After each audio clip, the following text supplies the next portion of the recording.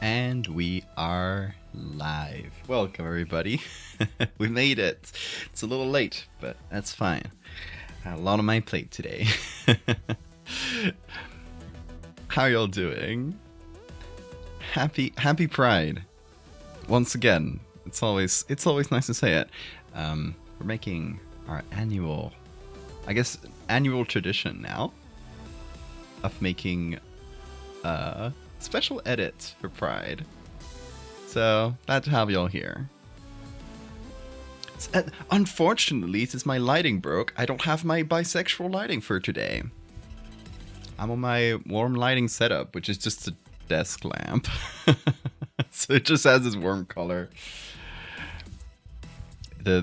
My LED lights were really biphobic this year.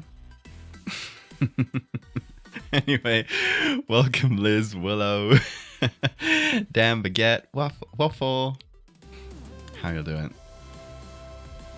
The Fly, also homophobic of the Fly to be on here, annoying me this stream. God damn it.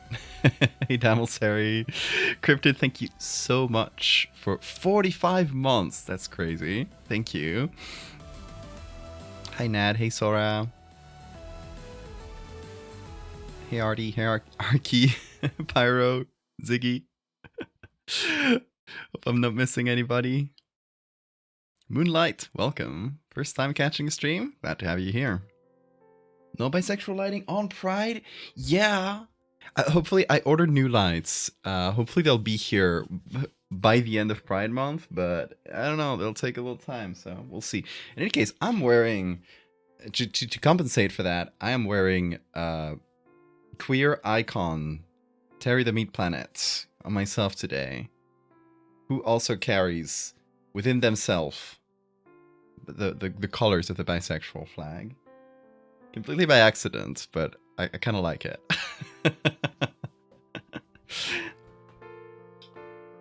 Oh, shit.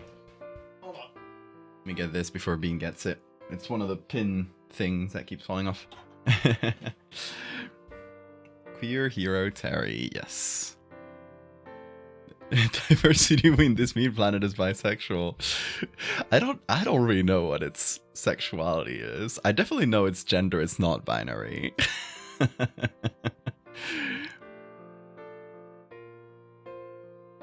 Its sexuality is googly owl. That's it. Only eyes for one. It's not a Valdivia stream unless it's 2 to 3 hours late. True. I do have a tendency to be late. There's always a reason. Though. What? Bugs? I don't think anybody has ever given that many subs at once. I didn't know that was a possibility. Bugs, thank you so much. Whoa. Happy Pride Month, everybody. Enjoy your subs. Please. Thank you as well, Spacey. 36 months, dude. Damn. Yeah, if you got a gift sub, put a Valdev love in chat. It's the one with Teriel on it. I think it's the appropriate way to celebrate Pride here. You can go to 100? Damn. That put us at level 5 hype train, like, all at once, by the way. Happy Pride to you as well, Bugs. Here's to you.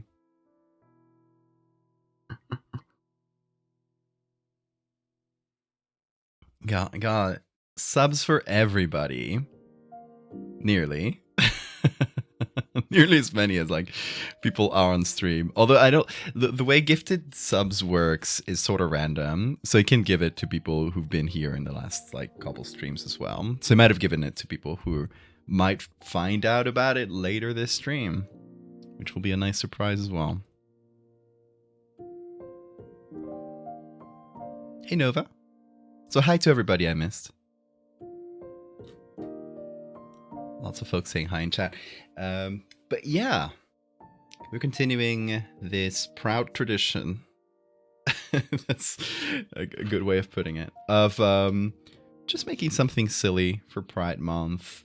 And this year, I thought we would be inverting kind of the tone of the one from last year. Let's review the previous Pride things and explain why I've been doing Pride Month edits. Some of the original reason for it. So, it all comes from what was it? A few years ago. Let me see when this screenshot is from. It all comes from 2021, believe it or not. This was not during Pride Month. This was like in November. So, the Pride Month edit started later when I actually shared this on socials. But a few years ago, when Twitter was still a thing, I guess, I get a message from a person, and this is a really common type of message that I get in DMs. Maru, happy Pride Month to you and welcome. So, I get this DM on Twitter, and it just says, like, it's a pretty normal thing, right? It's, I'm sorry for bothering you. I get this type of DM a lot. I got a creepy picture. I was curious if you wanted to make some art. If not, feel free to ignore this message. Usually, if it's a regular person, I'll just tell them, like, hey, I've got a Discord. You can post a picture on there, so not only me, but other artists can use it. That's usually what I'll reply. But I glance up at the person's account, and I see LGB Alliance. So I've heard about these people. If you ever see LGB without the T, that means they are transphobes. People who, especially like gay and lesbian transphobes. People who want to exclude trans people from the queer community.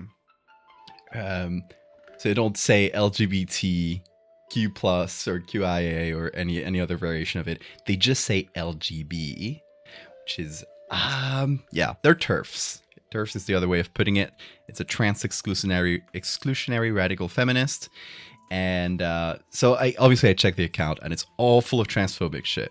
I'm like, obviously, I was initially not going to reply.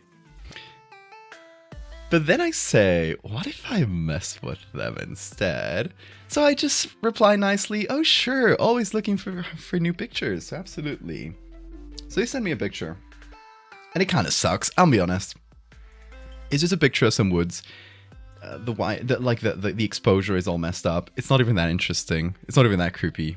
But I'll try to do what I can with that. What? Thank you so much for the bit, Cider.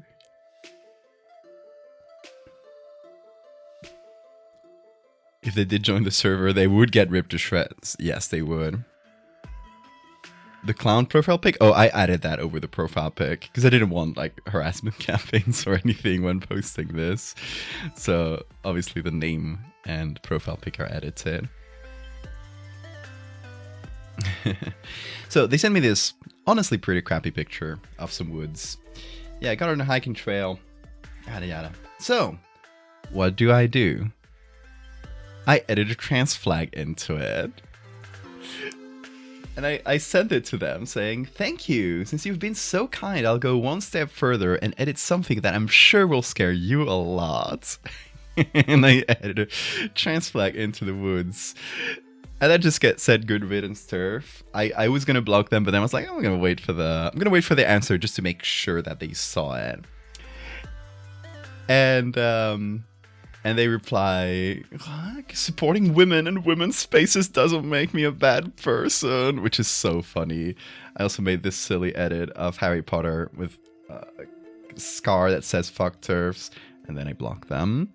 Anyway, that was a fun little, fun, I guess, like, fun in some way. I had fun messing with them.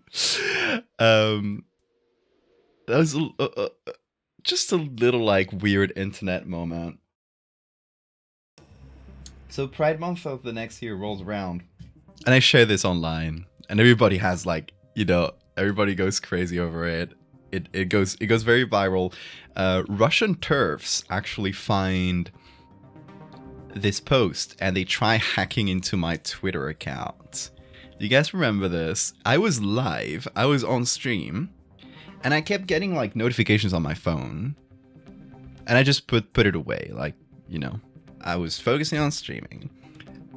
The stream ends, I check my phone, and it's a bunch of SMS messages from Twitter saying, here's your recovery, here's the recovery code for your account, here's the recovery code for your account, here's the recovery code for your account. So somebody was trying to get into my account through like the password recovery system. They clearly didn't, because I had 2-factor authentication, but they tried like 20 times or something ridiculous like that. They were really insistent on it. I don't know why they thought like trying more would get them anywhere. But yeah, and then I checked my DMs, and I got like a bunch of DMs in Russian from people like saying I should die of AIDS and shit like that, which was wild. Yeah, maybe it works on the 16th time, you never know. I'm getting all my cryptocurrency stolen.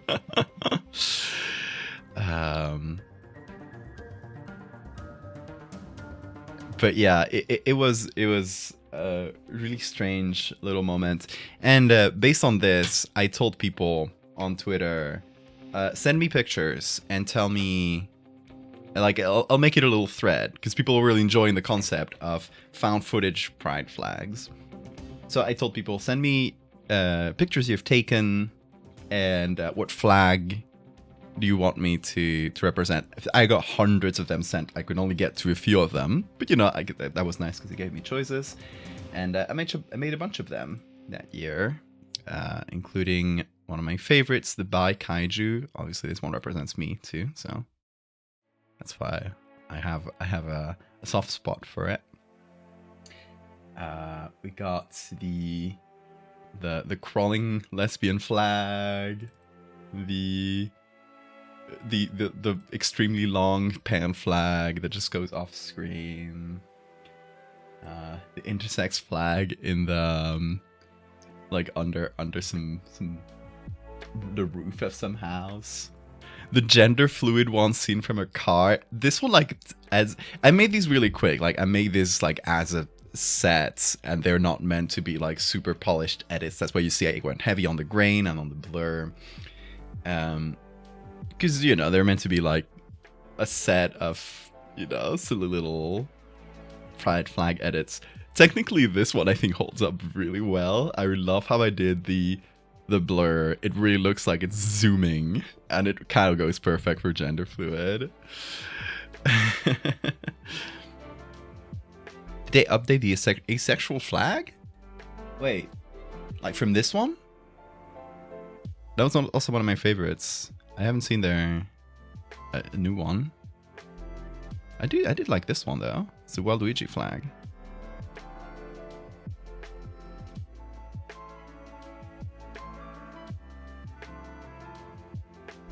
You open to do more niche flags this year? Maybe if I got time, but I think I kind of already ran the concept of found footage pride flags. You know, I already ran its course with it. Maybe another year, but I will, or if I got time, extra time this year, because I want to do like other different things each year now, instead of like repeating the same thing every year. There's some drama around it. Oh, give it TLDR 1 sec. Yeah, thank you. Non-binary one, yeah, that was from the year after. I made a second part where these ones are a bit more polished, because I did these, like, these ones were done out of stream, like just in, I think these were all done in 1 or 2 nights, just kind of in bulk, and these were done like over like maybe 1 or 2 streams. I don't know if I did them, I don't know if I did these like completely in 1 night, but yeah, the next year I did another trans flag one, because, you know, the original, like this one, was from a photo that was given to me without permission. Like, I guess they did give me permission to edit it, but it was from the turf. And I was like, let's get a new trans flag one with the same vibe. This is something different. It's just a bunch of them in the woods. I also did the aromantic millipede, which everybody loves every time I post these. I did the rainbow flag because I hadn't done that. I hadn't done that one. I did non-binary because that was one of the other ones that were missing from like the main ones.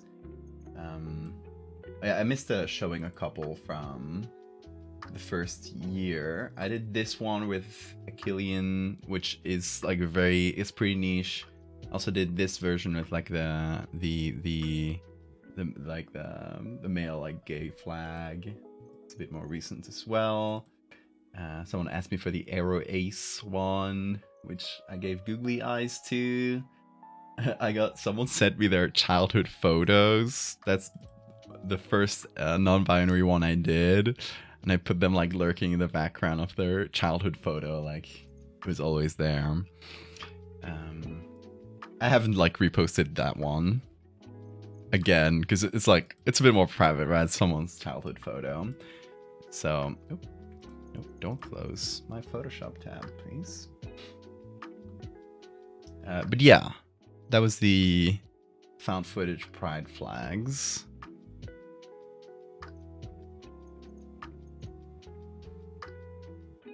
Oh yeah, let me read the TLDR about the ace flag. Someone wanted to make a new ace flag, including a yellow stripe in it. Some people felt it was a necessary change, made it similar to NB. That's true. Creator, who is black, said everyone who dislikes it is racist. So now people who also dislike it out of spite. Creator also tried reaching out to some group to make it official or something. So it's just like somebody proposing a new flag design. Like, are people actually incorporating it, or is it just like some person?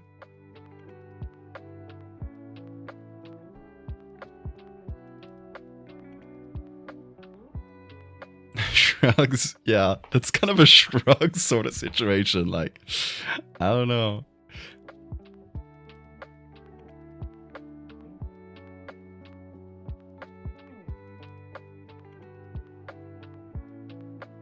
Sometimes you gotta dunk. Sometimes you gotta dunk, Emil.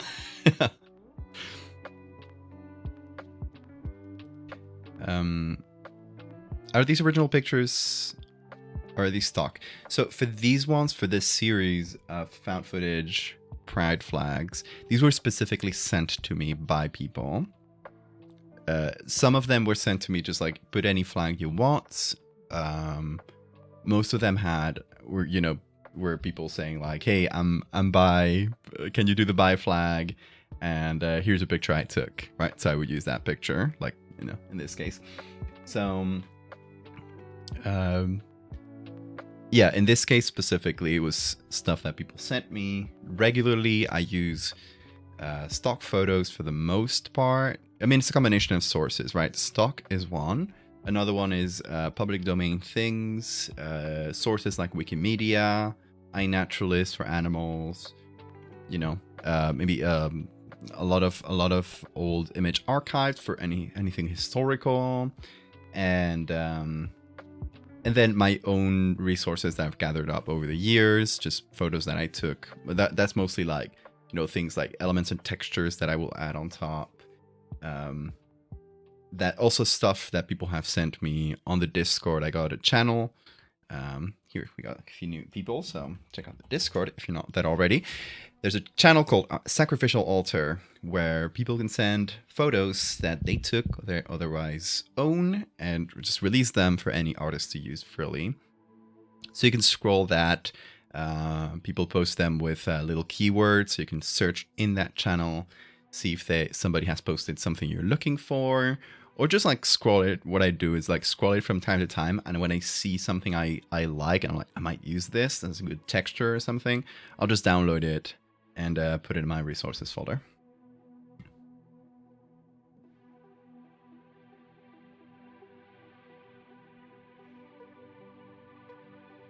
You got a backlog of bug pictures you need to put in there?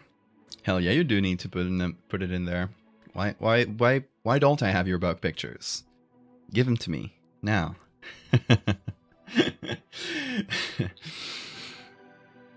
Doing baking, cooking around the world. I have suggestions for anything Spanish to make that isn't paella. Yeah, paella, you need the paella, like the big dish. So it's difficult to cook if you don't have it. I would recommend tortilla de patatas, potato omelets. You can do it with very simple ingredients. You just need good potatoes and olive oil. So it's not a terribly difficult thing. If you want to make a different, like more summery thing, I would recommend gazpacho. Gazpacho is a cold tomato soup. Delicious stuff. It's like tomato, cucumber, sometimes bell pepper, bread, olive oil, water. Blend it up. You're good. Put it in the fridge.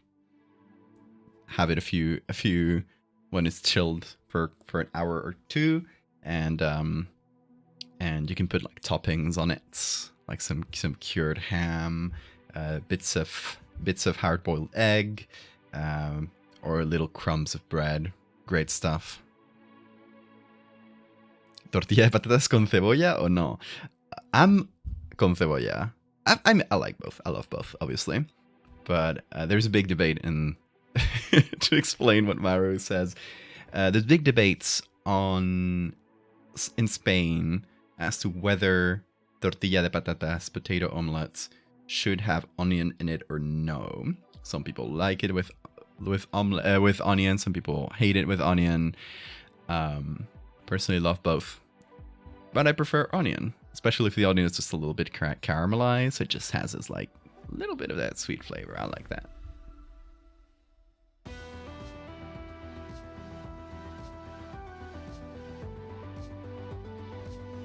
Would you put the names of those in chat? Absolutely. Tortilla de patata. And gazpacho. Pretty simple recipes. Gazpacho, the only thing I would say is it's a simple recipe, so take care of having good ingredients, especially tomatoes. You need really good, juicy, ripe tomatoes. That'll make the whole difference. And olive oil. Those are the two that really will give it its flavor.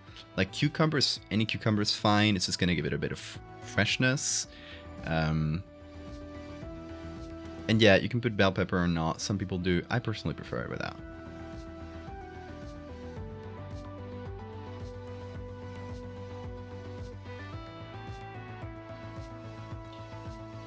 The ultimate debate about tortillas is boiled potatoes or fried potatoes. Fried? What? Would you do it with boiled potatoes? Suck out all the flavor from it? Are you crazy? You gotta fully immerse those potatoes in olive oil. First, let them get just a touch crispy. Then pull them out. Do the omelet. Some people make them with boiled potatoes. That is like, I think you should be put in jail.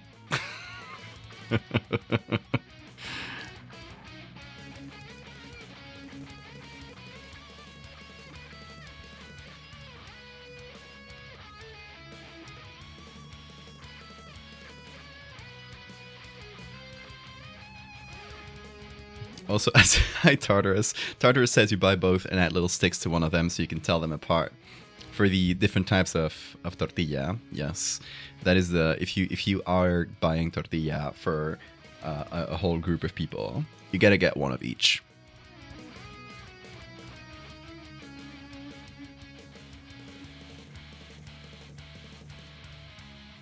Being Americanized with the boiled potatoes, is that an especially American thing? See you later, Pyro. But yes, I'm getting distracted with Spanish food. But we were recounting previous Pride Month escapades, and we've gone through the whole series of found footage Pride flags. The year after, I wanted to deviate because I had already done like all of the major flags, and I don't want to keep doing the same thing every year. So I did the Pride Demon. Pride Demon. Yeah, I guess so. There was this meme going around, you've probably seen it, where some like Christian put the words Pride Month and, copy them over and over, where the center, like the letters demon inside of it became more and more clear while the rest of it vanished. And it started as Pride Month, it ended with demon, which, everybody found really funny and everybody bought as t-shirts. And I was like, I need to make the Pride Demon. So I made this demon, put it like coming out of the closet, which is another classic, holding a little pride flag, and just kind of happy to be here. I also like dressed to the nines. You can't see it super well because it's it's a whole silhouette, but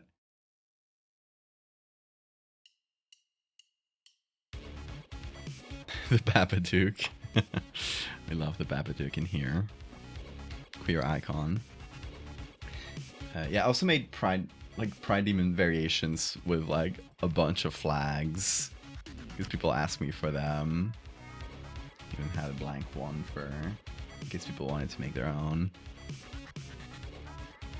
But yeah, Pride Demon was 2024. So 2025, I decided to do something a little bit different because it's just, change it up every year. And I did something called Hate Mold. Again, based on a pretty well-known meme where people started laughing at J.K. Rowling, well-known TERF, if you guys didn't know. J.K. Rowling, not only the writer of Harry Potter, but a complete transphobe who has spent all of her wealth and influence throughout the last few years in just like being a terrible transphobe and trying to degrade the civil rights of trans people in the UK. And she's a big part of why, the UK has gained the moniker TERF Island. and yeah, she's basically just been going off the deep end on social media for the last few years. And at some point, people noticed that she changed her profile pic, and in the background of her photo, it just looked like her whole house was covered in black mold. So people started messing with her, telling it she had black mold in her walls, and that was making her go insane. So kind of like that association between transphobes and black mold became a thing. So I decided to make it into a medical horror type thing called Hate Mold. And it's this mold, this horrible black mold that will take over the bodies of people who are like bigoted or hateful. And yeah, I made this image, this very angry J.K. Rowling stand-in, who is just coughing up these terrible spores of mold. And yeah, that was the one from last year. That one was very fun as well. You know why? Because a few months after I posted this, another famed transphobe, Jordan Peterson, was admitted to the hospital for a terrible infection that apparently was due to just him living with black mold for years. Which is just perfect, especially coming from the clean your room guy. So that was this posted a big victory lap when the Jordan Peterson thing happened. I caused it. We willed it into existence, folks. We made the hate mold real.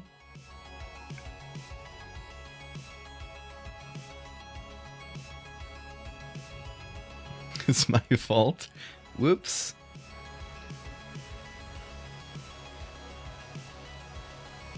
Yeah, I just summon these things. It happens. So yeah, Hate Mod was the one from last year.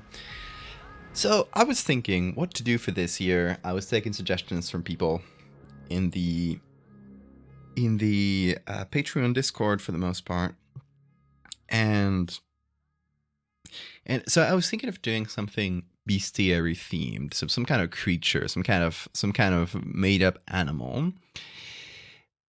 But the idea, like my initial idea, was something like it attacks homophobes, something like that. But that's very similar in tone and style to Hate Mold, and someone suggested a cicada that broods every so often and comes out during pride parades as camouflage. And I was like, you're cooking up something real good. Who was this on the? This was on the Patreon Discord.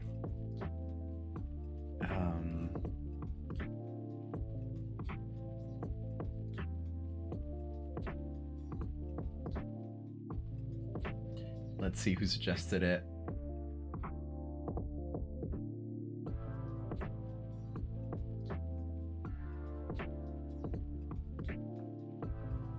Maybe it wasn't on here.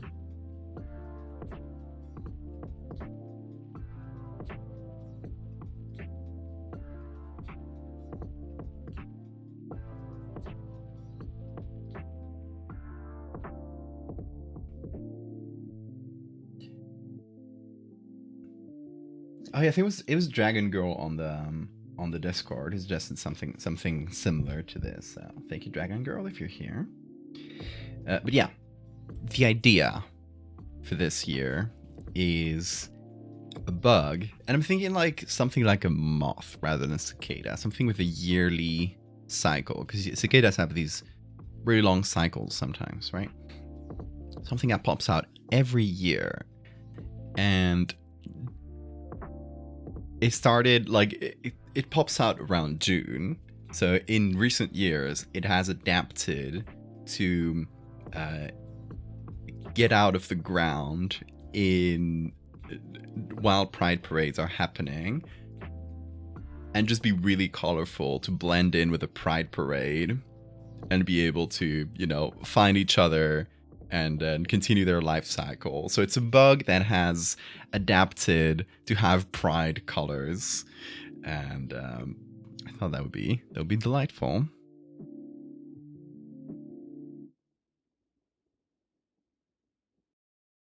Okay, confetti cicada. I'm thinking moth. I'm thinking moth is fun, although moths don't usually come out during the day, but I think we can make an exception. You know why I'm thinking moth? There's this really well-known story that was used, like one of the early proofs of evolution happening, which was during the Industrial Revolution, or before the Industrial Revolution. There was a species of moth that were white, and they were white because they would go to the barks of white trees, like not spruce. What's a tree with a white bark? That one. Aspen trees, those. Abedules in Spanish. I can't figure out the name in English, but they would birch. Thank you, birch. So they would go to the trunks of birch trees, and they would blend in because they were white and the trees were white. But then the Industrial Revolution happens, and air is filled with smog and horrible like coal dust, and it coats everything black. So the trunks of trees near these factories and in these industrialized areas stop being white. So what quickly happens, and this is over like a decade or something like that, is that this species of moth turns from white to black. For a simple natural selection reason, right? The white ones now stood out against the birch trees because the birch trees were stained and they were all black. but there was some mutation in the population where some percentage of these moths were actually black. And before, those would get eaten first. But now, those would be the ones that survived because the white ones would get eaten. So over like just a handful of years, in a really short time, most of the population went from being white to black in at least like their wings or something, which was really interesting. And this is like the classic, like the first proof of evolution sort of working in real time, or natural selection working in real time. What do you call natural selection? I guess it's sort of man-made, but accidentally. But yeah, it's still natural selection-ish, right? So that's why my brain goes with moths. Is moths changing color to adapt to like pressures is I guess what comes to mind when I think of natural selection at work. Severe thunderstorms beginning. Oh no, Willow. I did not summon that one. I only do that for things like hate mold.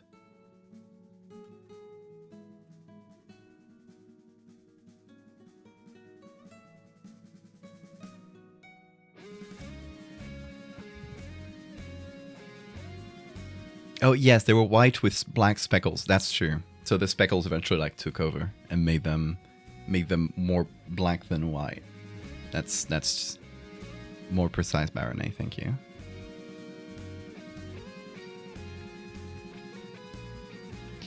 It is natural selection because environmental pressures. Yes, you're right. It is natural selection.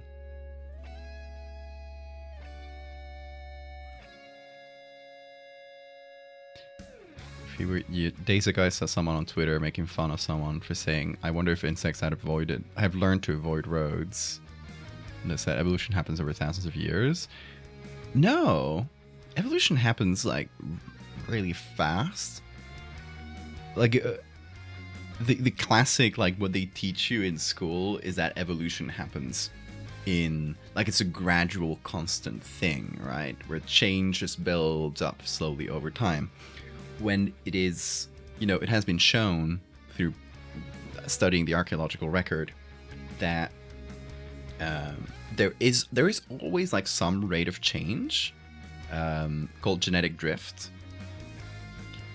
And this change is like, if a population is stable, this change, these things like change, things that are neither good or bad for survival. So like there are like some sort of neutral changes always building up, right? That's genetic drift. But then the population who was stable is now affected by a new environmental factor, like they move to a new environment or their environment changes, something like that. In just a few generations, like evolution will take place to a pretty large extent. So it kind of like you get this genetic drift that's slowly changing populations, and then like it's like evolutionary pressure, boom, you get a big change, and then it keeps going like that. And, that's how evolution sort of happens. So the coloration of moths is one classic example of it happening in just like a few years. Hi, Bear. Also, yeah, it's based on generations. So a generation of humans is really long compared to a generation of insects who have like a yearly or even like, couple weeks for some insects of time per generation.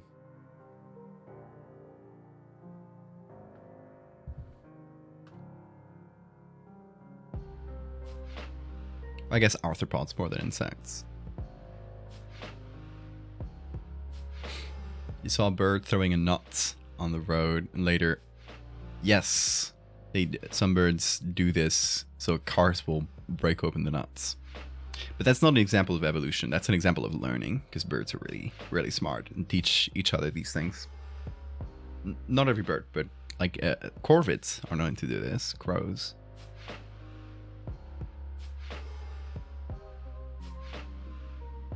Fruit flies are used. a lot for genetic research? Yes, because they have really short life cycles. We know the fruit fly genome, I believe, was the first genome to be fully sequenced, way before humans, because they've just been used for genetic research. They're like the model animal for genetic research. The one type of beetle that evolved to have stupid long necks because females found it hot. Wait. Check out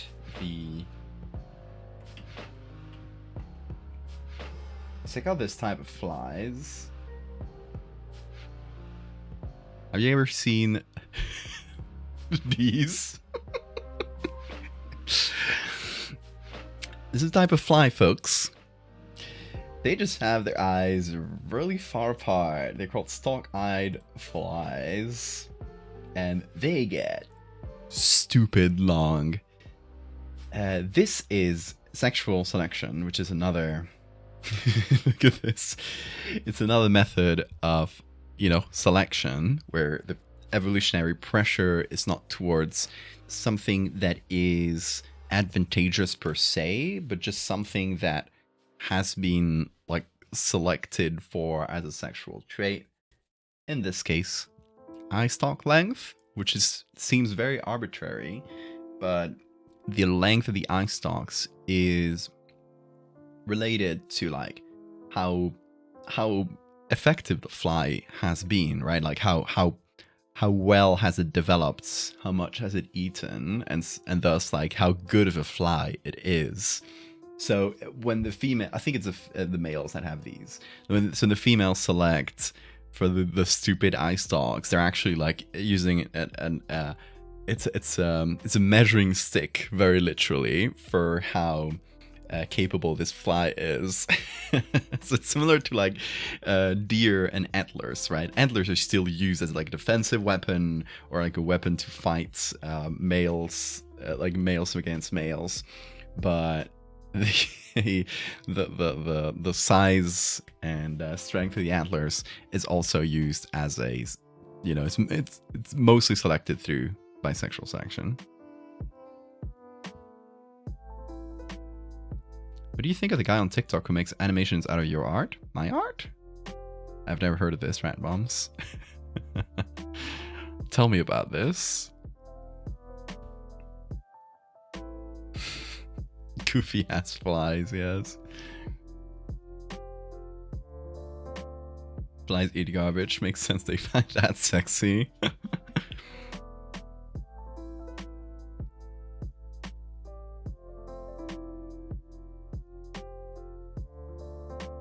The demon that is TikTok. Yeah, I haven't heard of anybody animating my art. Big if true. Yeah, I hope it's not. I hope it's not AI slob. That's crossing my fingers. But yeah, the idea for this year then is to do a species of bug that has adapted to come out during Pride parades, which I think is like a perfect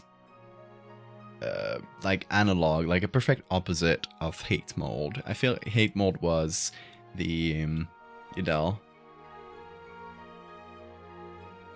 going against bigots and transphobes. I feel like this year we should be a bit more positive, say like, hey, let's do something cute, fun, and different. Next year we might go on the offensive again. I don't know. Let's see how I'm feeling. Makes diagrams of how he thinks your creatures would work in the real world and 3D animates them. For real? You gotta show me a link. I have not seen this. You gotta send us a link. Everybody's asking for it.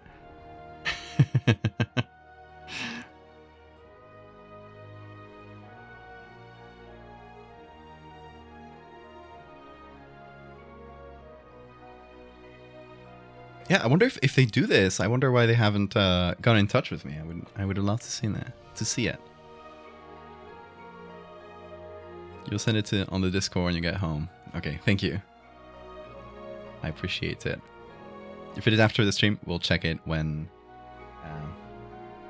You're in Florida right now, so probably not during the stream. When you do send it, we'll check it out on stream. Or someone can find it in the meantime. But yes. What do you guys think? Moth? Beetle? Or cicada? Those are my options. Those are the options in my head. Because beetles have this thing of crawling underground to pupate. Right? So them coming out, like literally popping out of the ground during Pride is a lot of fun. Moths don't usually pupate in the ground. Do they? Let's Google.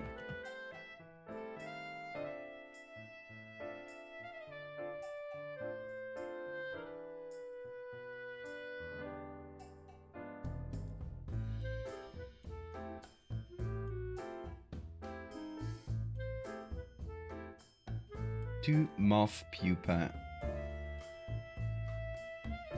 go underground? Yeah, I guess so. I'm seeing some examples of it at least. I was thinking of more like tree bark and stuff. A lot of moths pupate in tree bark. Like they just drill in there. Beetles have iridescent shells. That's why I was thinking beetles as well.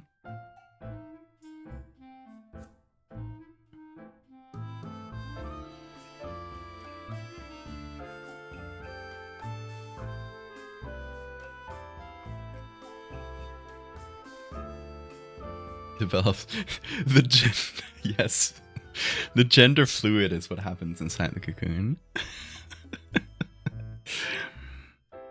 Or inside the pupa, I should be more precise.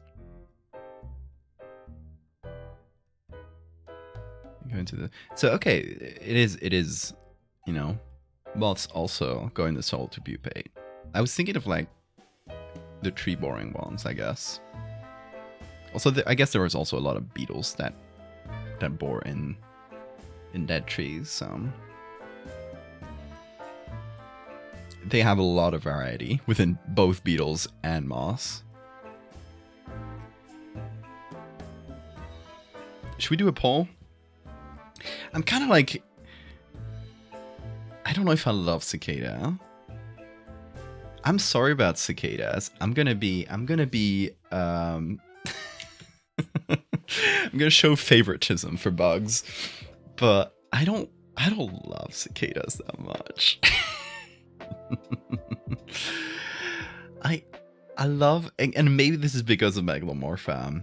I love the insects that go through full metamorphosis. I have a soft spot for them, just because they're the ones I use at Megalomorpha, and it's the ones I know the most about. So that is beetles, Hymenopterans, which is the ants, the wasps, and the bees. You got flies, you got butterflies, you got moths, you got, what am I missing? You got a few other like outlier ones as well, but those are like the big groups.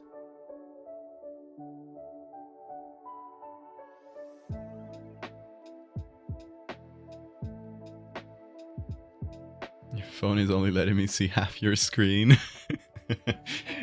Wait, is it catching my good half?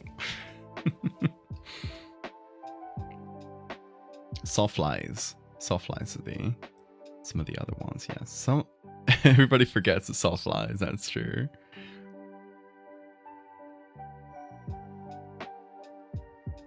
Or the twisty wings one, which are hyperparasitoids. Or hyperparasites, sorry. There's some really weird, like, specialized subgroups.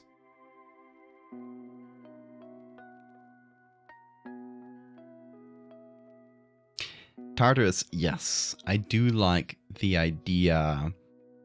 I guess this works with both full metamorphosis and partial metamorphosis, like cicadas.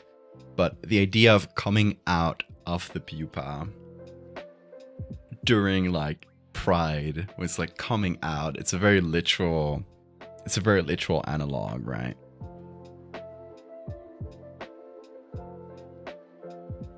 The twisty wing ones? Hold on. I forget their names. Twisted wing parasites, that's what they're called. Lilith, thank you so much for the gifted sub. Sora, enjoy. They're sisters to beetles called Strepsiptera. And they have twisty wings because they are very, very, very small. And when you're that small, air kind of acts like water, so you get like weird aerodynamics. So these guys are so small that their wings kind of work a bit differently. Look at these guys. They're so small that they barely have like compound eyes. They're a very kind of very niche type of holometabolous insects. Yeah, here you go. And fleas. I forgot about fleas. I always forget that fleas are part of Holometabola. They always feel like they shouldn't. They always feel like they're like more old and primal sort of bugs. No, they're sisters to flies. They're very new. Scorpion flies are another fun one that everybody forgets about.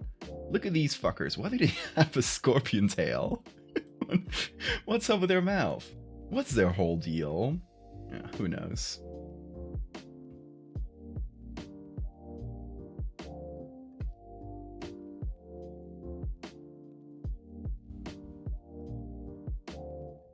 Me not being subbed to Val during Pride Month was honestly transphobic. Biphobic. Moths is kind of prettier. Exactly. That's also why I'm leaning towards moths, Tartarus. Because moths already like have cool wing patterns that could adapt into something like pride flags.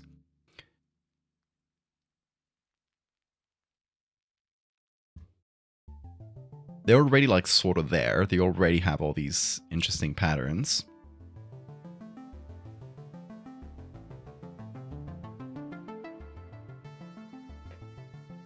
After all the performances fleas do at Flea Circus, I still forget them. I'm so sorry. I'm so sorry, fleas. I hope you will learn to forgive me.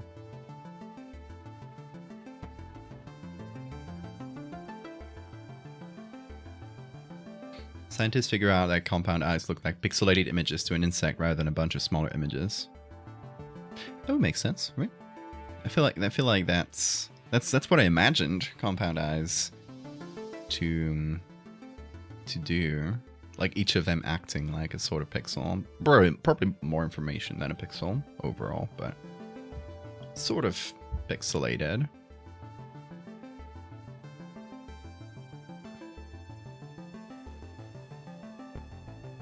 As a member of the flea community, we accept your humble apology. Thank you. Thank you, fleas. Alright, so let's actually get things done. I've been yapping for a long time. For nearly an hour. I mean, I enjoy the yapping way too much, folks. And we started late, but I think we'll get this done. So, I have two possible ideas in my mind right now. First is just one close-up of one insect. Kind of go really up close and do one, like, let's say a moth, because that's what I'm sort of leaning towards, with a really cool pattern. And it's just like one picture of one moth. Maybe you can see some like on the sides, but you know, sort of cut off, and we're focusing on one. hope you like my beautiful sketches. Also fuzzy. Mouth gotta be fuzzy. And then we put like a pride flag on it. I'm too lazy to do colors, but you'll have to imagine that these are rainbow colors. And I think we can do the main one with rainbow colors, because that's, and maybe give it the little like progress triangle here. If it fits, I think that would be sort of a good match. We'll see how complex we can get. I think it should be like sort of more or less clearly recognizable as a pride flag, but not like, you know, a human made it. So that's like the basic idea number one. Idea number two is a bunch of bugs, and each of them individually is not that colorful, but they each have like one main color, and they're sort of lined up just by chance to look like a pride flag. So you have they're sort of in little rows approximately, and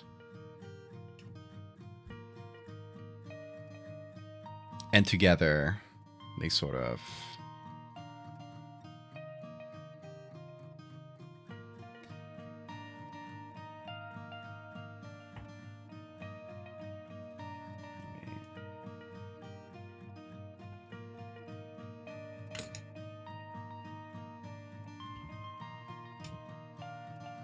instead of copy pasting each color manually, I'll just be lazy.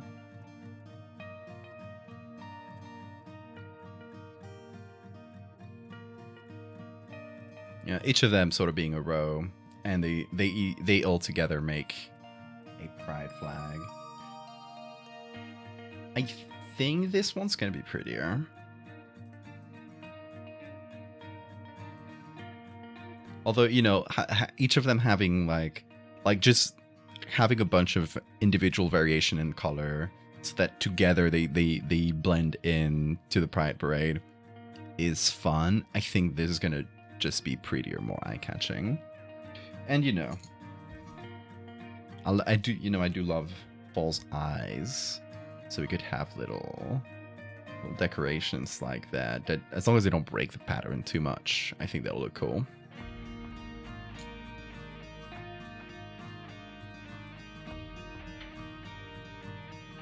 The first pride flag, yeah, it had an extra band, right? Like a light blue one that was taken out in the later versions. I like ants. It's kind of an average insect. Oh, average favorite insect. Okay, I thought you were gonna call ants average insect. They're very unique. They're not average. But yeah, they're wild. I love ants. I don't think they're an average favorite insect. I think people overlook them because they're common. For me, my favorite ones are the hated ones. Like the ones that people find really icky. Because the fact that people find like spiders or centipedes or cockroaches really icky makes me like them more. Because like, no. Poor little guys, they're just living.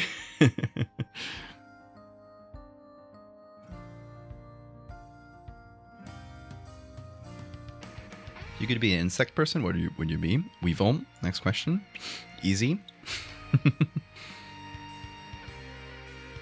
Leafcutter ants are really cool. They were doing agriculture millions of years before humans. I guess fungi culture, which is even more special.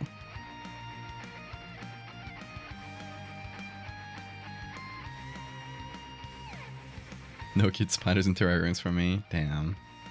Life is unfair sometimes, Barony. Cockroaches don't really do much, is the thing. They don't bite. They don't, like... They're just, you know, scavengers, like regular scavengers, and they're a little bit large. First pride flag was created by Gilbert Baker. Thank you. It's good too. Always good to remember who started this, because honestly, I just love pride flags and these symbols that have been created to bring a community together. It's so unique and cool.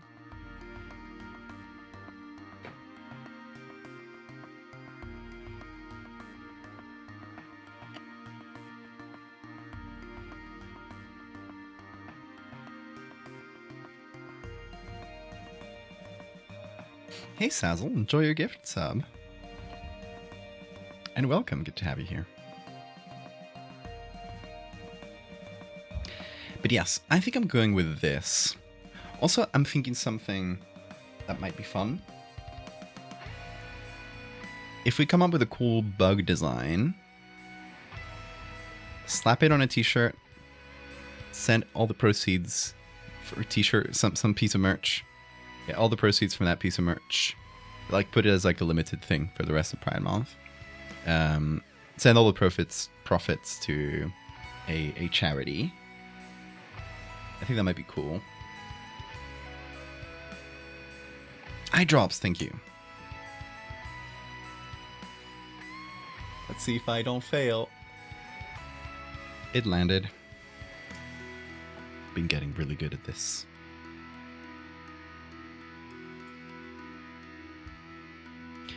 Okay, so let's go with this.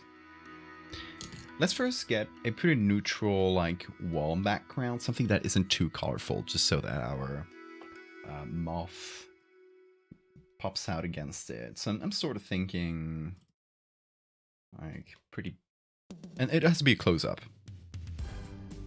So, you know, maybe close-up concrete.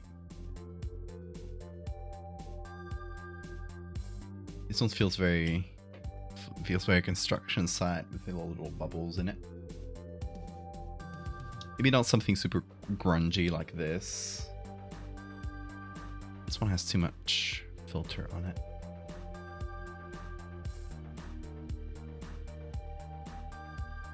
I think something at least decently featureless so that it doesn't call for too much attention.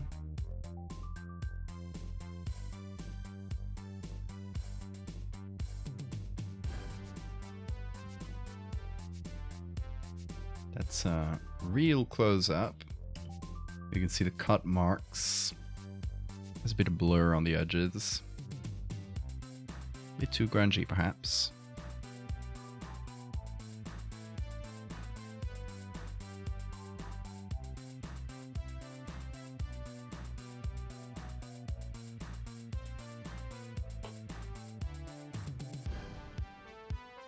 Okay, what else do I have? This one's another close-up. We got a bit of a tile edge of some sort here. This one's really neutral. Let's start with this. We want to change the background, but I sort of want something neutral that we can start with.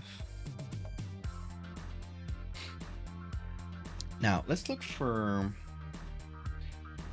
Let's just look here for moths, because I don't really care about the species of moth as long as it's decently, you know, intact, that it has big wings, and that it does not have a very complex pattern on it. Like, this doesn't work for us, because editing this into the pattern we want is going to be a bit of a mess.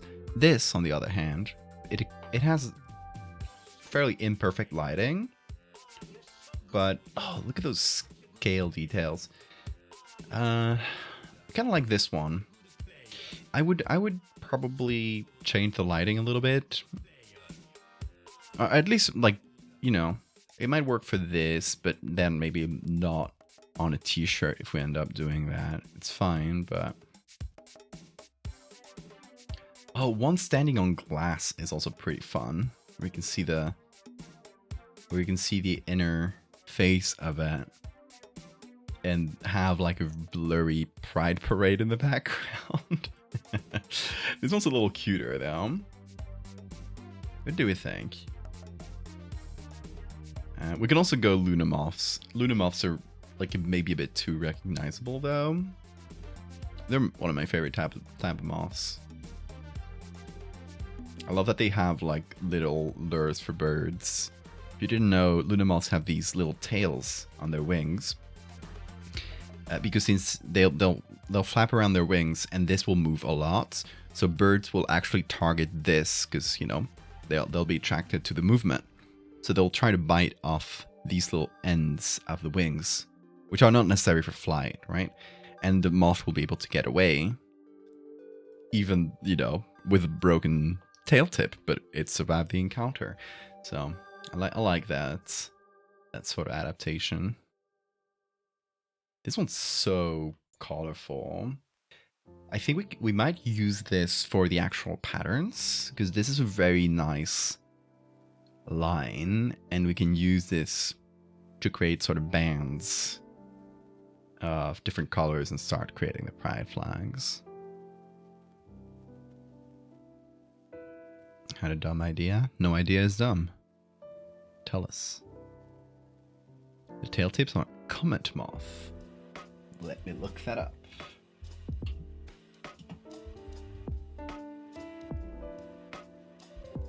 Oh, they sure do. Those are beautiful. I love the yellow color. Look how it's... Yeah, it's cool that they have like the tips are like colored a bright yellow as well, which probably helps like birds target it. I love when they cross it. It's kind of sassy. Anyway.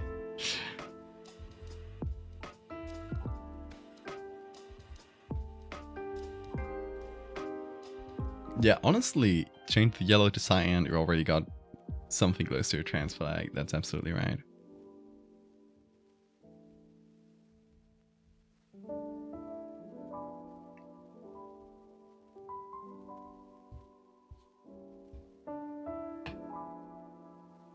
Include some plume moths. They look like IUDs. I love plume moths. They're really small though.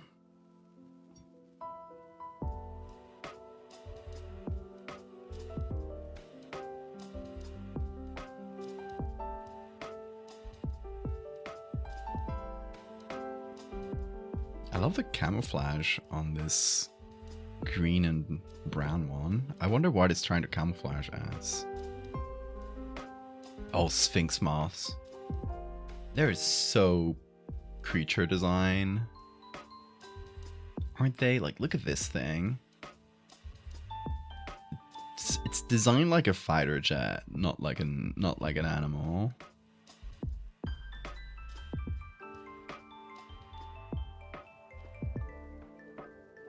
Oh, yes!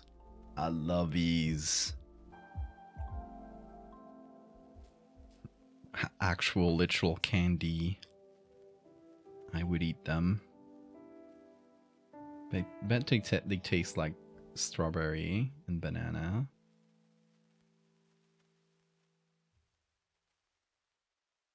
Waiter! Waiter!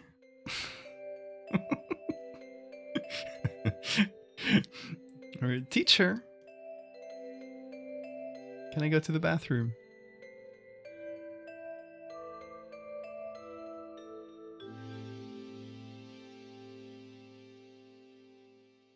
Rosy Maple Moth. Yes, that's the name of the yellow and pink one.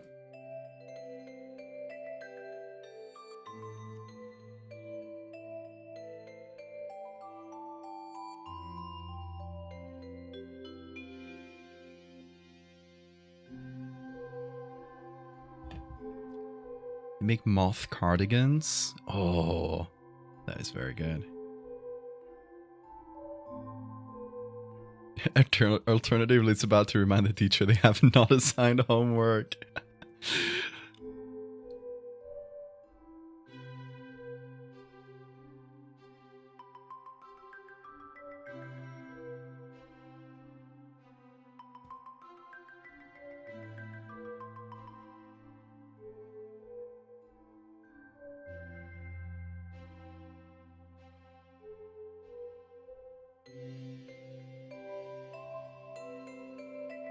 Okay, let's see.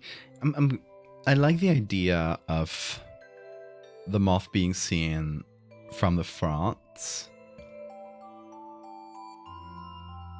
like from a window. This one is my favorite, but it has the wings like too tied up in the back.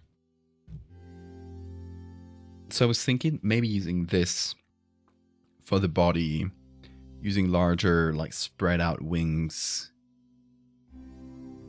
and putting the pride flags on those, or just doing the back. If we do the back, this one's my favorite base. I think it's so shaped. It's pretty basic, but that's like, it's a good, like, solid base to work from. This one's crazy.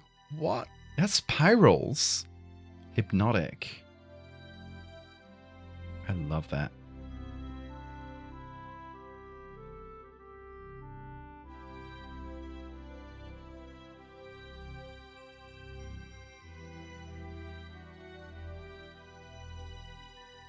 Okay, let's see what else we find. There are some really good pictures, thankfully. This is insane. Like, this who designed this creature? It's too aerodynamic. Feels fake.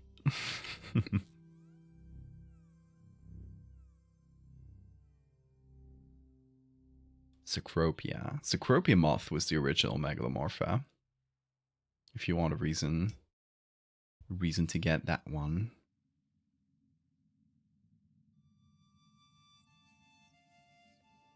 That moth is so over-designed, right? It looks like a Concorde jet. It sure does.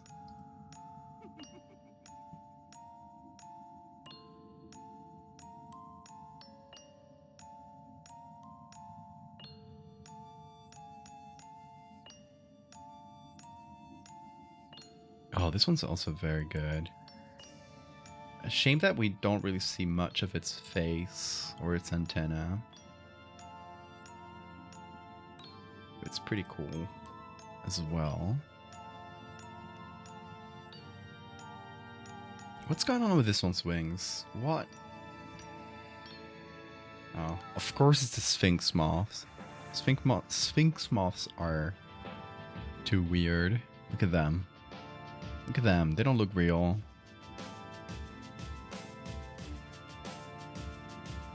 What's going on with these?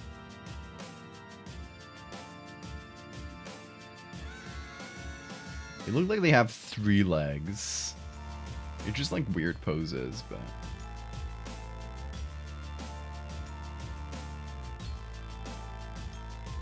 they're just mating. Which, honestly... it would be kind of... like, the reason they would want to come out during Pride is to camouflage and be able to mate, like, during that day. Like, they would only come out during the Pride Parade. They would mate there, and they would find another place to lay their eggs. They only need to survive for a few hours. See. Over-designed. Over-designed.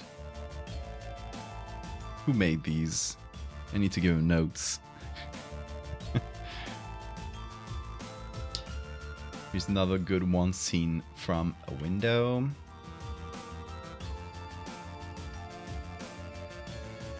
Here's another good one seen from a window. But all these have the same problem. The folded up wings.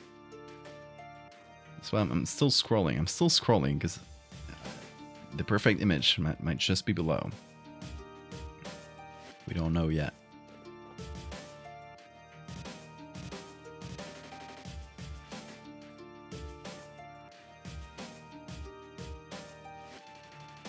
Oh, here's a plume moth.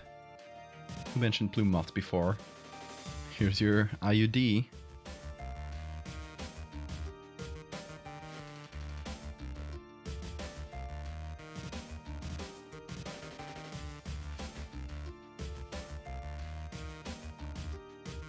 We look for moth window. Maybe moth glass.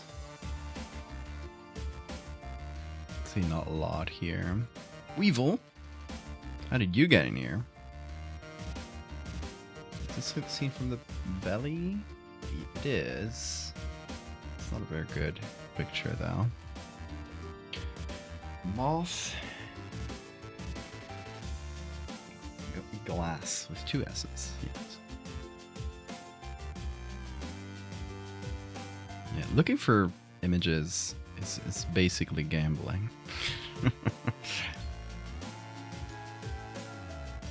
See, we do have some. I wish we had ones where it didn't look so translucent, but I guess that's sort of comes with the territory.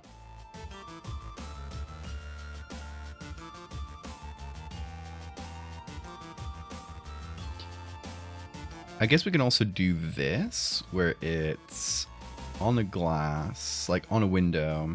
We got a reflection in the back, and we can still have the Pride Parade in the reflection, which I think would be like perfect, just enough context to only in one image be able to tell what's going on, but still get the back of the moth. So that's definitely a good option. Although this one is a little bit angled, I would like one that is like exactly from the front.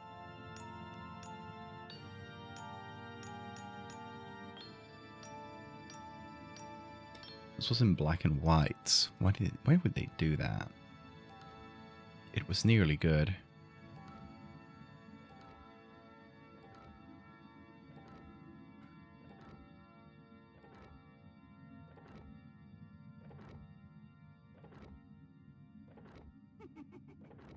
See, I think the perfect ones would be something like this,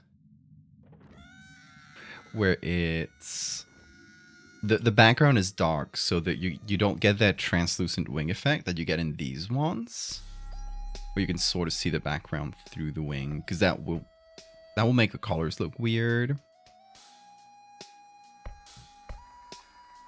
But yeah, for that, the background needs to be at least slightly dark looking. Or I guess in cases like this, it doesn't need to be super dark, but... Okay, where's my... This fluffy boy. I love it so much.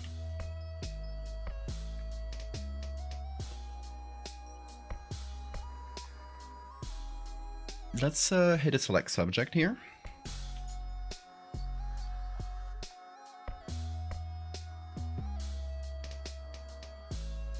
We'll find another glass background to put this on, I think. But first things, I think we're gonna cut off, like roughly cut out the wings.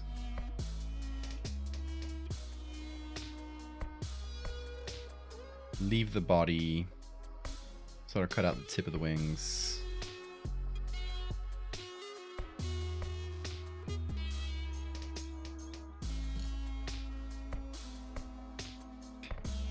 And then we will take like some neutral wings. Maybe white, a white moth specifically. With like fairly simple wings, sort of like this, but maybe slightly clearer photo. And we need to make them look like it's been taken from the other side.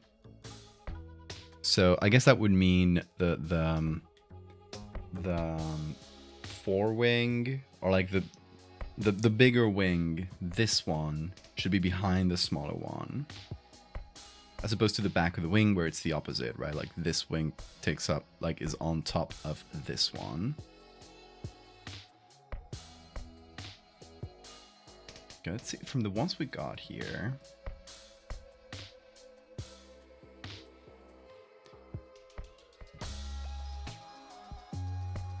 How big is this one? It's not great. See if I can get a really neutral. This one's just for patterns later. I guess the most neutral one I got is this one. And I can't really use it for texture because the one that's clear is a little bit blurry.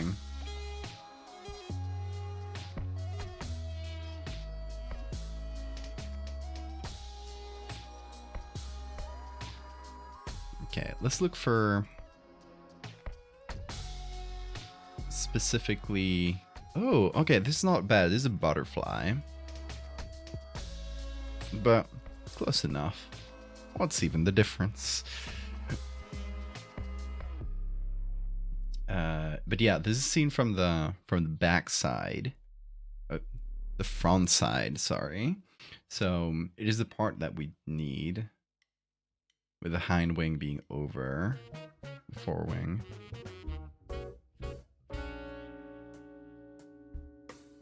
So even though it's a butterfly, there's a pretty decent option. I believe that's a scorpion fly. We were talking about these before. I don't know if it is, but it sort of has a little bit of a scorpion tip. Not sure.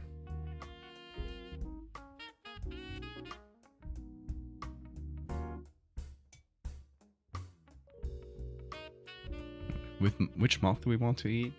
The one that Sora said? Ooh, that is mint flavored.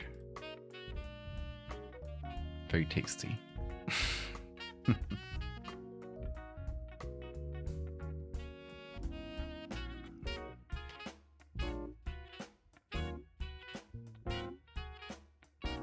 Okay, here's a pretty neutral moth. Oh, that picture sucks.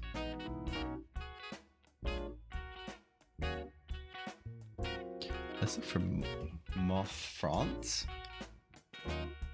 Nope. Nothing to do with what I asked. Moth wing.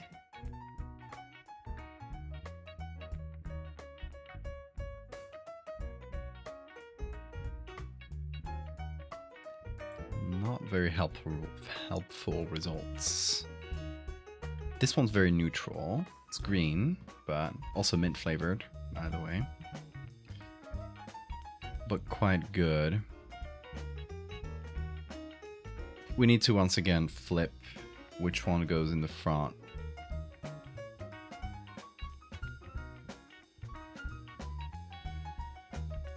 Here's another window one. But not very useful.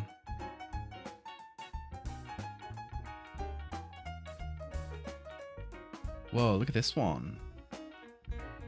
Really cool colors. This looks like a mech in like old anime. They had this sort of color, didn't they?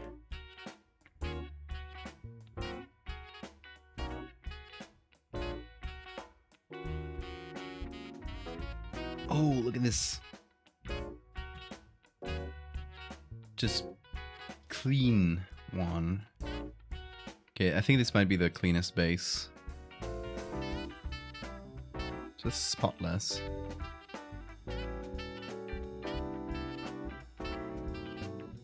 Okay, let's say the select subject here. And we'll use these wings after flipping. I got so many layers on here already. Don't think about them. Don't look at them. It's fine. It's fine.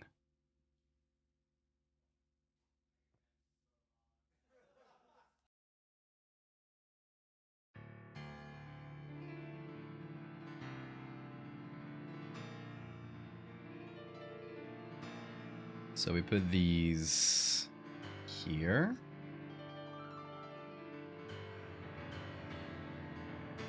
How big should we make them? Honestly, they're the main subject, aren't they? Let's go big or go home.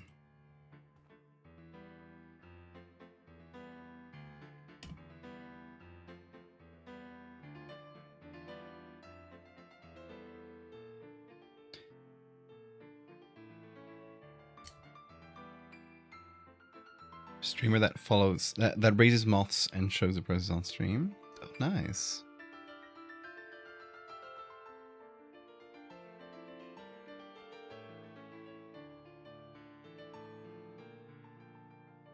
I love people who raise bugs. It's a cool hobby.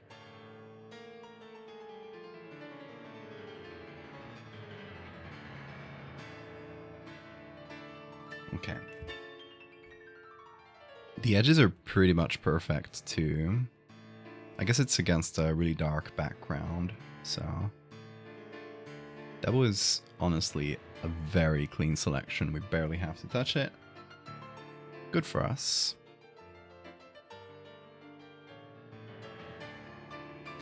So we can try to combine the textures of the original, or like the body layer, with the wing layer a little bit, just so we get something fairly smooth.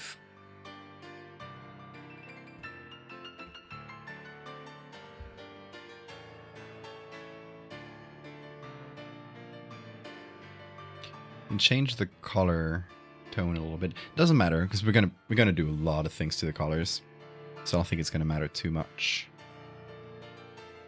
Now we need this edge to look decent, so we're gonna cut into it, and then we're gonna go in here and do some select subjects, or not select subject, but refine the selection, especially like around the parts that we recently cut. These and these. Okay, that does a pretty alright job actually. Yeah, honestly pretty good. We'll manually edit it if it looks a little weird, but I think they pretty much got all the background out. Well, not perfectly, but with a little bit of prodding, a little bit of shifting the edge this way.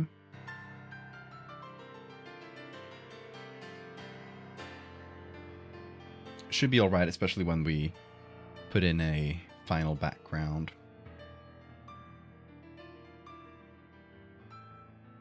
We shall check on it later.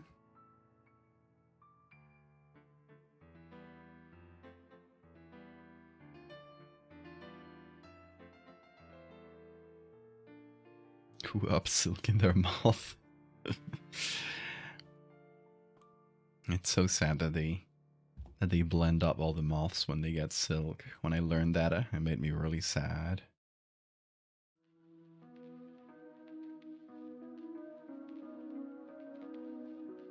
Let's get all layers. Yeah. There we go. Oh yeah. I shouldn't worry about the color right now. I'm trying to like make these two fit without thinking that I'm gonna be messing with the color like a ton. So I'm not gonna worry about that. Okay, I think we got a pretty good base. Maybe we can make the body even smaller,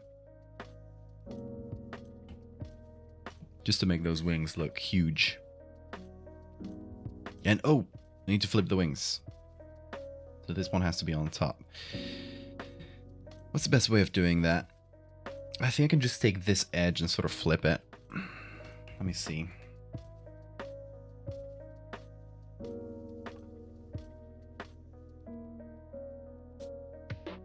So take that and do Ctrl J.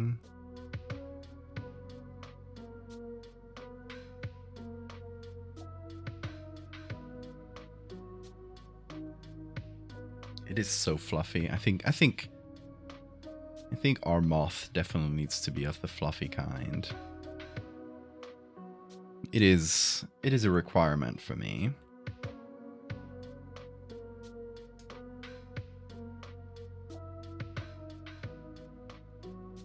Okay, honestly, this works really well. Just flipping the edge. Might need to do some clone stamping on top to get the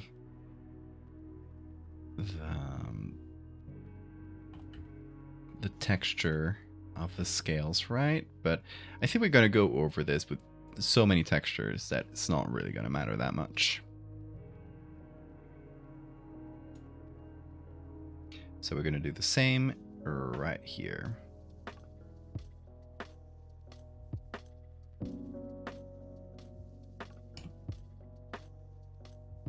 now we have turned wings as seen from the front, or from the back, to wings as seen from the front. Honestly, a lot easier than I expected. I thought that was not gonna look great, but it definitely does the job.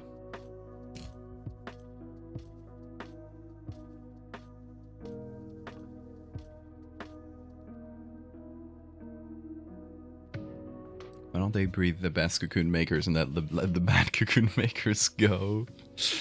I don't know. As far as I know, when they make silk, they just blend them all up.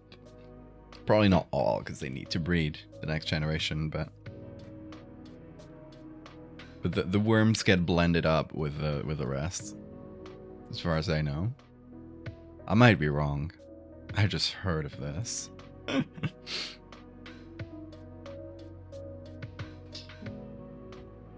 Everything I say is always hearsay. They get boiled. Yes, boiled, not blended. That is correct. See, you shouldn't trust me.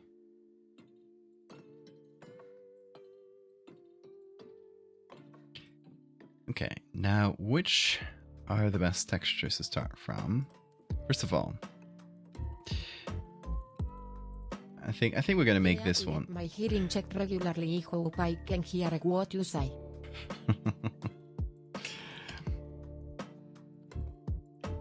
I think we're gonna have the main one on screen here be the pride flag, the good old original. So I'll have this to pick colors, but I think before colors, what I should do is figure out the stripy texture. Also like a cool background. So this one, for example, is pretty nice. It's this blurry but colorful glass. That will do that at the end. Hey Vishanti, you are here for Moth.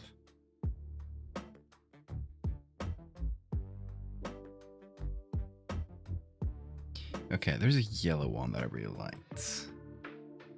Where are you?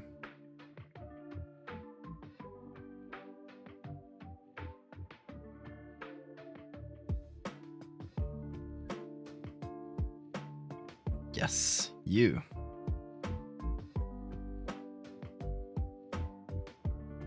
Okay, so this one has this beautiful stripy pattern that is already quite colorful, right?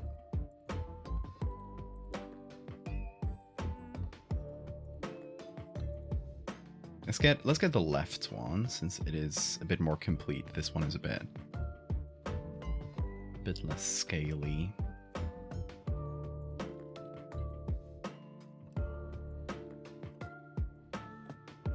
Gonna just make little layers out of them.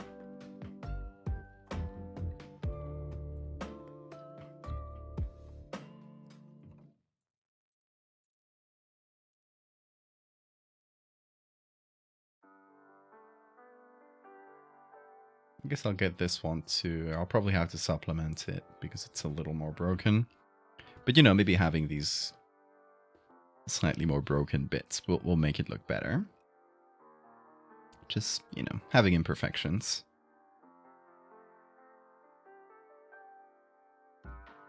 Okay, get this is the whole moth, or the moth base.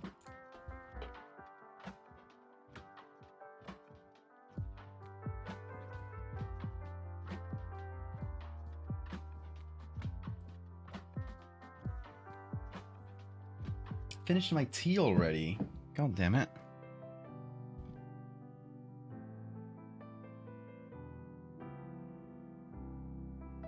Very, very homophobic of my tea to get emptied so soon. I'm sorry, everything bad that happens during this stream is just due to homophobia. I don't make the rules.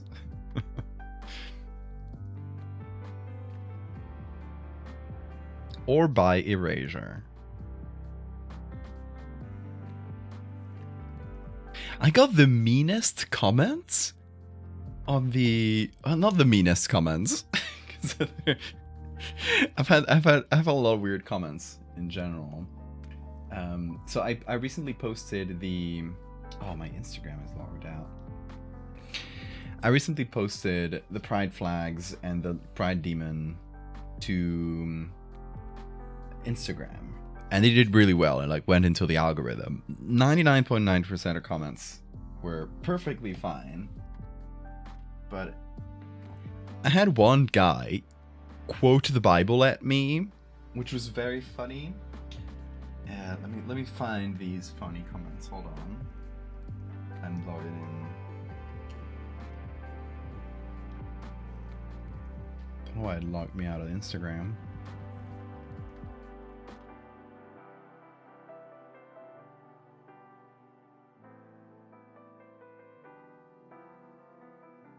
Okay, so let me get rid of these.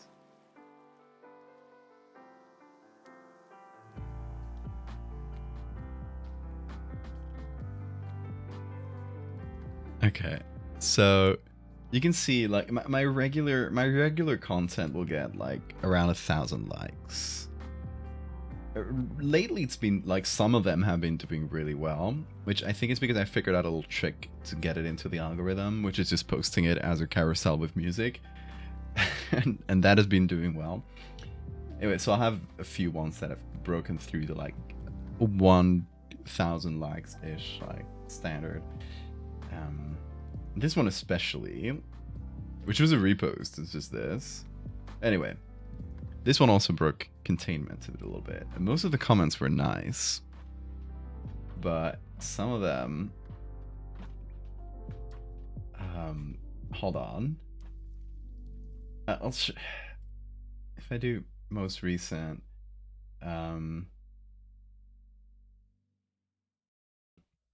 let's see if I can find the because I think I hid the one that did the Bible quote.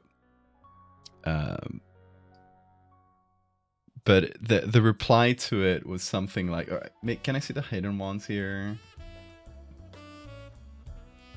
Some comments are really bad. It's Instagram. And there's a lot of them. Have you hidden comments? Is it?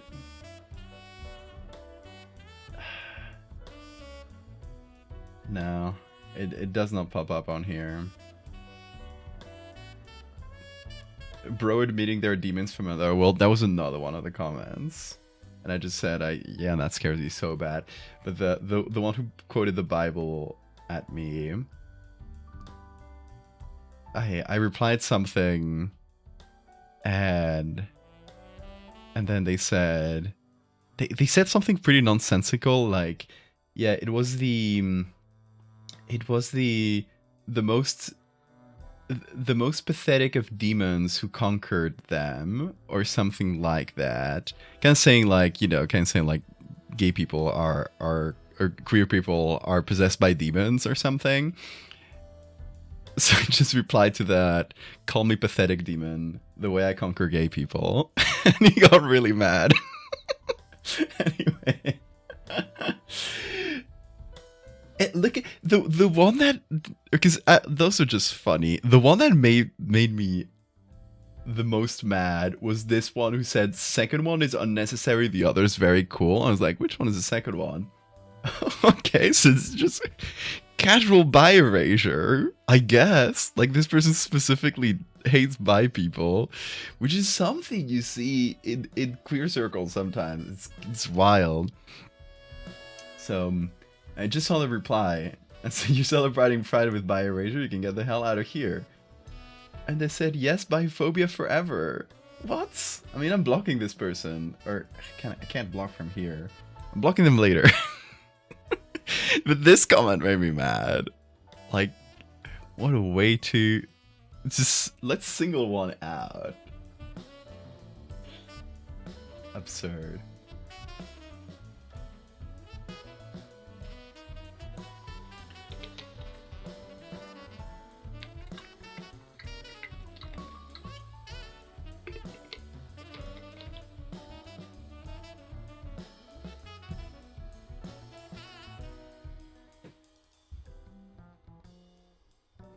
Getting erased from our own community always happens.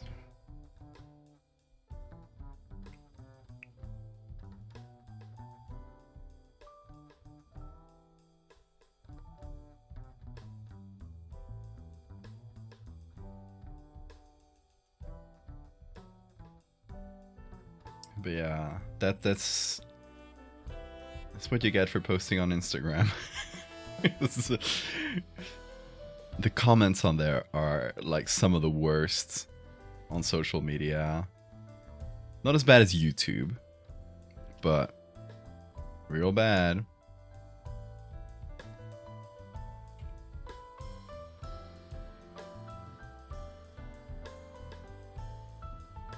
It's a hive of scum and villainy. It sure is. I mean, I still post there because I'm a don't put your eggs in one basket maximalist. Like, I'll post everywhere. I don't care. Like, every place is evil at this point. You just gotta go where people are as an artist, as unfortunate as that is sometimes. But yeah, that won't stop me from bitching about the weird people that you find in each of those platforms.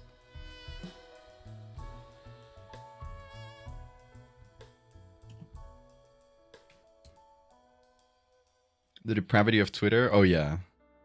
But you see, the thing on Twitter is it's still very like bottlenecked in the way that there are a lot of Nazis on Twitter, but if you are still like within a pretty normal community, you won't see them that much.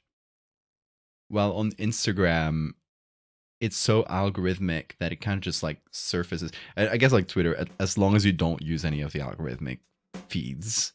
If you use the algorithmic feeds, you'll see the most rancid shit. But if you only interact with a little circle, you only see like regular folks. But yes, the Instagram feels like it surfaces more of that bad shit.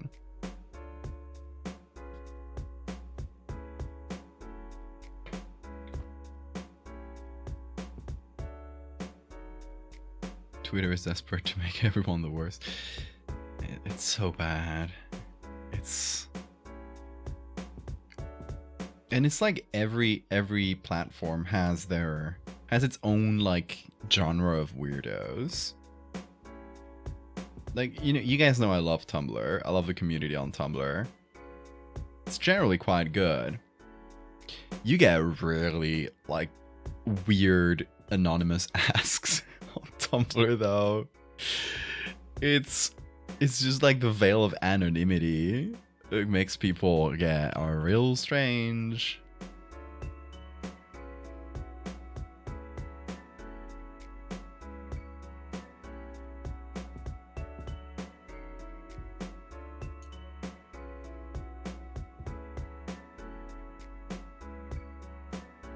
If Twitter and Reddit were erased, the world would become a much better place. Honestly, I think those people will just go elsewhere. It's like whack-a-mole.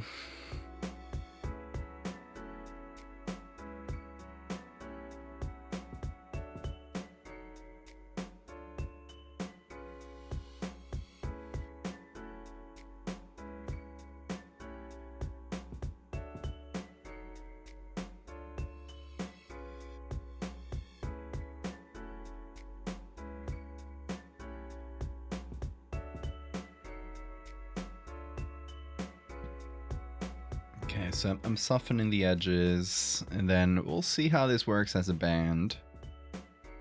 I mean, maybe this can be several bands, because we got like pink and white and pink and white. They're a bit close together though. We do need to divide this in 1, 2, 3, 4, 5, 6 bands. So I got 1, 2, or I guess starting on the big wing. 1, 2, 3, 4, 5, 6. No, they fit. They fit.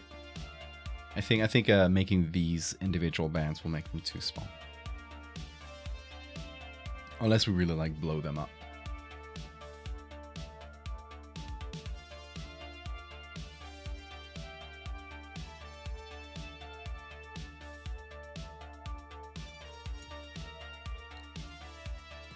Bean, you want to come over?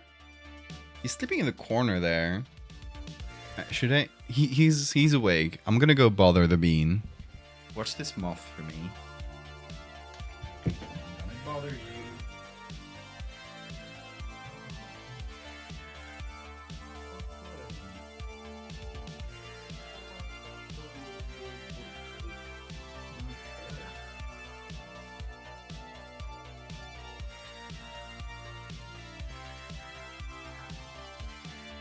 Hello, chat. Here's the man. The man himself. Hi. Hi. Yeah. He's spurring.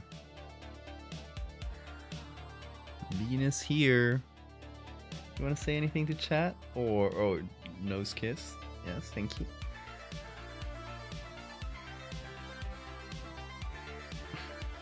look at his pose right now.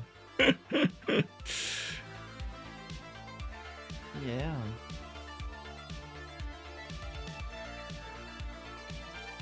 Kissy boy.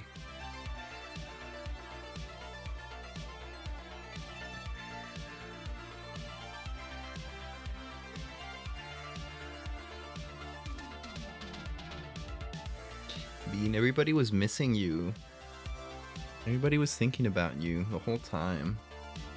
You were sleeping so sound.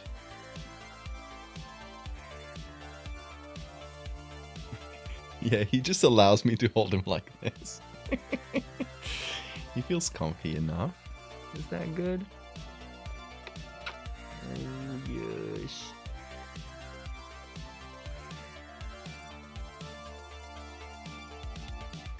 How old is Bean? 3 to 4. Don't really know. He was I think he was about 1 when we picked him up from the street. But maybe a little younger than 1. I'm not sure.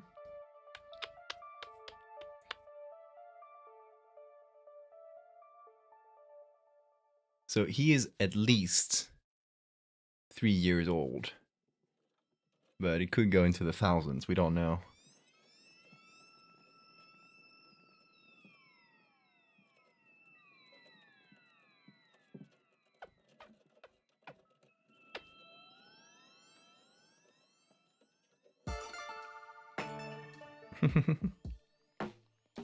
Yeah, you wanna move?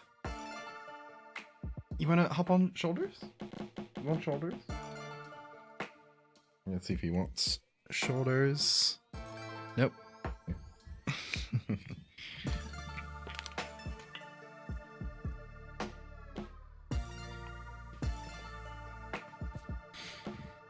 Yeah. You wanna hop on your own? He's thinking about it. Also, check this out. Since the light broke, I actually used the arm for the light so I can position the camera. Well, if it focuses, I guess. I guess it just... Oh, there it is. I positioned it like high up so I can look down at his bed or point it up at him. Yeah. Yeah, handsome boy. Come on. Here. Yeah, no. Here. Hey, don't bite. He was trying to bite Terry. Don't do that. Here. What did you bite Terry? What was that for?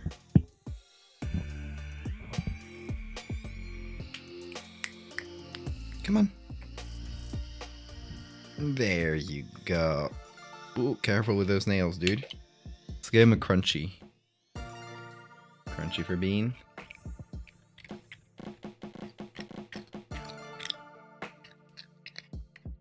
Oh, he's still crunching through it. Has not gotten through it. He's working it. Come on. Come. You just gave me back. No, don't go.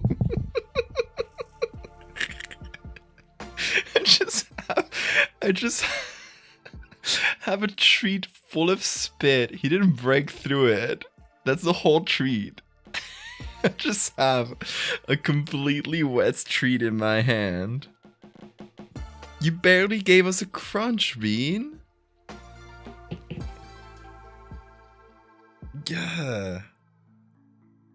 He just dropped it back into my hand. Come on, lick that soggy treat dust out. Hold on. That's why I get little bits of paper rag with this.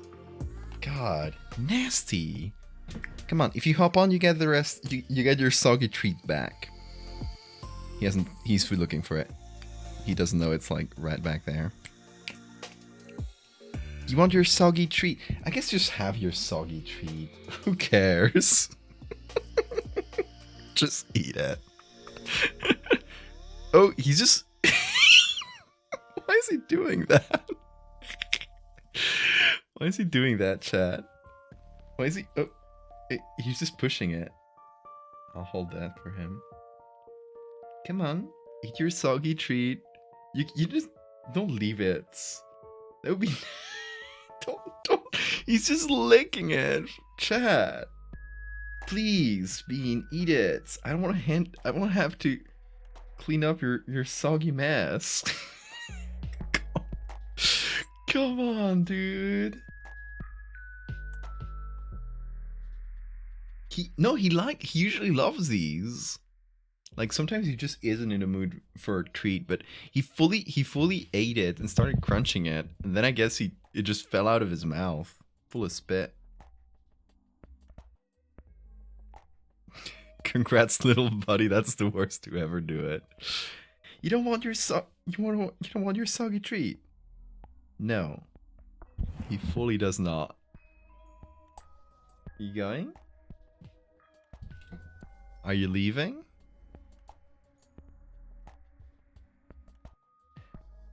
Okay, he's cleaning his paw. I guess the soggy treat is just being thrown out with the paper.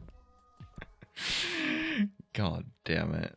This man, I swear to God. Now I have to eat it. Damn. Is that cat law?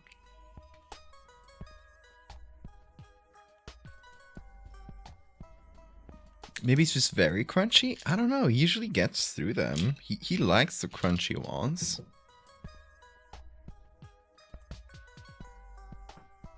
Let it dry and try again later. Maybe.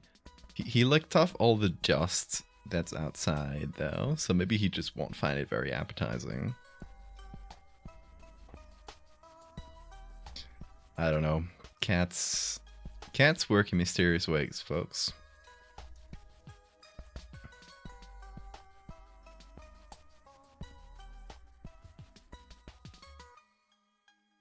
Okay, let's see if this works for a band. So how should I do this? Maybe a color layer to start with. That's going to be way too saturated.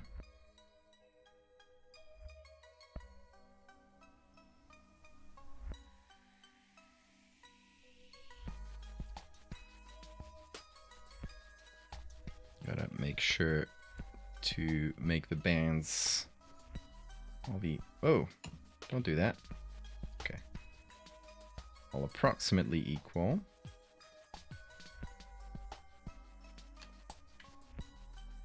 Redust it? Should I put the soggy treat with the dry treats and just shake it around?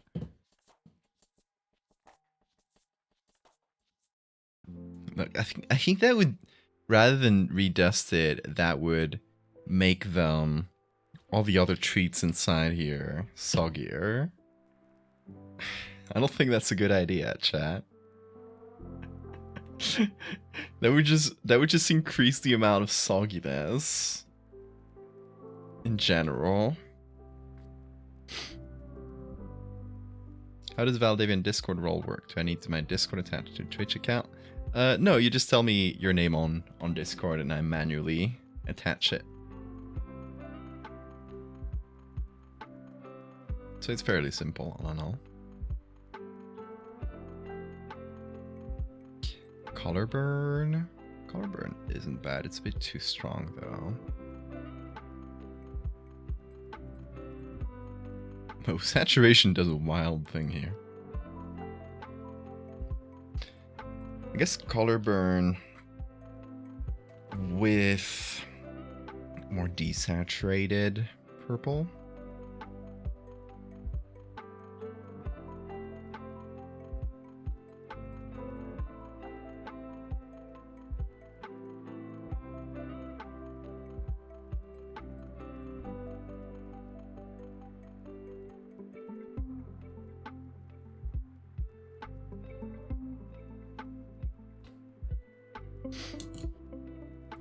Oh, perfect. Let me give you the Discord roll.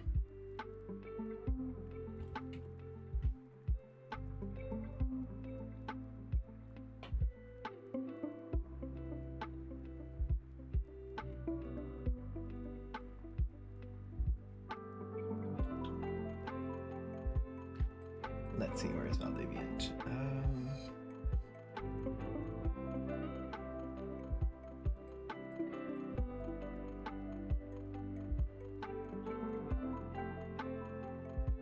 There it is. I wasn't seeing it. There you go. Got a new color. Enjoy.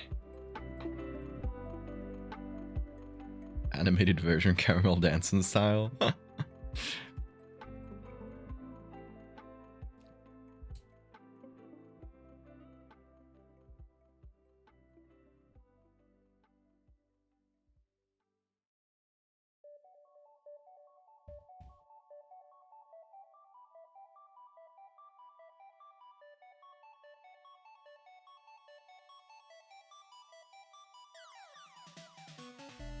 Nope.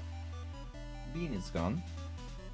He's going for some dinner. I guess that treat opened up his appetite after all.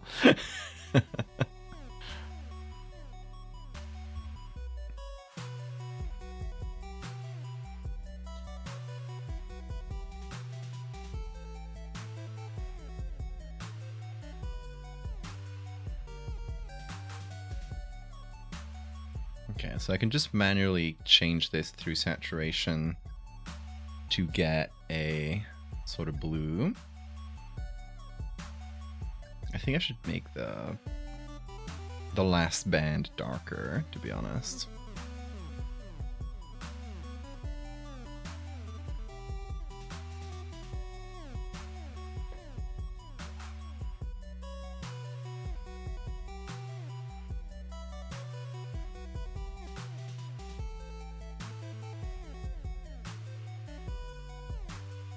Okay. Creates a nicer transition between the purples and the blues.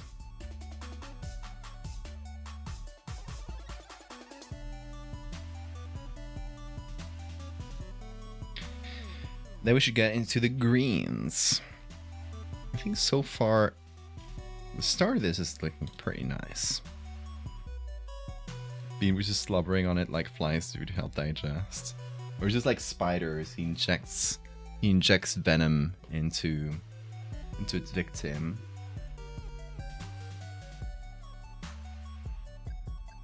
Oh, just on Bounce Operating Room. Skeleton Cow posted.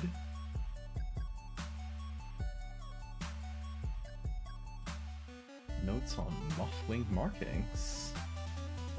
These all have names. Terminal line, subterminal line, postmedial, medial, antemedial, basal. 1, 2, 3, 4, 5, 6. Just the amount we need. I guess that's for the back markings, but close enough. I guess it does make sense that they all have names. There's people who study these things. I just vibe. Hey, Bean.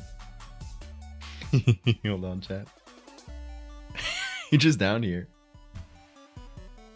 What you doing down there? What you doing? You wanna hop on?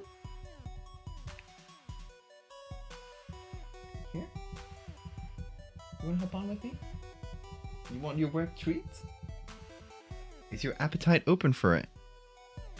Let's see. Yeah. Here. Have a wet treat. Oh, he's shying away. Really? You don't want it anymore? Just looking away. No wet treats for you. Yeah, he just doesn't want it.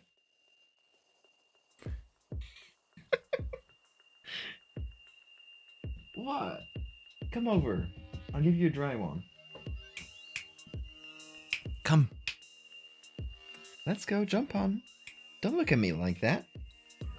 Me? Come on.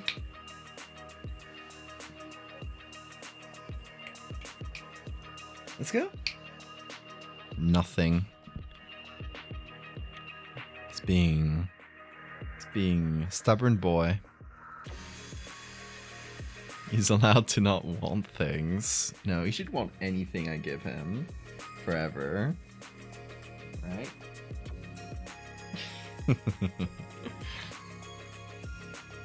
See you, Bugs. And thank you so much for all those gifted subs. I really appreciate it.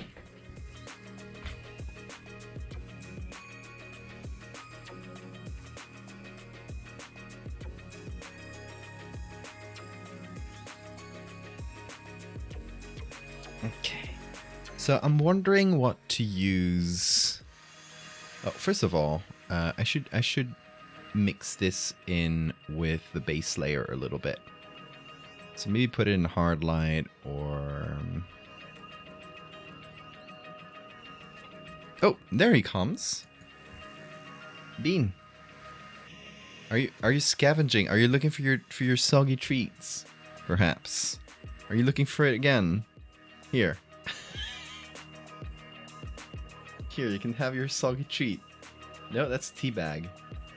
No, that's a... No! Oh, hey! Don't stop scratching. It's like I don't like the smell of the soggy... Whoa. He did not like the smell of the tea bag, folks. He just made a whole mess. You guys see that? Oh, thanks for the eye drops reminder. He's going mental. Bean! Bean, what is up with you? He's doing it again. Oh. Do you guys know why cats do that? Hey, that's that's a rag. I use that to. Why is he scratching everything? Oh, is the wet treat? It's the wet treat. It just doesn't smell good to him. Stop! He's making a mess. Is it the wet? He doesn't like the smell of it. Oh. Either that or he's saving it for later. No, there's a... I'm gonna leave it here because I think his reaction is way too funny. I kind of want to see if he does it again. But... Bean, come over. Bean, over here. Over here. There's this this instinct with cats where if they have, like, in nature, right? Imagine they made a kill. They killed a rat or something and they ate half of it. But they were full, so they want to leave the rest of the rat for later. Okay, he's going out on an adventure. They want to leave the rest of the rat for later. So what they'll do is bury the rest of the food to save it for later. So this instinct of trying to bury the leftover food is something they do. Like Bean will sometimes do it like on his food bowl. He like scratch it and like keep moving it around. So if you have cats and you see them do that to their food, it means, you know, there's still something I want here for later and I want to bury it. Oh, the eye drops. And they also do this to smelly things in general sometimes. Like if they find something smelly, because they want to the instinct behind hiding their poop or hiding their leftover food or hiding anything smelly is because they don't want to attract like predators or something to their territory, or they don't want to be detected by their prey. So that's why they bury things. It's to reduce their smell. So I think that the scent of the soggy treat was triggering this reaction on him right now. I think that's what was going on. I wasn't unsure if it was a tea bag or the soggy treat, but I usually leave tea bags lying around and he never does that. So I believe it was a soggy treat. So it's not necessarily a bad smell, but cats do this to smelly things.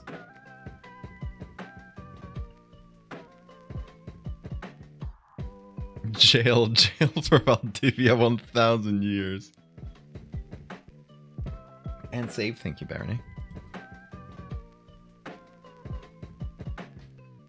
Also, they work on contract for the mob, and burying corpses is an effective disposal strategy. Also true.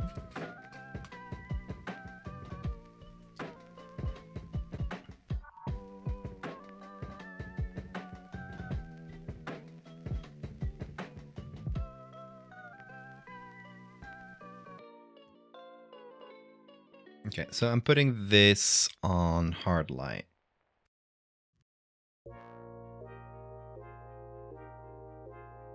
Because it mixes in nicely with the base texture. And we can keep working from there. Let's see, I still like the textures on this. I don't know if there's any others we should use. But you know what? Maybe we get the very edge. Well, that's a bit different.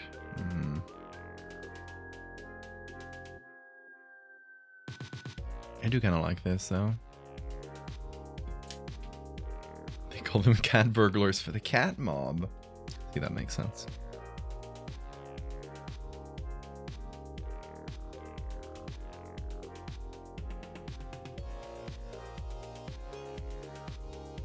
Yeah, this is pretty cool. Although we're missing a little chunk here.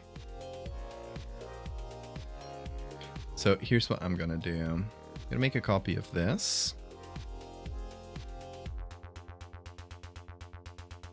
Gonna place it like this. Smart object, and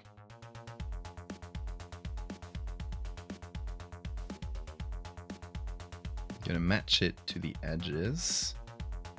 Then we'll push the next line like a little bit further up.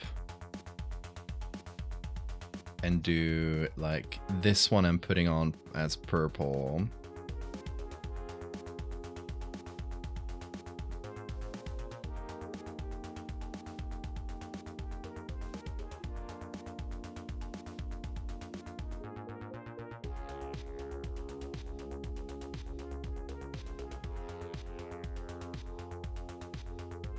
Oh, now you're hungry, Bean. Now he's going for dinner.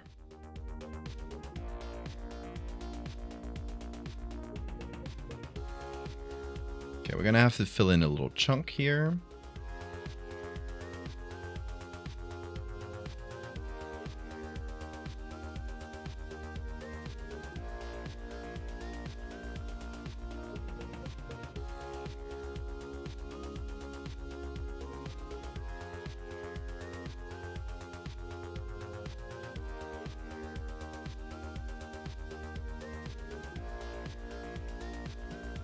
Okay, hopefully that works. Now we're only gonna apply this to here, or I guess, oh, the soft light here is messing with it.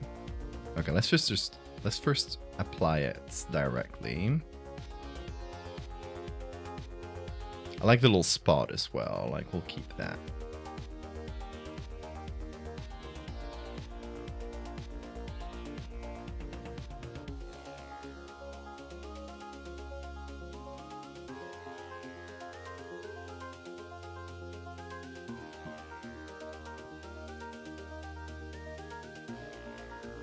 Did anybody clip that bean silliness?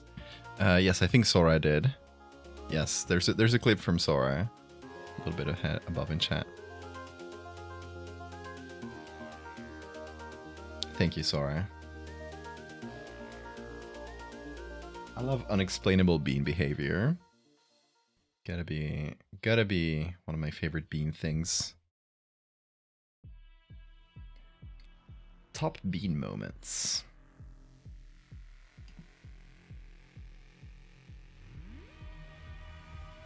Top 5 bean moments that will blow your mind.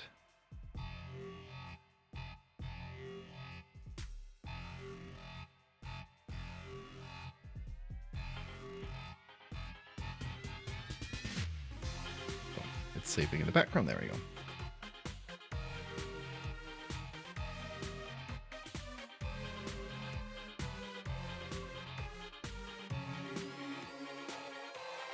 Do we know anything about the Megalomorpha animations?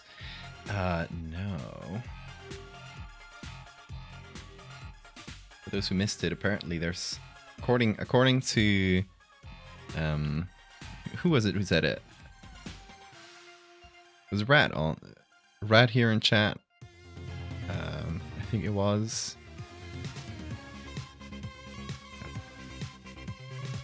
Shout out if you're still around. Who said there's someone on TikTok apparently doing cool 3D animations of some of my work, which sounds really cool.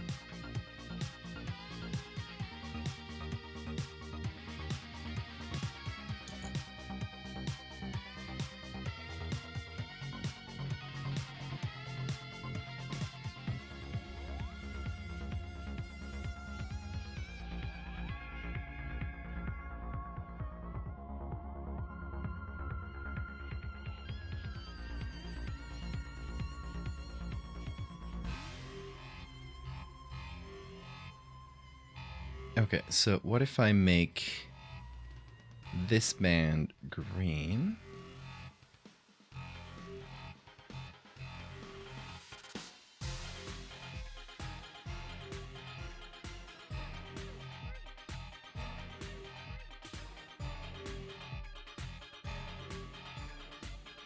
Something like that.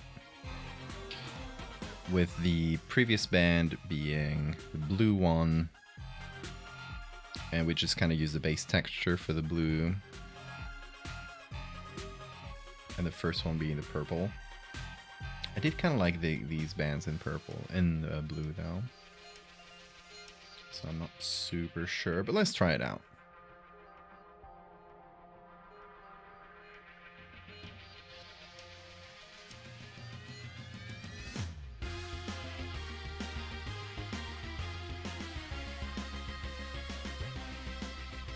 I think the bands are too close together this way. Like this one's super thin. Now you know what? Let's go back.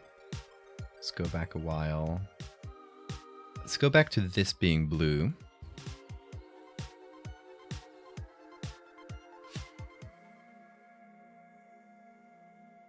And the previous part being purple.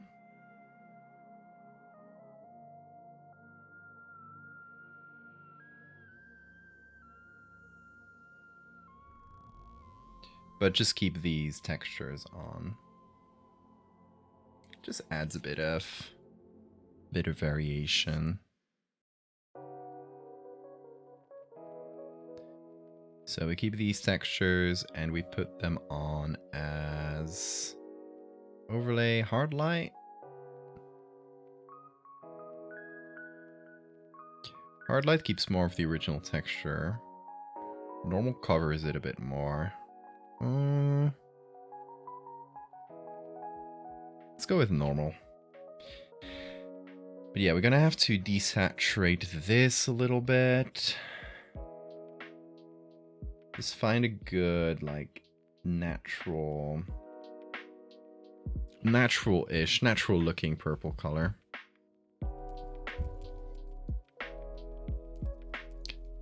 So yeah, I guess if you guys want to join the hunt for that specific TikTok creator that was being mentioned in chat, if you got TikTok,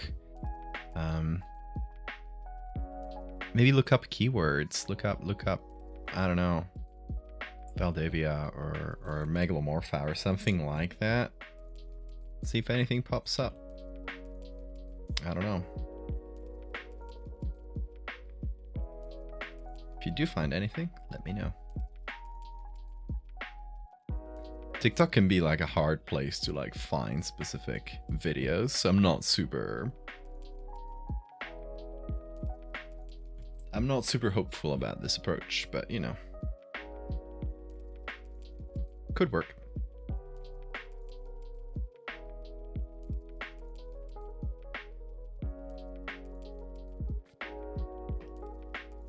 Searching in platform probably better, but it's not a super robust search that they have on TikTok, so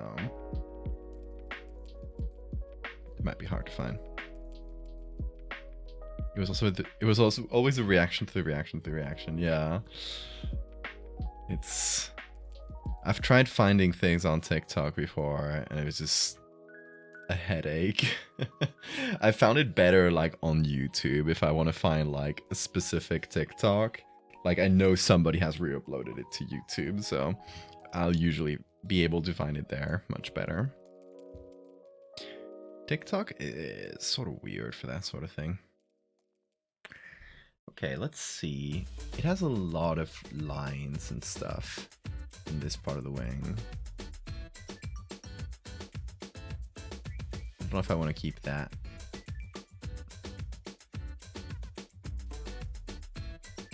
You know what I'll do? I'll set up an approximate like area for like all the colors. Just so I can... Oh, there's the fly. Fly that's been pestering me all day. Just up and died. This is poor little guy. Very, very small fly. These guys, every time, you know, it's the weather's getting pretty hot, so I have my window open for most of the day. And you'll just get these tiny flies that get in through the window and just get really confused when they get into an interior, so they just fly around in a little circle. And I try to get them out before closing the window, but there's always some stragglers. Biphobic fly, yes. I don't know, it might be another one, but there was only one fly here, and now I found a fly corpse, so I think it was on its last legs. On guy coming and there's a fluffy asmos coming out to support gay rights. I approve of using these fuzzy babies. Hey, Hammy.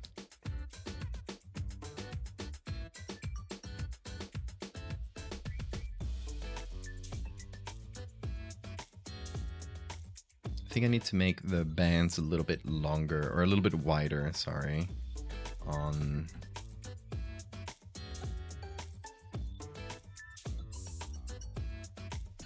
the top wing, on the forewing, I should say, than on the hind wing. Okay, we got 2 left. I think it should be doable.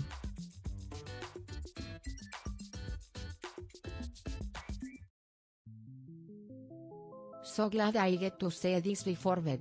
I had a long day out in nature, and it's nice to see an insect in a controlled environment instead of having my space invaded by other curious ants. Hope you had a nice time in nature.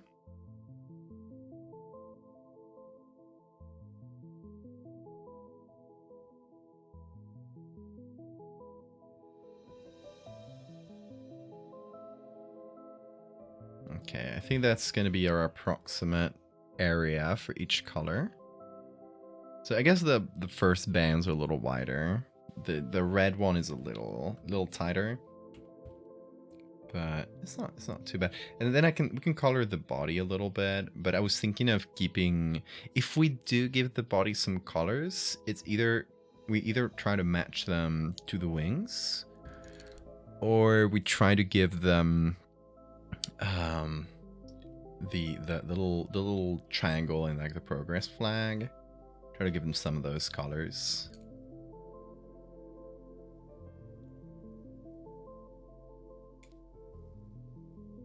Oh, see you, Johnny.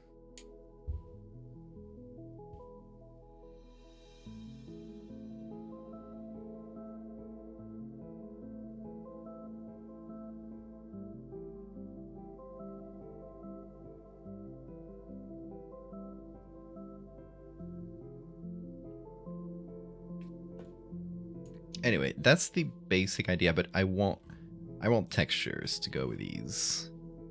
I want these sorts of textures.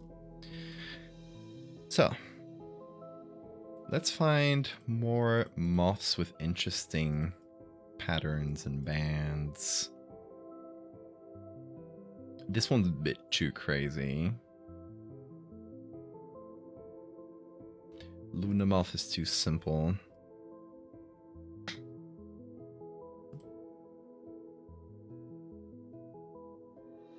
Lots of moths in windows, but that's going to be useful for backgrounds later, so I'm not deleting them quite yet. Did I get this one twice? Yes.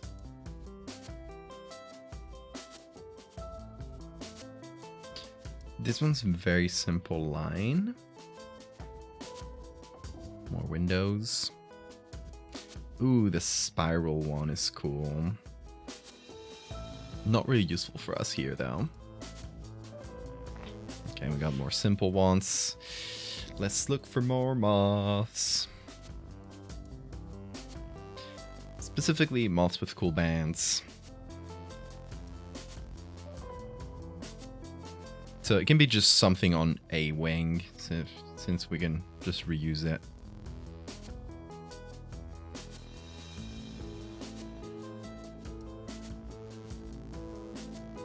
That one's pretty okay. Oh, this one's pretty. A bit strong, but it's pretty. Look at this one. Inside it's blurry. It looks beautiful.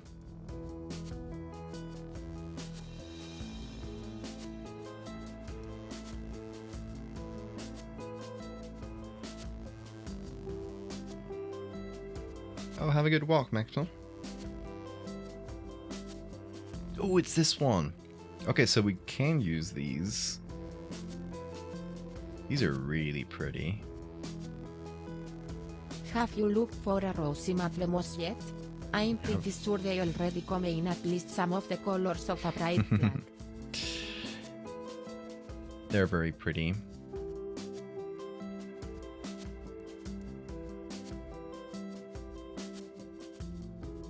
Okay, let's try out this one for now. I really like those very small bands. I think they can make for some really interesting texture. Let's see what we can do with them. So what I'm going to do is just a wide selection. We're going to put it in...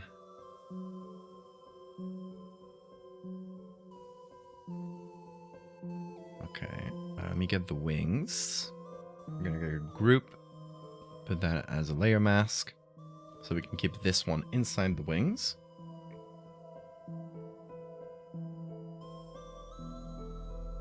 And,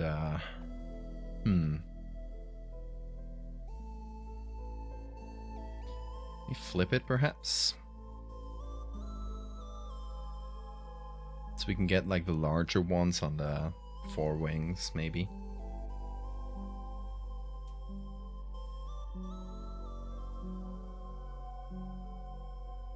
So here's what I'm going to do. I'm going to expand these selections outwards a bit too much.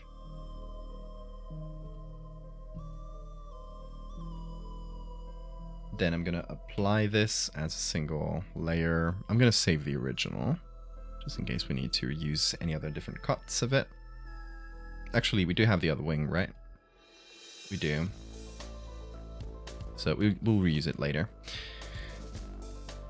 But I make this, and then apply it as a high pass, maybe. Just so we can see where we're putting it. Because maybe a high pass won't be the best style for this one, but...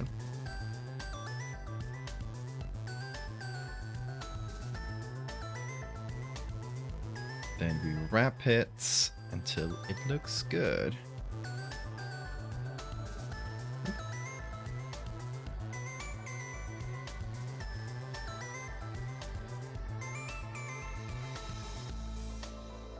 You making a cake? Ooh, what kind of cake?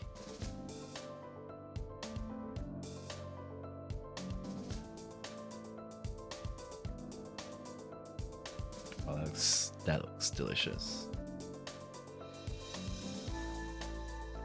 Please send me a slice. Put it in an envelope. Rhubarb upside down cake. Ooh.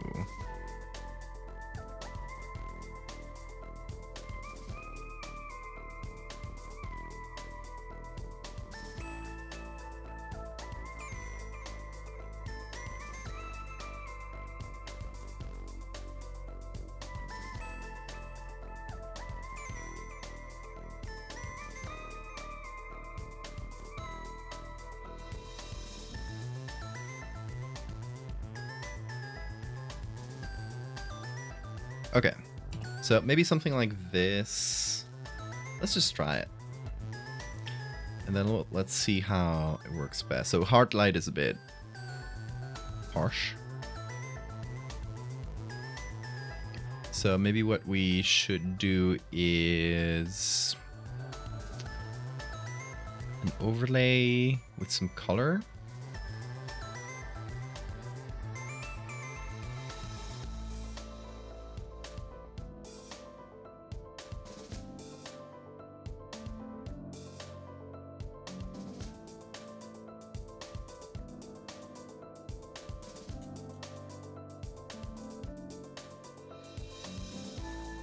You throw a slice real hard at the computer and hope it transfers through.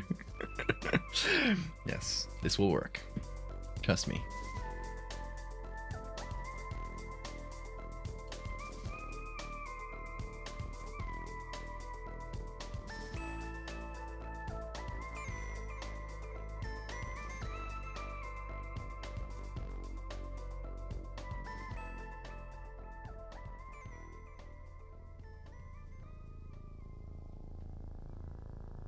Let's remove the high pass.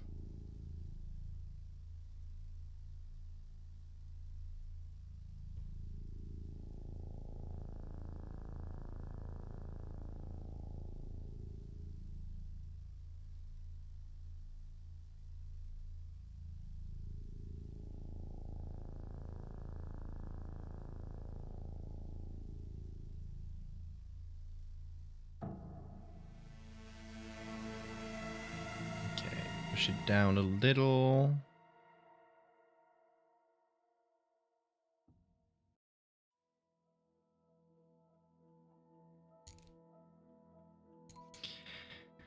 And then let's take the color and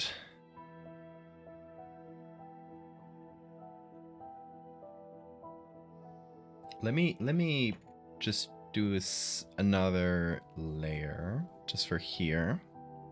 And try to apply the color just in a different way, sort of following the shapes of this. So I'll do it as a separate layer because I wanna check how it looks. Maybe use color burn. Let's see what color burn does for us here. Makes for a very, very dark, very strong color.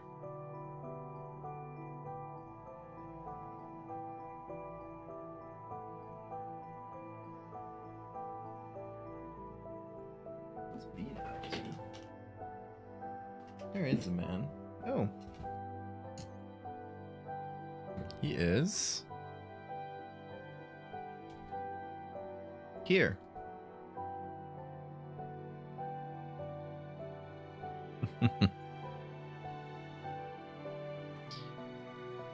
See, I like having the bean cam on a dedicated arm.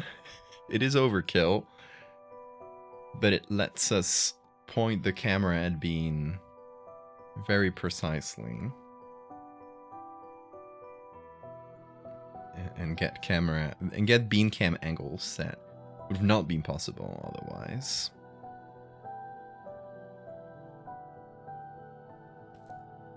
Overlay? No. Hard light is not bad. That's what color does. Color's a bit brighter.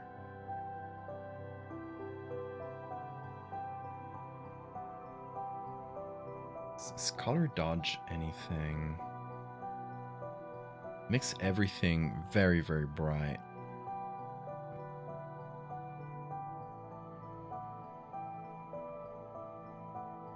Let's try overlay.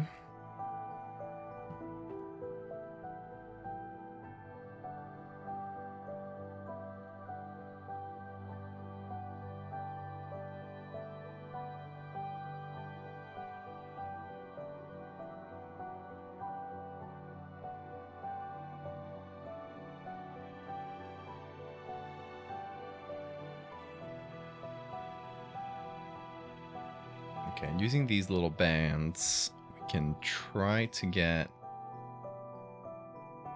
more of a gradient, so it feels more natural, while still being, hopefully, a recognizable pride flag.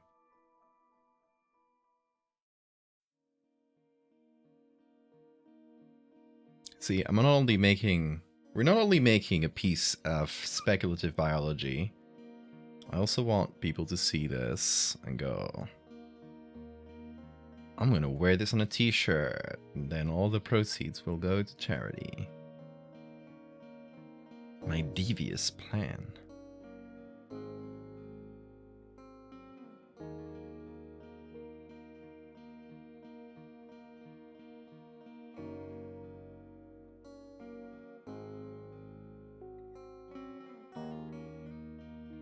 We need more texture for the top, but... Valdivius. Valdivius.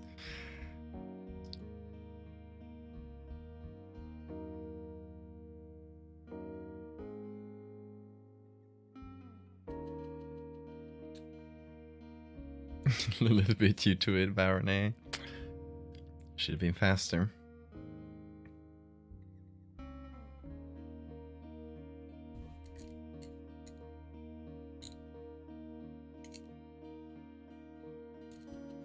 You know, I'm even thinking...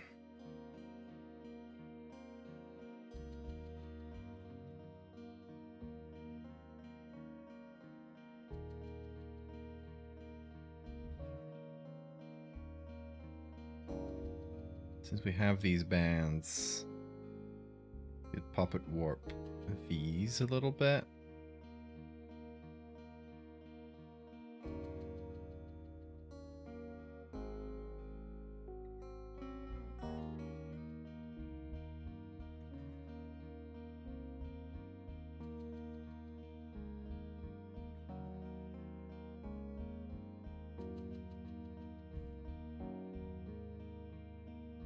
Okay, looks kind of off, but...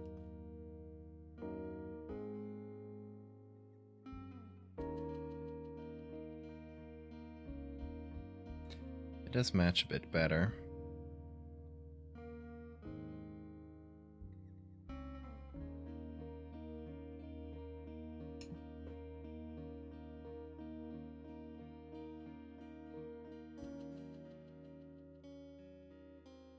Oh, hello, Bean.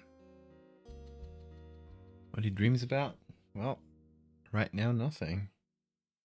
Hi! He saw I was looking at him, and he said hello. He meowed. Bean, come get your soggy treat. I promise it's like sadly less soggy now. You wanna come over? You wanna hop on? Come. Look. I got a little surprise for you if you jump on. It's soggy. I want to see what he does. Come on. Hop on, dude. You get a treat. If you do. No, he does not want. He knows the treat is still there. Come on. Yes, yes. Haha. Here he is. And here's the soggy treat. Let's see if he does anything.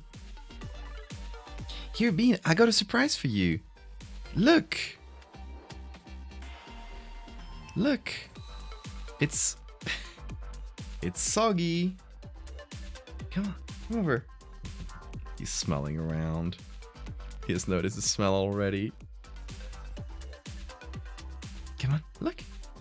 It's your treat. No? You don't want it? Look, it's tasty. It's so yummy. He's looking down. Come on. You don't want it? Look, it's good. It's tasty for you. Oh, he's trying to eat it. Folks, he's trying to eat the soggy treat. Here.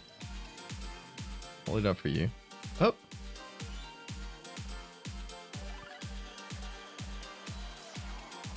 Oh, he broke it up into multiple mini soggies.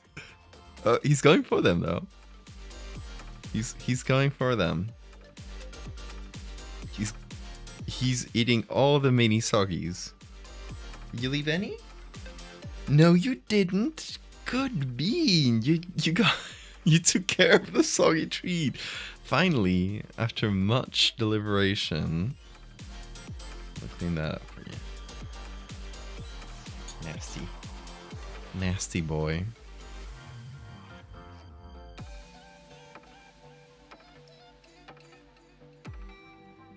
What is it, Bean? Good bean. He has accepted the offering of soggies. Bean?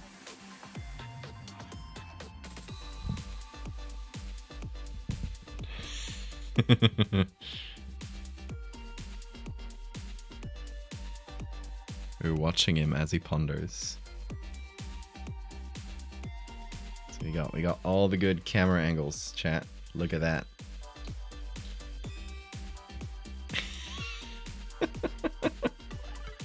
Oh.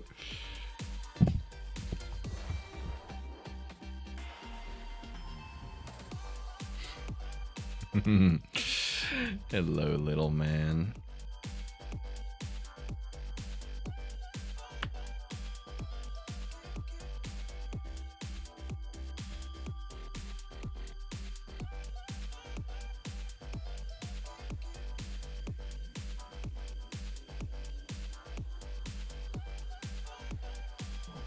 Oh, you bumped the mic. He wants to say hi to chat. He's so stylish. He is. The black fur boots. With very slight stripes. Did you notice that? You notice? The very slight stripes?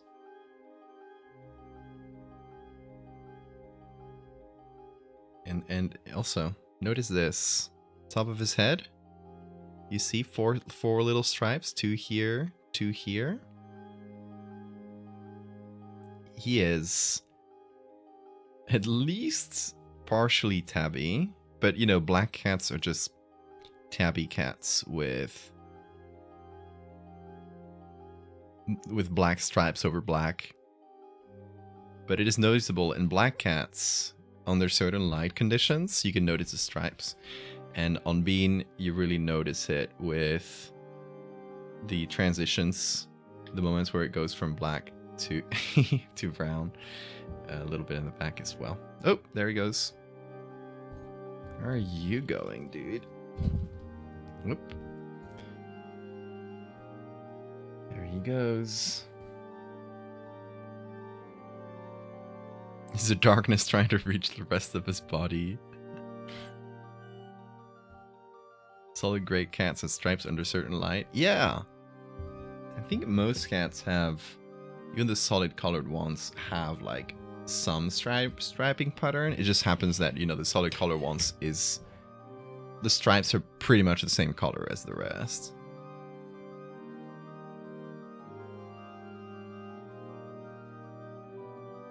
What is it, small man? What do you desire? You desire play?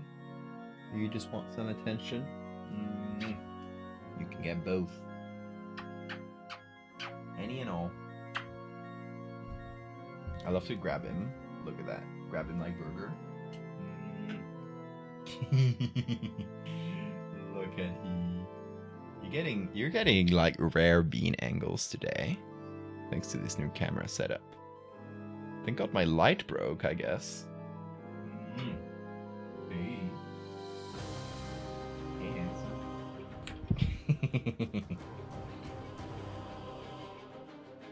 What?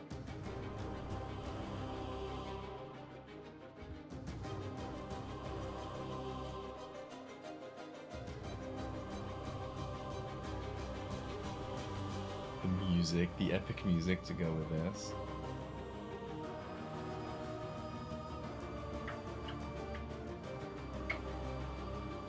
He loves this.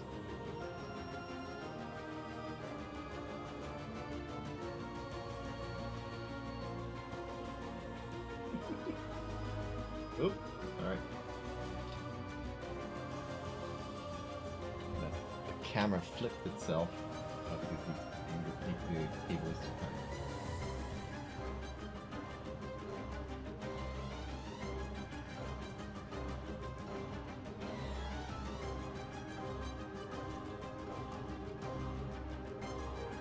Look at he. Look at he. Isn't he the most handsome man who's ever lived?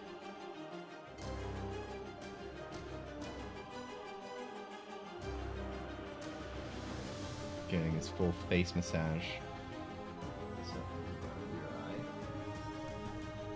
Oh, he's got so many floaty hairs. Look at the camera. Oh, whoa, shake.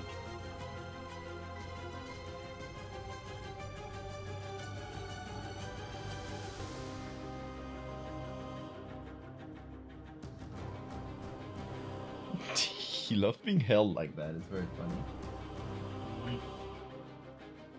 Until you release him and he does a little shake. Gotta do the little shake. Gotta do the little shake right after. This is the most dramatic boss battle music paired with the most wholesome cuddles. Yes.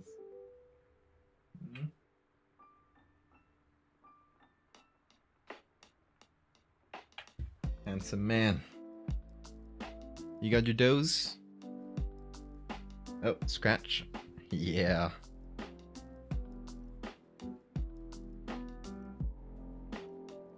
What? He's looking at me. He's staring me down, folks. What?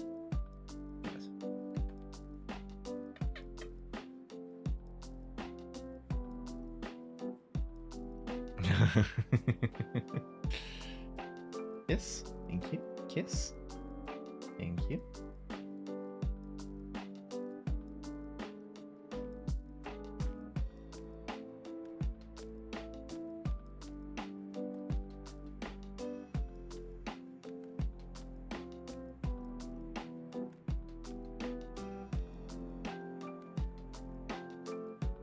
Okay.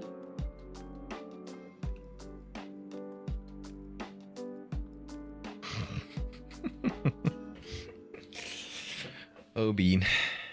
Endless source of love.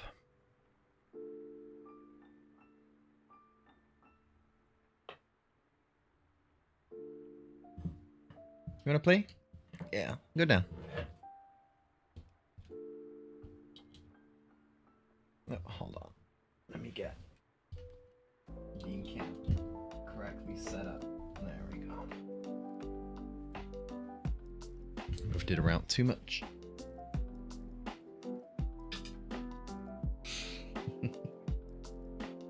The white balance on the Bean Cam is all messed up since I changed the camera. It's so yellow.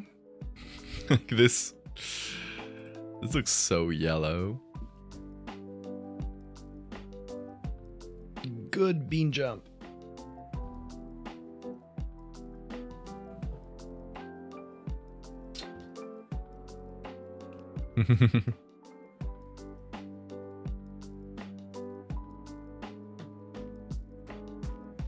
Backrooms Bean.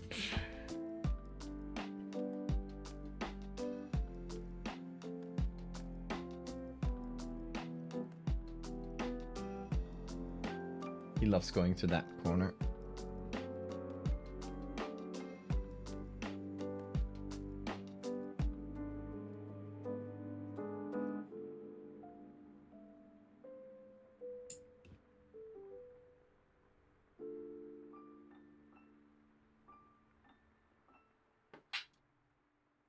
Bean clip in Discord.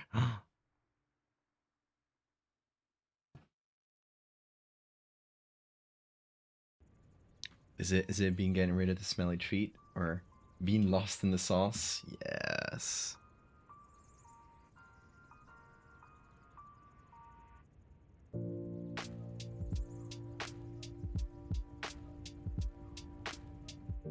That's sure.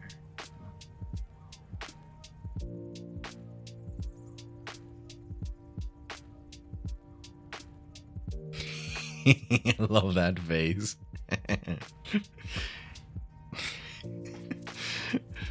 The alien eyes.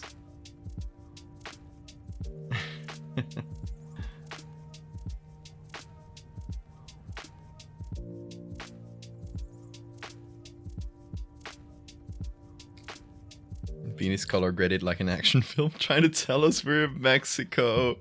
He really is. Every time Bean gets down from the table, he goes to Mexico. Fun facts.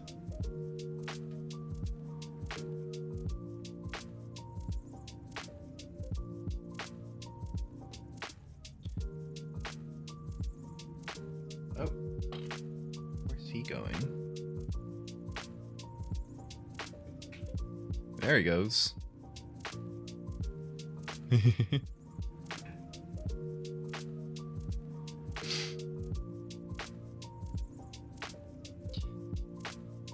Okay, let's see. Color and vibrance.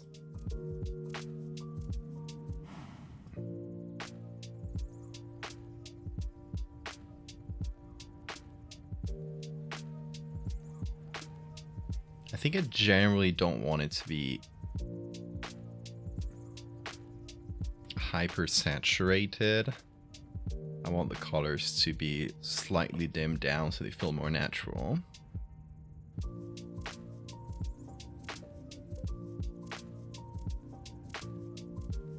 Yeah, I'm not sure about the puppet warp on this, to be honest.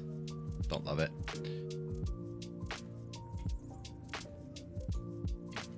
There you go. Oh well. Nope. Whoopee. There we go. Anyway, I think we need either another band or some sort of eye here. I think an eye would look good.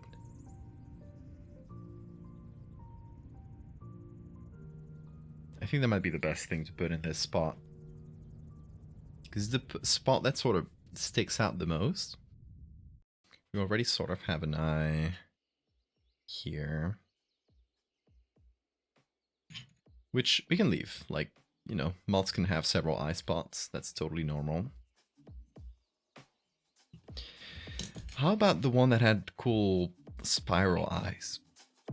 Let's see. Where was that one? This one? Because that feels sort of like an eye spot, but it is pretty different. It's pretty original. Let's get this left one. Maybe with a little spiral bit around it.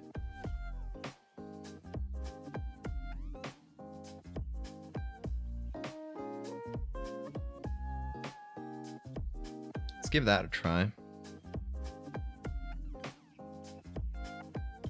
Oh wait, should go above this.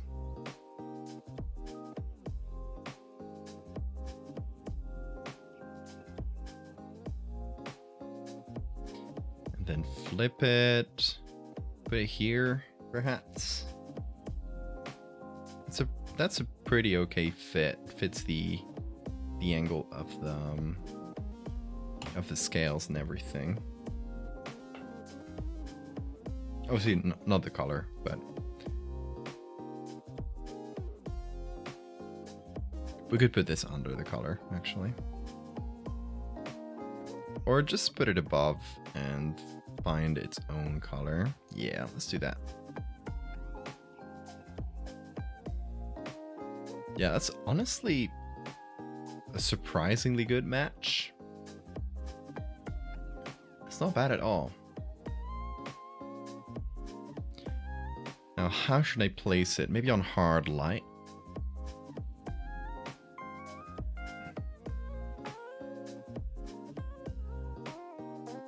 With a bit of high pass.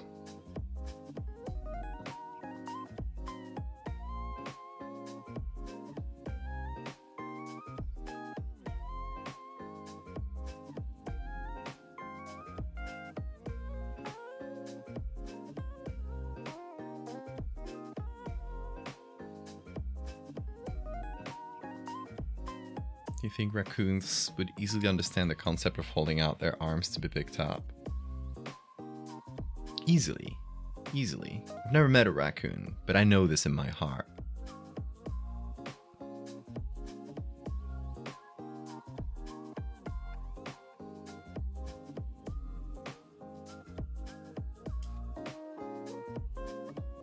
There are some things you simply know. And that is one of them.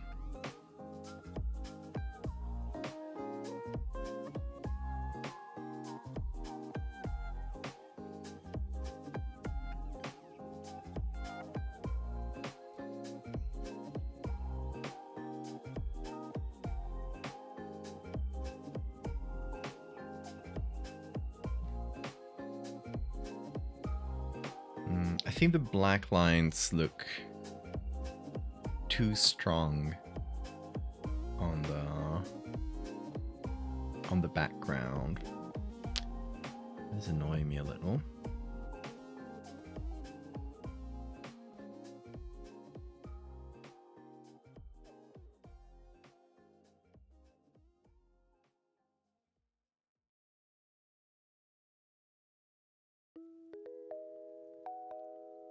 Maybe I need to increase the contrast underneath. That might be good.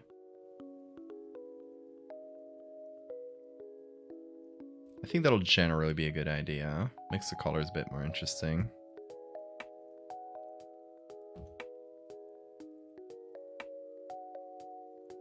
But I gotta be careful with the edges, actually. So I'll make sure to keep those out. That way they're still readable. Although, I guess we will change the background. The background won't be black, so... that might not be a really big issue.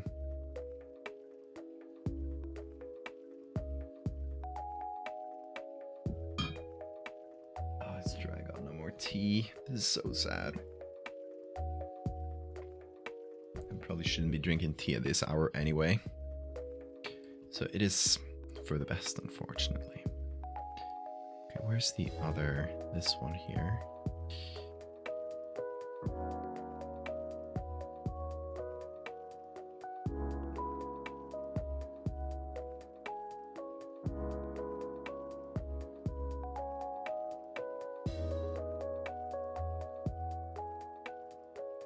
Okay, so I think I'll just make the dark lines less dark.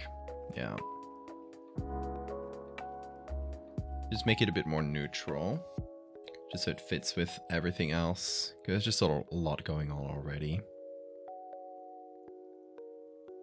And same for you. Without the high pass. And then we...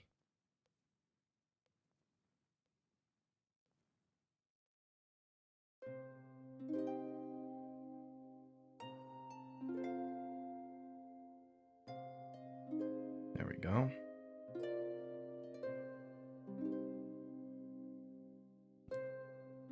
You know what I should do, maybe? It's to group these and give the black lines a color that would be a bit more familiar. So maybe a blue. Even though, you know, we're not in the blue part of the flag. It kind of feels like an extension of this area, the blue and purple bit. So maybe that's what we do.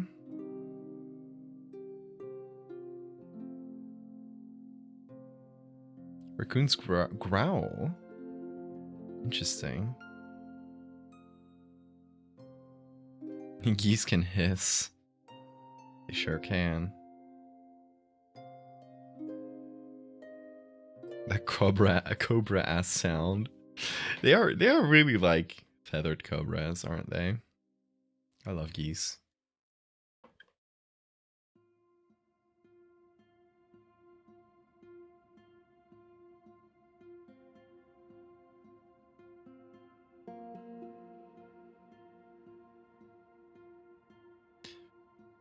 Could keep it in the green part because it's in the green band.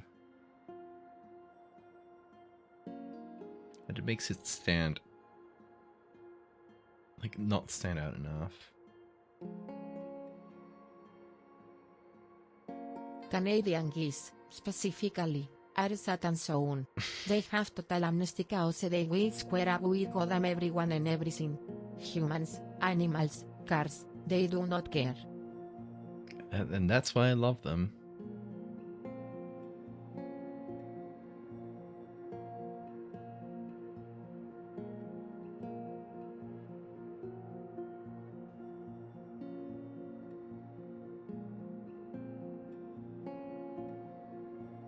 I've never met the Canadian type, the famous Canadian geese, but I love to leave them alone. I don't need the spygoose on my obituary. I have met their European counterparts.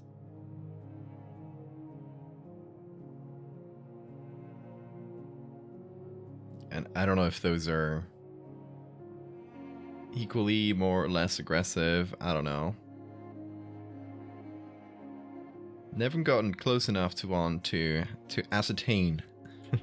Or no, I guess close enough, but never interacted with them enough to ascertain their level of danger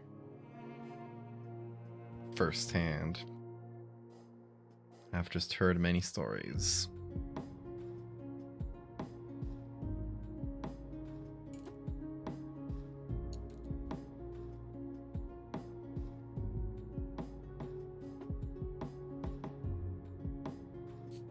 They aren't much better, they're prettier.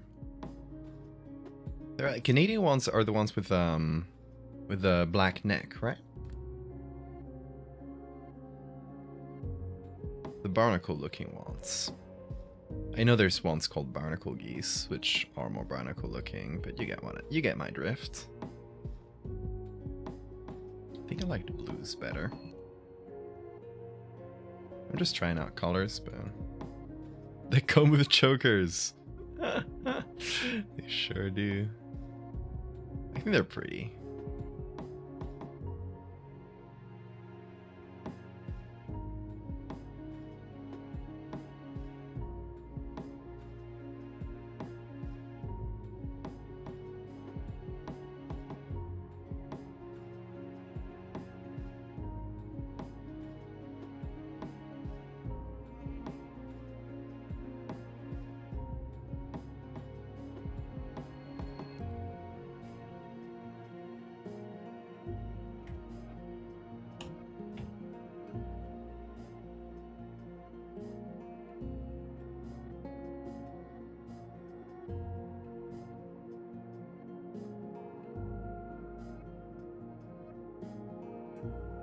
Okay, so I've turned this eye spot into a bit of a mess, but I kind of like it.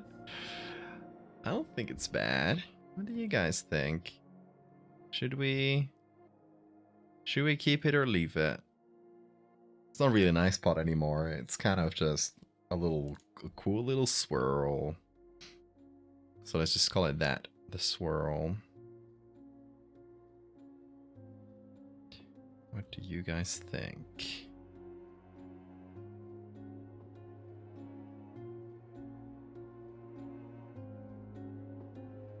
Oh, something sure happened in here.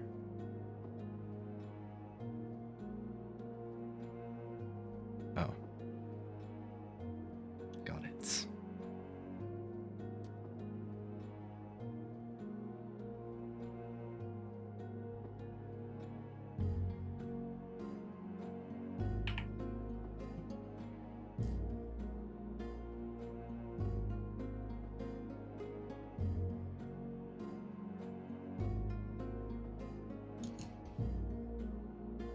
Okay, now about this texture. Let's get the one from the other side and do essentially the same thing.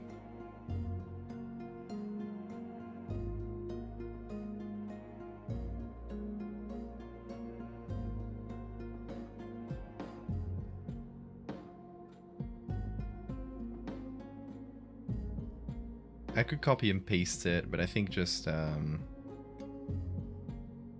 having the variation will be good. So I want this area mostly.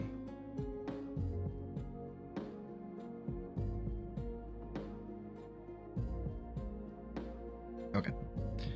So, where did I end up putting this texture?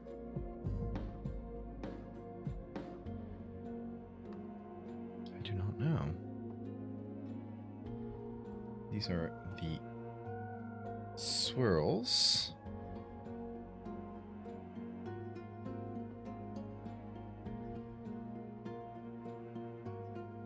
Oh, it's just down here. Okay. Delete this group.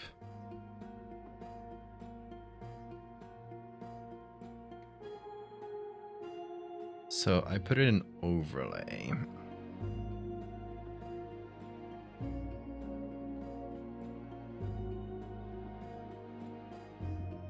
I'll keep the levels layer.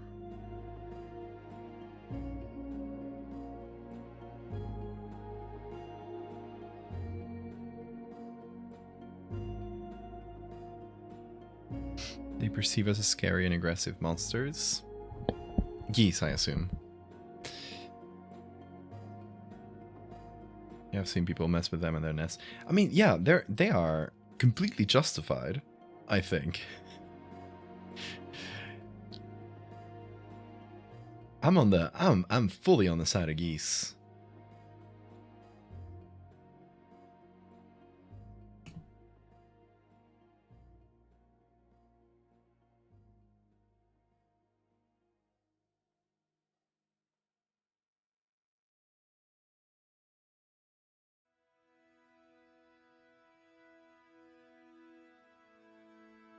I'm on the side of barnacle geese.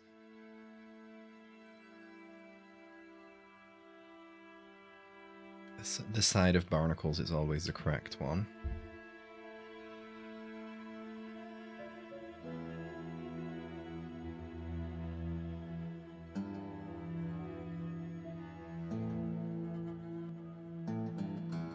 I'm excited. Tomorrow I go back to ceramics class, and hopefully I'll advance a bit on the barnacle piece.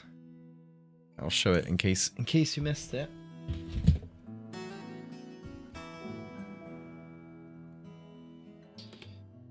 For now, it's only a sketch, but soon it shall be a ceramics piece if I have the patience, because that's gonna be a lot of work. That's a lot of detail to do all these barnacles and the baby bird, but I'm excited about it.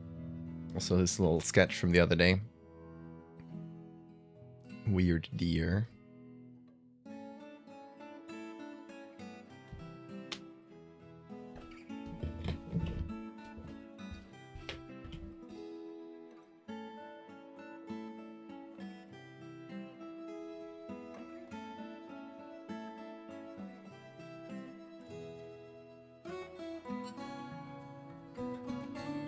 Why does it look different? Oh, I know. I know why.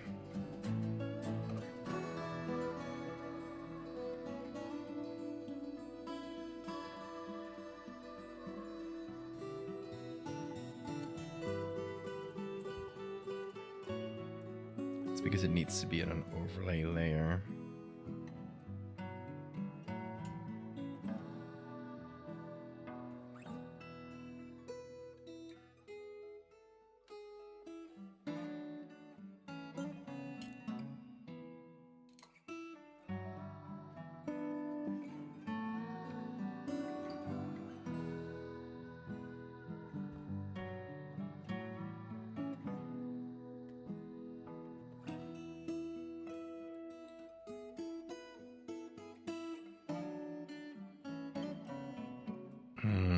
I still think that the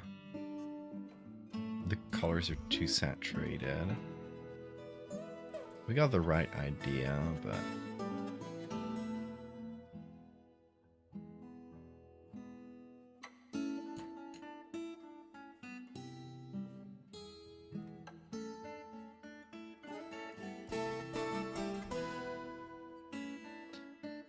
need to fix up those colors.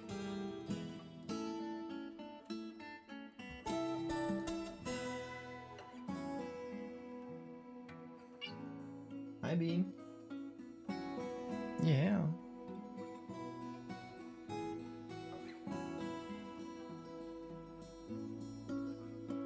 Oh, eye drops.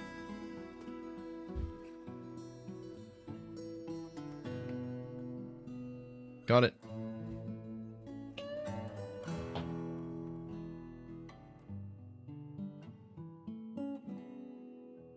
Chameleons change color by altering the structure of crystals in their skin. That's wild. Yeah, I love the different adaptations that lead animals to change colors. It's so wild. I'm still alive. Hey, Anna. You only have to do one eye? Yeah, this is the eye that got keratitis. The other one, I still do it from time to time. Just so I don't develop another one.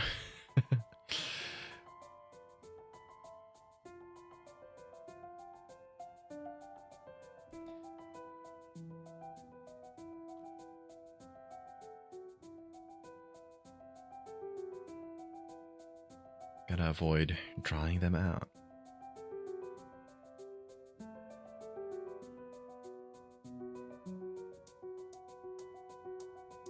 I thought, if I had it in both, I would be so pissed.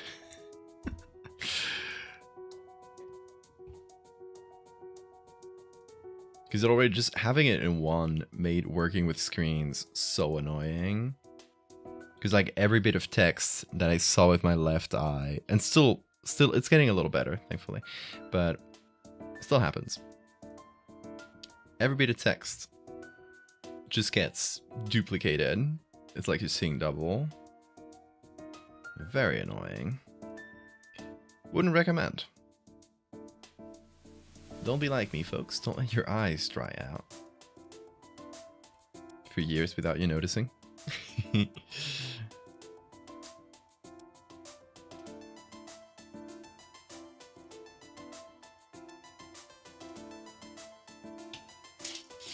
Bean.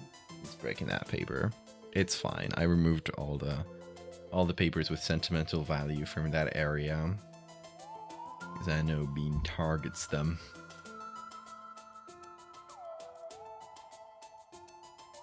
He's just breaking down an old newspaper.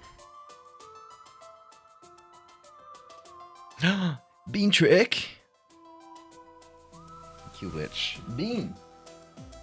You have been called by Twitch chat to do a trick. You wanna come over? He's looking at the corner. Come over here. Hey. Bean? Hey, Nikki. Hey. He's not listening. I will draw him out. Yes. Let's do. Okay. Let's see if he brings me the hair tie. This is a trick I've been developing for years. The hair tie is the fetch game. So, here's the bean. Here's a hair tie. He has to bring it back to me. If he does, he gets a treat. Are you ready, Bean? See? You see here? Yeah? He's ready. Go. Good. Good job, dude. He's making sure his prey is dead. Is he gonna bring it back to me? Come on, bring it. Bring it.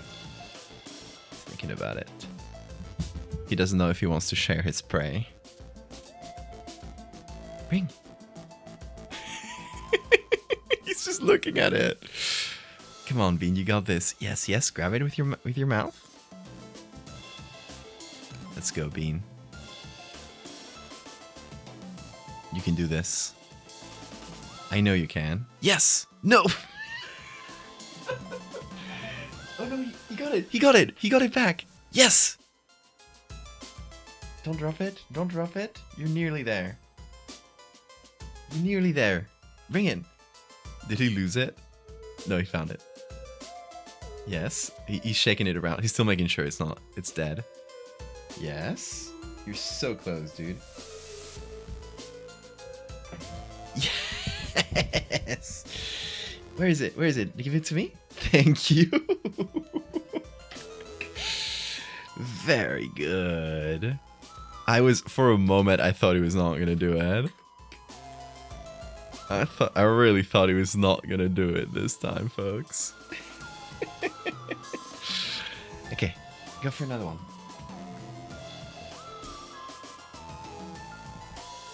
It's down there. Go. You see it? You see it there? You see it there? Go. Oh. It's behind you.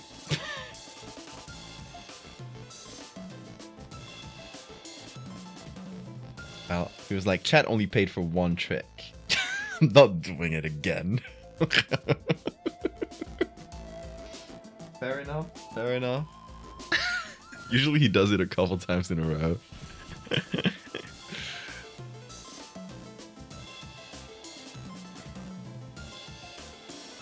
He is the smartest legume in the West.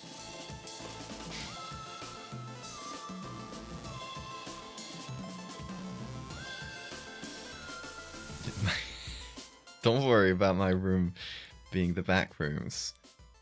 My light broke. My light broke.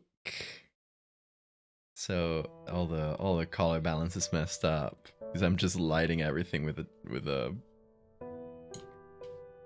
like this shitty ass IKEA lamp. You can barely, yeah, well, you can imagine it, it's there. It's there in the blinding light. It's just an IKEA lamp. It's just, you know, this bean cam is not made for admiring its glory.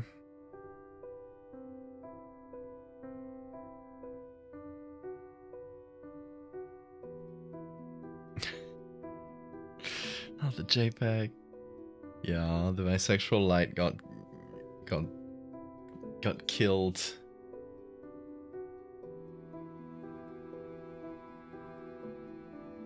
My setup is homophobic.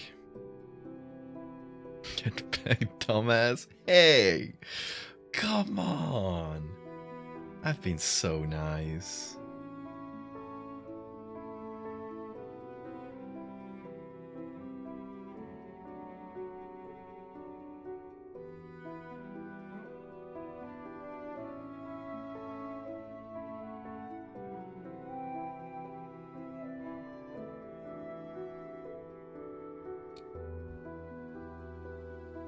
Yes, we're in Mexico. We're in Mexico for this one, folks.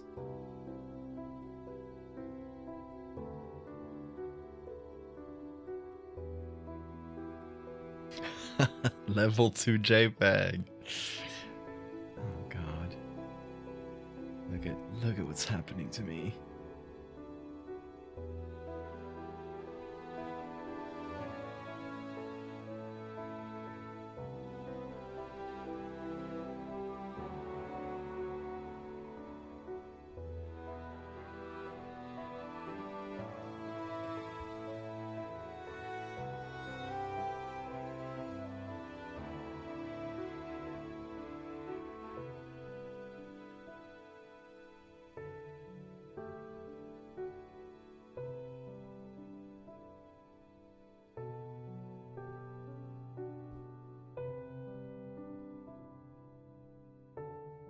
Bean is still facing away from his from the hair tie.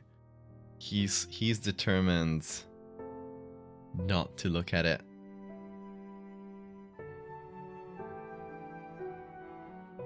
He refuses to engage with our rigged games.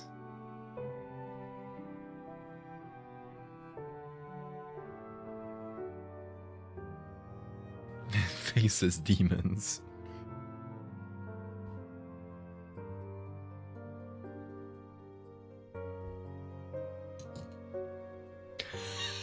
Hold on. which astronautal SS-14 chemicals are they putting in the water to turn the bugs gay? Hold on, let me turn that into a poll.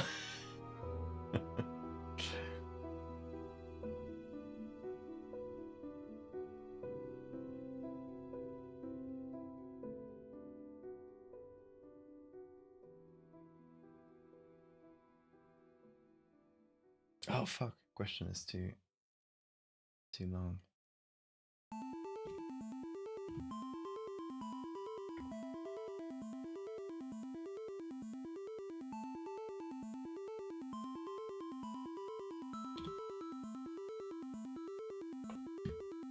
Okay. We'll see. We'll let chat decide on this very important question. What even are Artie plates?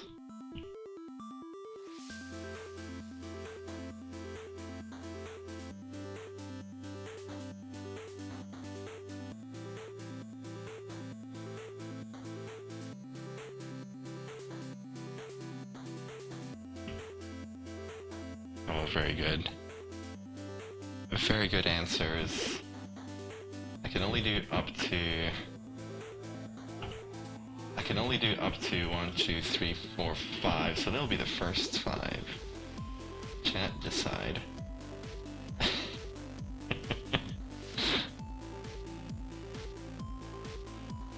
Oh, we got JPEG the audio while I wasn't looking. I should put a reminder, like some kind of audio beep, to know that my audio is being JPEG'd, so I know nobody will understand what I'm saying for like a minute. Only Bean gets to be high resolution today, yes. Gonna put an eye drop on his eye. Ah. This is getting itchy. It's funny because I never had dry eye symptoms till I started putting on these eye drops. I don't know if I you know, I was just not noticing these symptoms, or if the eye drops are making me dependent on themselves. It's all thanks to Big Eye Drop.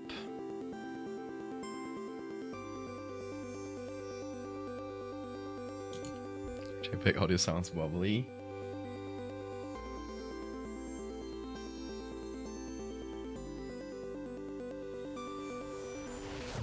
I'm voting Tiramol.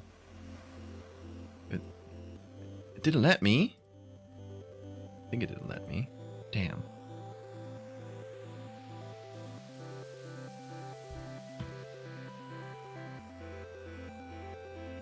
No, it did. It just didn't show. I think Artie Plates is gonna win, folks.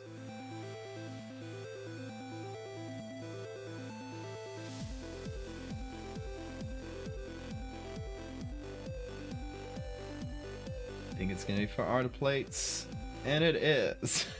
We're putting Artie Plates in the water. It's a good word. I like Artie Plates. I guess it reminds me of artichokes. That's why. That might be simply for that reason.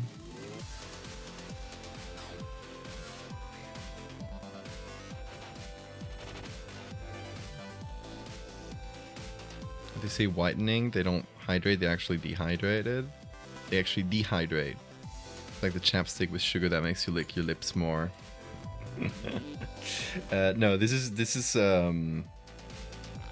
I mean, this was given to me by the ophthalmologist, so I assume it's normal. Just has water and sodium hyaluronic acid, or however you pronounce that in English. So, yeah, it's just hydrating.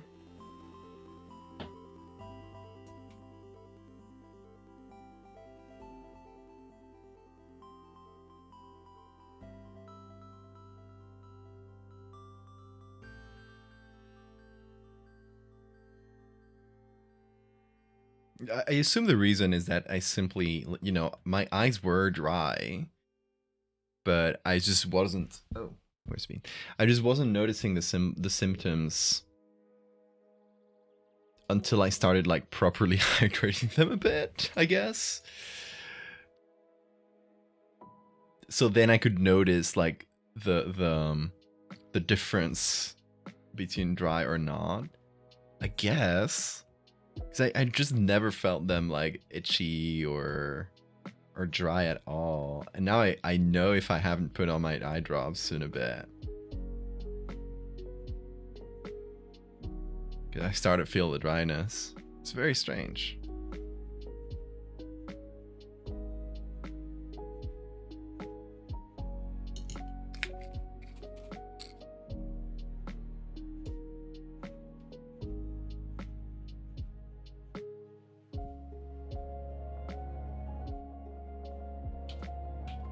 Oh, Bean.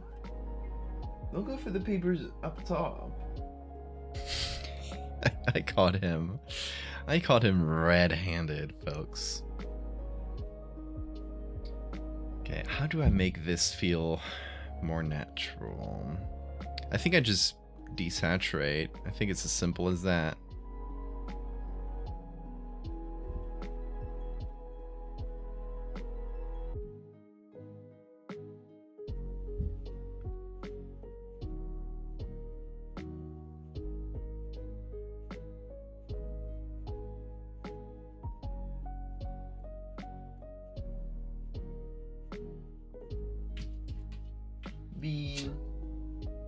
Stop that. He knows he shouldn't. Because if I say his name, he'll stop and complain.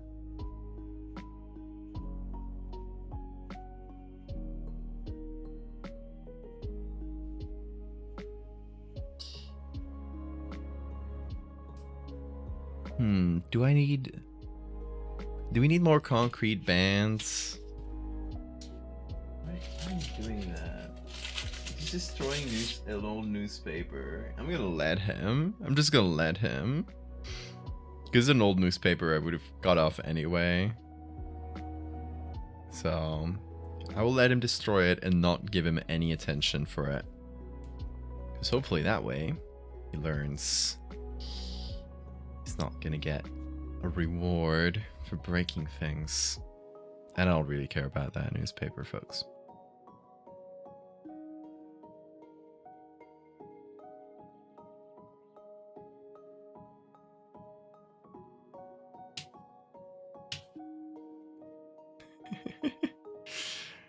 He's really looking at it. I'm looking at Bean through Bean Cam.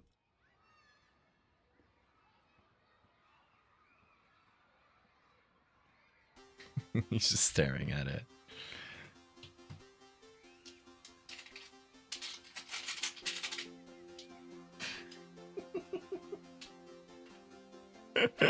He got a chunk.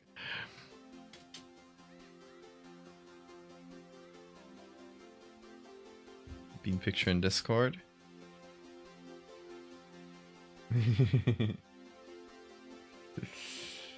It's completely refusing to look at it.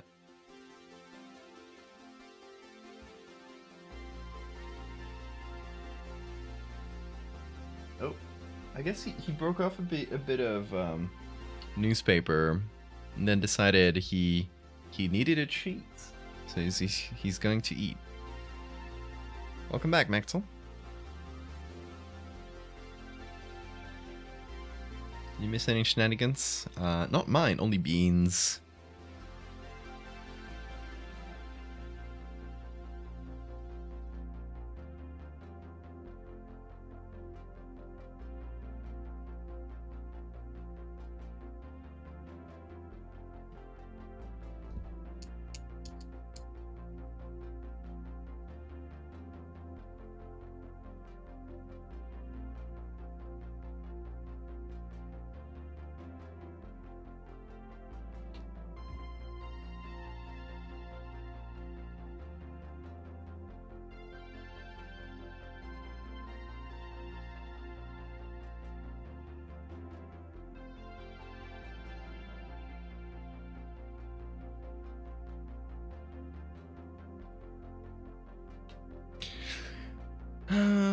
think it is. It is slowly getting there. I still think I need to mess with the color. Hi, Bean. Maybe we need a bit more of an interesting texture up top here. Bean is back there. He's back in his corner. Gonna destroy more newspaper.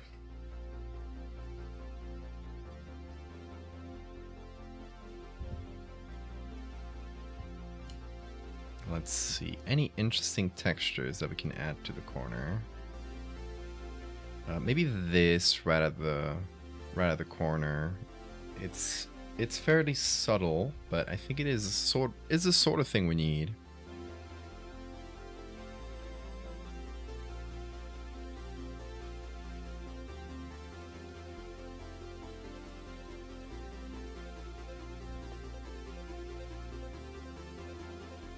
So I put this over the moth base. It's like little shoulder pads. It's cute.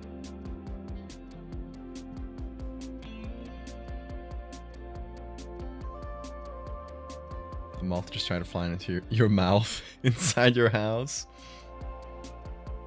It knows what you're watching. And you think you were safe.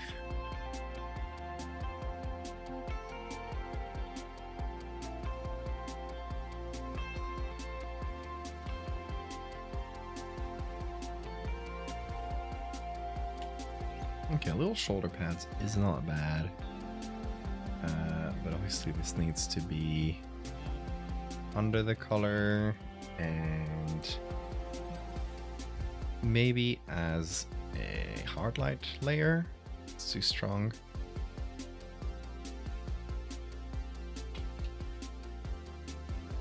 There he goes again. He looked back at me and said, beep. He knows exactly what he's doing. He's trying to get my attention, folks. And I'm not giving it. I'm not rewarding him for this behavior.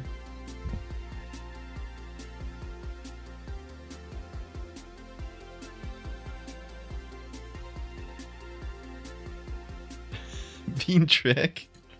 You're gonna distract him with bean tricks? Bean.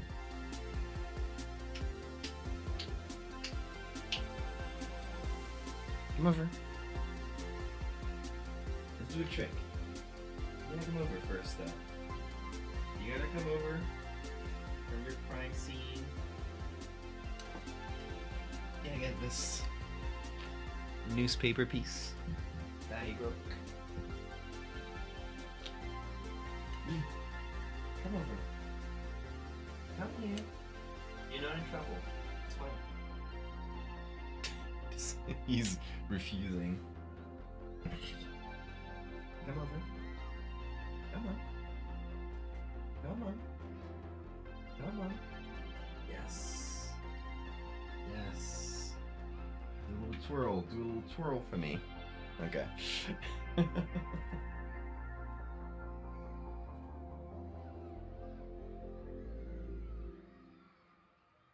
You think I can get Bean to climb on my head? I think we may be able to try. Bean. Come over.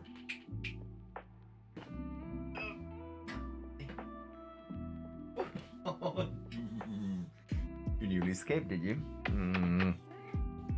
Stay here. Hold on. There we go.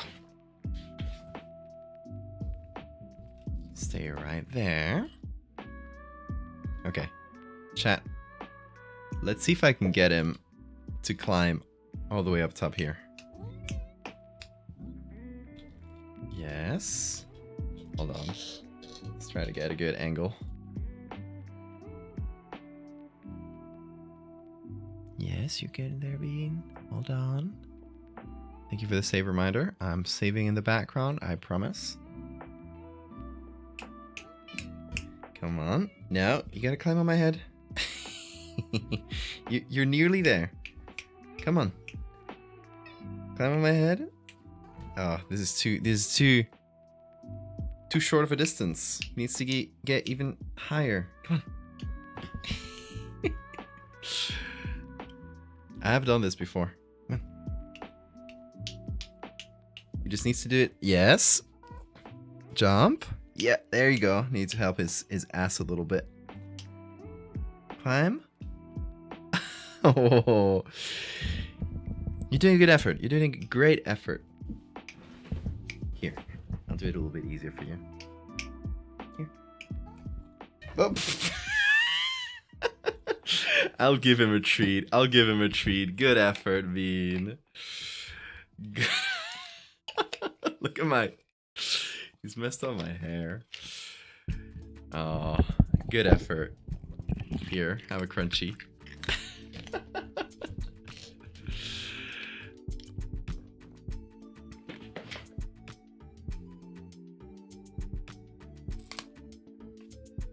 There you go. You wanna give it another try, Bean?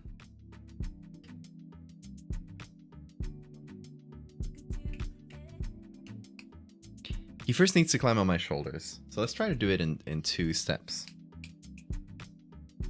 Come on. May not be interested anymore. He's like, oh, we already did the bean trick that chat asked for. He's refusing to do any more. He knows exactly how much chat wanted. Okay, no, he's going. Gone? Behind my head. Come on. Been through this? Come on. Oh. Here? Yes. Good. Yeah, go up. Very good. Keep going. Oh, good effort. It's a bit of a new thing, so here you go, Bean. I think he's on a valiant effort. Good job. He'll get there. Is that right, Bean? You will get there. We're all proud of you.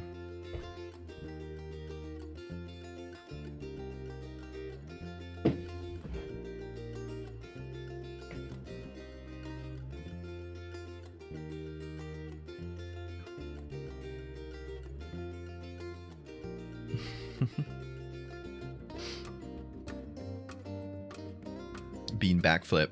Next. That's the next trick.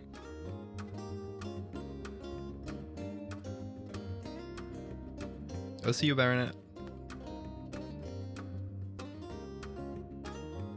Hope Bean knows he's admired. I think he knows deep in his heart.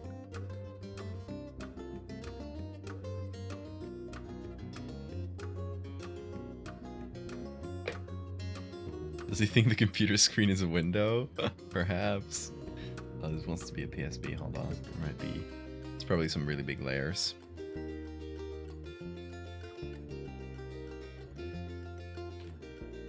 Including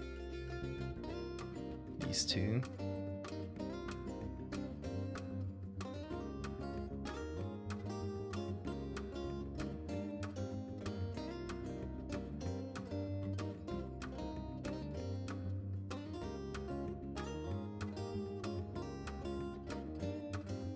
Got a lot of copies of a lot of layers.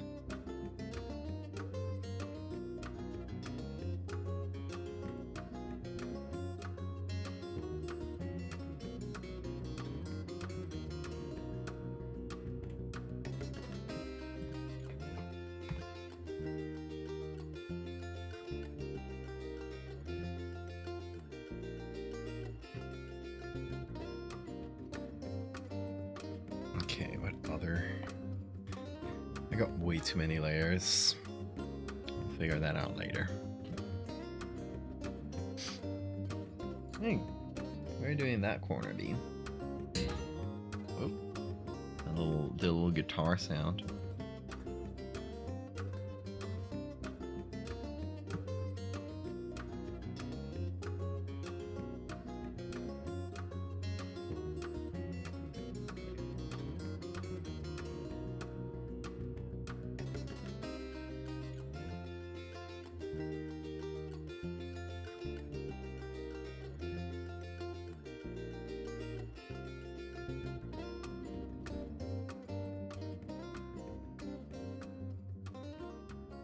Okay, so we got the little shoulder pad bits. Oh, did I lose one?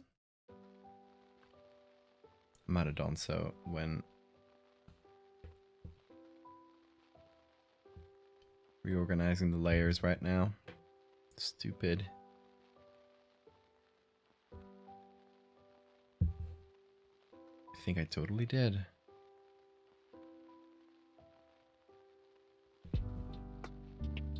I did. Oh, where's Bean gone? There. Back to mischief? Probably.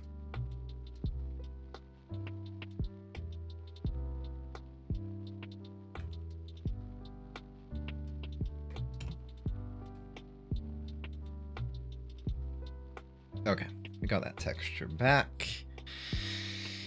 Let's see.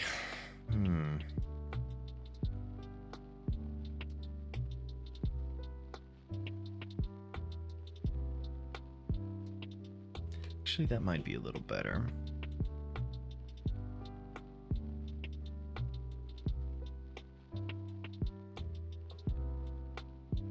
If I put this on normal instead of overlay, now everything's very dark, right? That's a lot of that's because I darkened it on top. So that's totally undoable. That might be a... This already has a moth texture, so we don't really need to necessarily add the base texture from the wing back on. Except for maybe the one thing where we might need to add it is on the very edge. Or, hold on. If I get this. The very edges between the wings. So if I put this back on and I put it on hard light, maybe? Whoa! Anonymous person, whoever you were. Thank you for the gift sub. Enjoy, Byron, eh? I guess enjoy it tomorrow, since you already went to sleep. It'll be a nice surprise for them.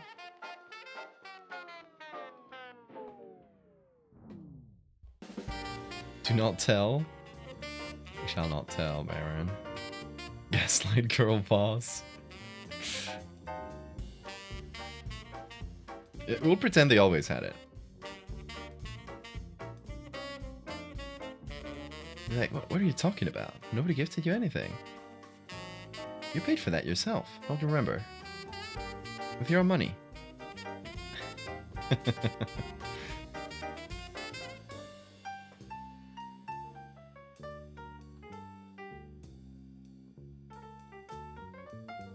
Yeah, I got the bank extract right here with all your information, full address and everything. You gave that to me.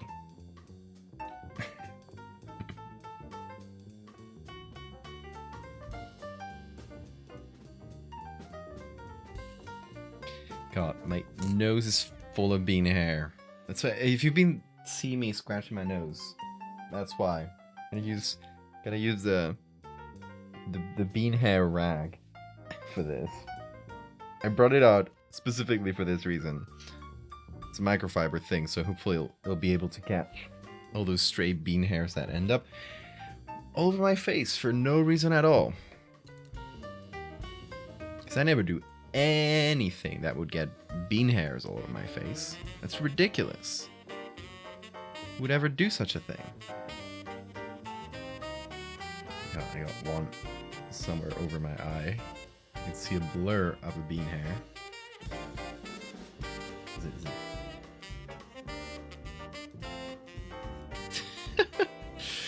I'm gonna go crazy.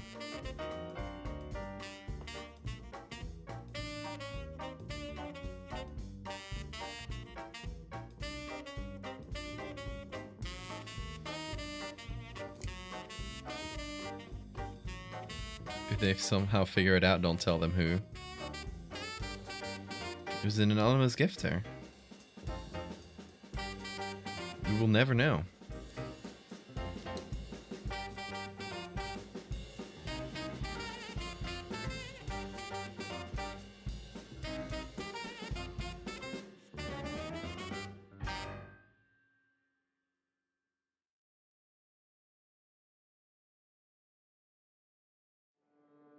Okay, let me try different variations for the colors.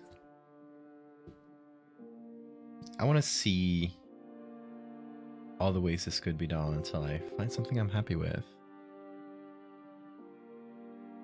Hey, thank you for another gifted sub, Witch. Thank you so much. Willow, enjoy that.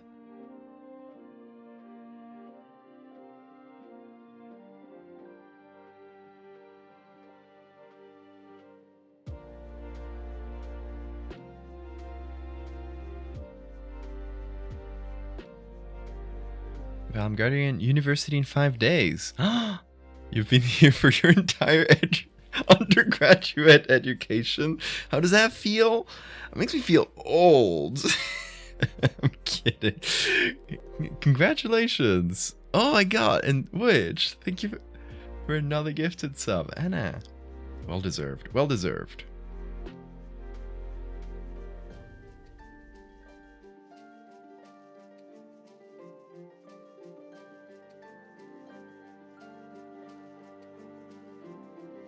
From the 2026 graduating class of Valdivia.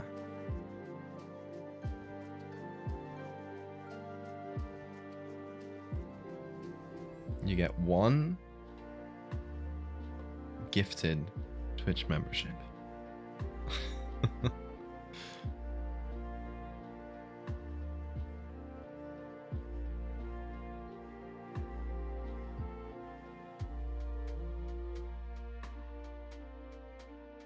It's not unnamed Twitch.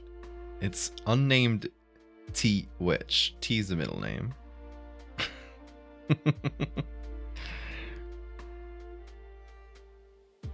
Destroy the homophobic sweaters. And 1 for Mactel. Thank you so much.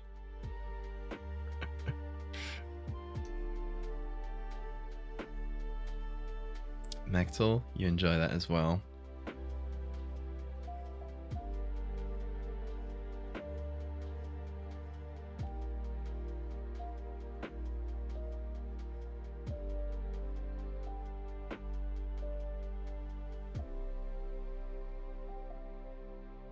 What does the T stand for? That is up to you. That is up to your imagination.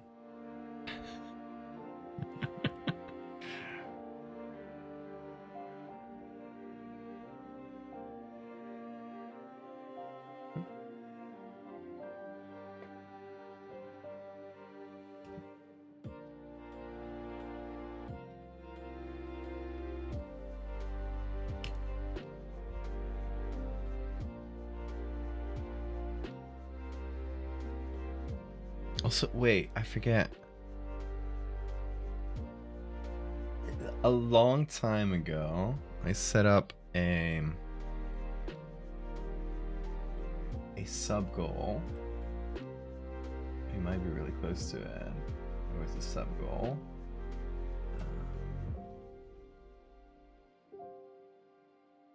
Manage goals.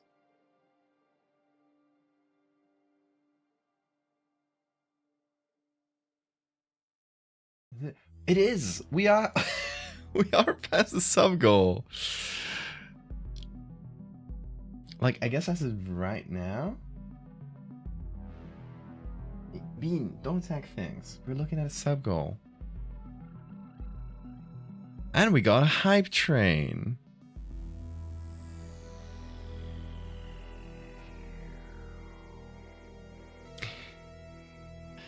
You're excited about the emotes? You gotta use them all. But yes, we had this ancient sub goal that I completely forgot about until right now because it's only got so many new subs. where Bean is gonna make an edit. That is the description of the sub goal. Which means we will have one stream where we will take Bean art. We can't force Bean to make art, obviously. So we'll choose one of the best pieces of Bean art, and we will have to turn that into an edit. Whatever it is.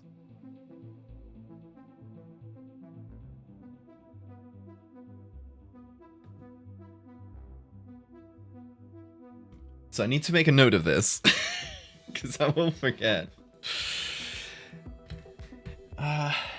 Bean edits. I had a note down here. I will put a little arrow next to it. And probably by next week, or the following one, whenever there's a nice little spot for a stream, there's nothing like urgent to make, we will do this special stream.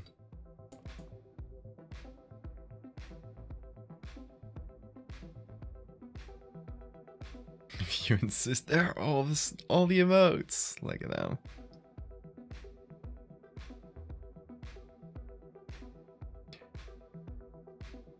If you don't have a Twitch sub and you want one, speak below me. Somebody claim that. Fast.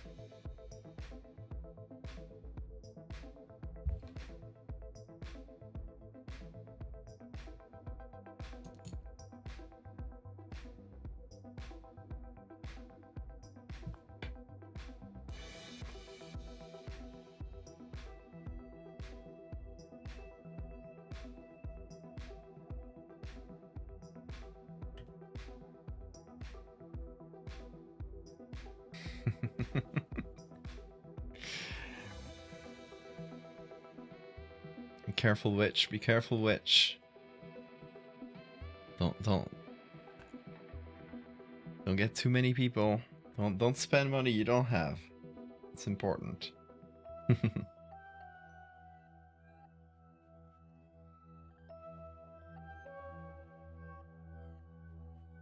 Or whatever the expression is.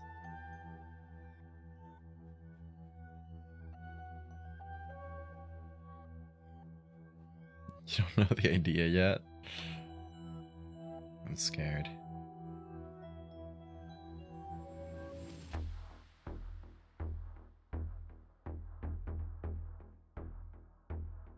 The orange really doesn't work well in a color dodge, actually.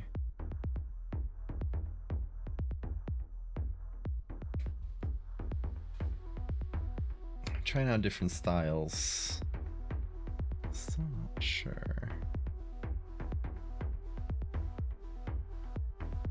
Need 5 brave volunteers.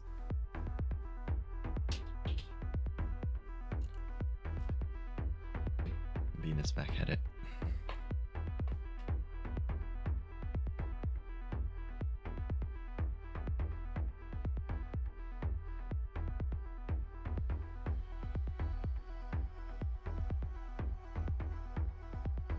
Oh, only for a brief time.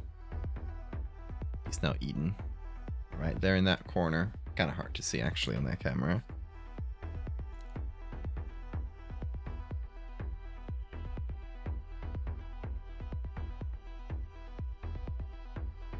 Five brave volunteers, chat.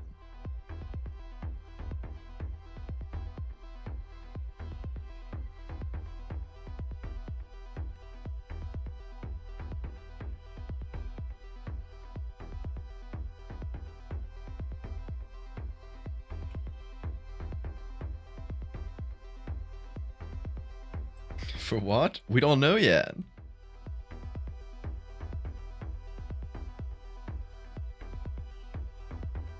It's just Witch's evil plan.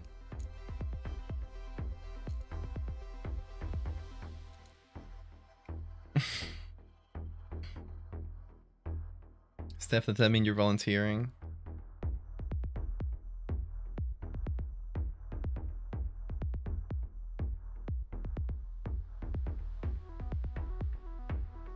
No, you are. It's too late. It's too late. We're participating in this great experiment, which I am yet unaware of.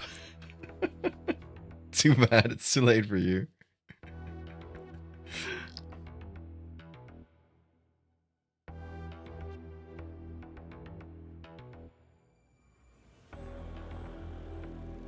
One more, folks. Don't be scared.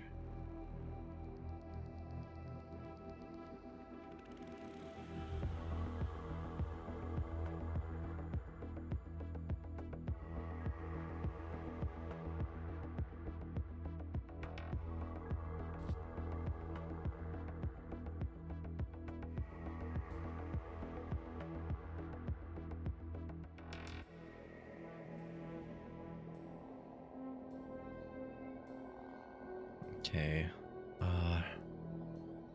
Multiply is pretty strong for the colors. It does get them through.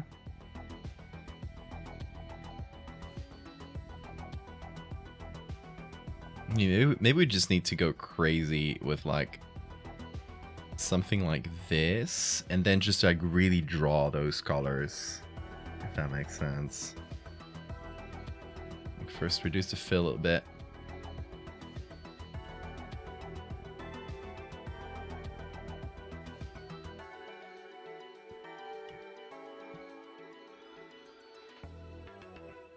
Then we get these bands of color and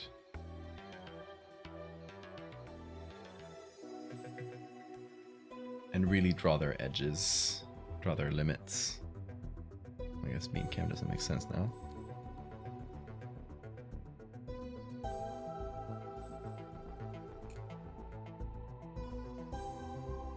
More volunteer for a chance at a Twitch sub, folks. It's a Twitch sub you're getting for free.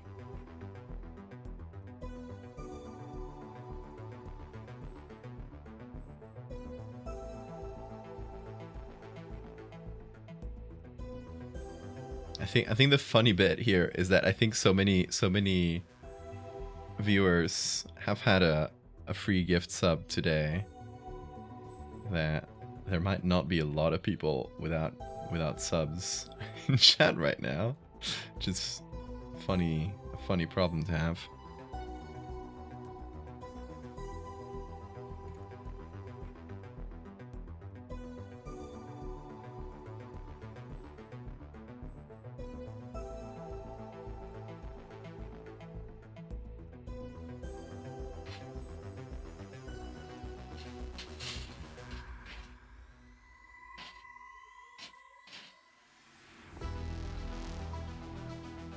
Okay, this kind of transition, like soft transition between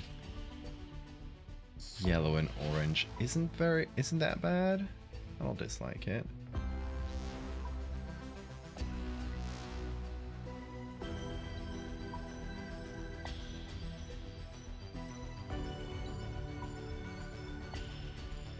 Feels like it's more orange on this side though. Maybe needs more yellow.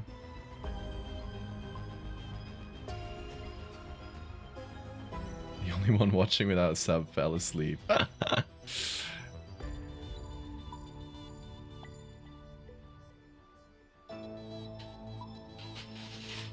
This happens. It is my curse. I'm known to have a voice that is so soothing that'll wake everybody, that'll make everybody fall asleep. That said, I also have a cat who loves scratching in his scratching in his sand. Wakes everybody up.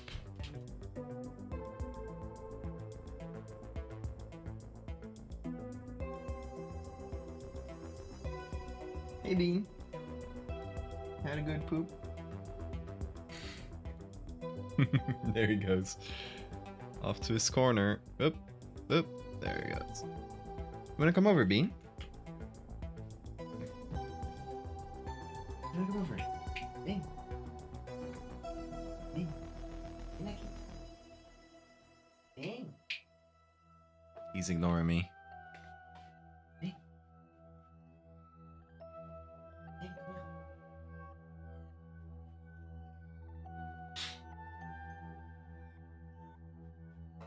Grab you. I've captured him in a completely legitimate and normal way. Completely voluntarily.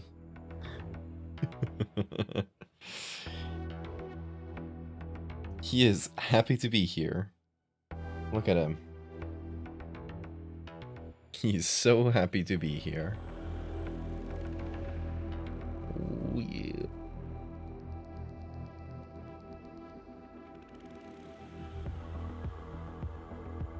Why does it say there's no sub badge for being sub for 3 months? I think I do have a 3-month badge.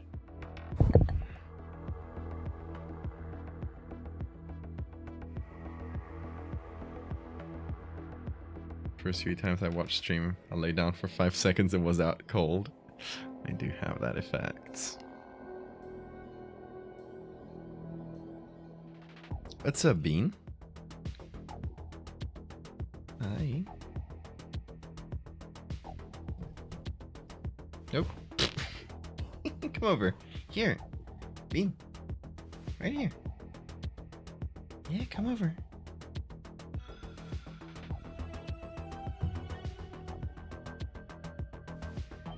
Come over. Mm-hmm. What do you want? You want to be observed?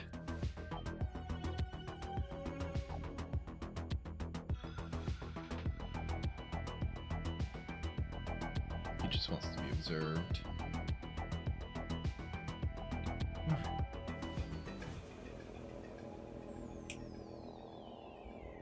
Good.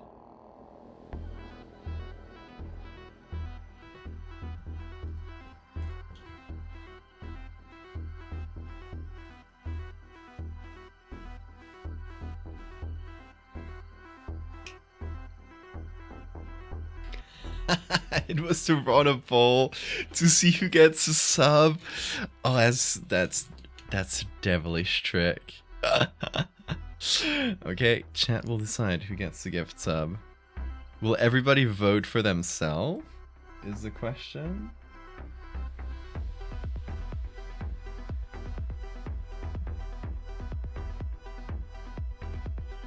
Okay, I'm getting the poll ready.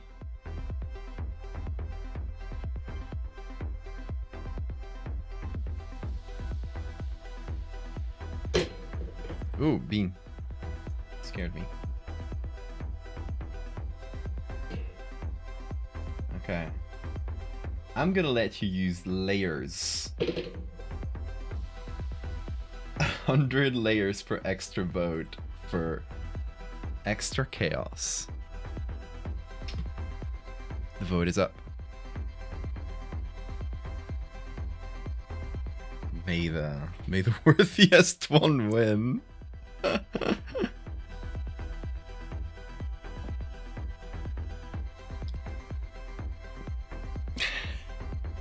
Someone using all their layers to get that. Ooh, come on, folks. This is I'm making this I'm turning this from a popularity contest into a contest of who's willing to spend more of their layers. Damel Seri is up to 14 right now. They're mashing that button. C# is not too shabby. They're at 15 right now. They're climbing up. They're going up. But Ned and Victrix are only at 1 vote. Come on, folks. I'm gonna... Wait. I can't use my own layers. I guess I can only vote for 1. I'm the only one exempt from my own rules.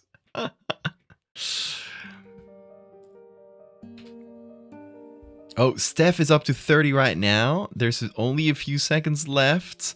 But C# is at 41.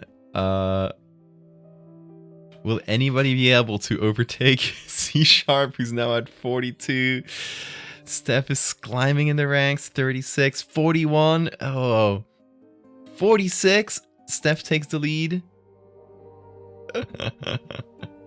Steph has not voted. Somebody is putting all their points into Steph getting it. But is it working? Because C# is rising back up. And it's only a few seconds left, folks. It's only a few seconds. It's down to the wire. We got C# at 65. No, Steph at 65 got it in the last second. It was, according to my own marker, Sora, who contributed 8,200 channel points. Sora was the chaos voter here, rooting for Steph in the shadows. Steph, congrats for your sub. I enjoyed this little contest.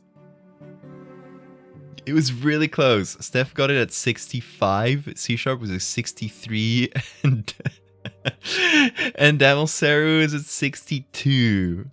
The other ones were at 20 and 22 each.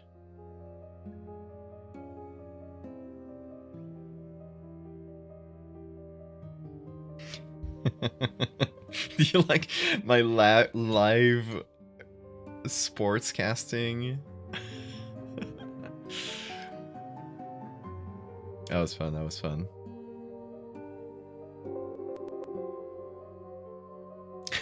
And one for Nat as well.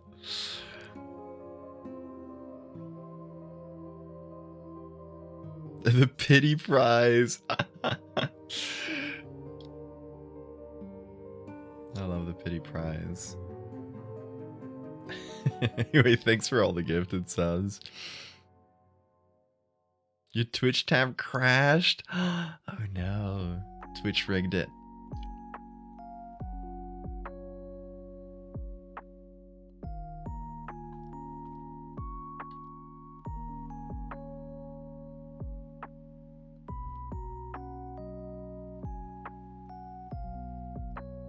Mechtel, you were hoarding your points instead of participating in the horse race of the century.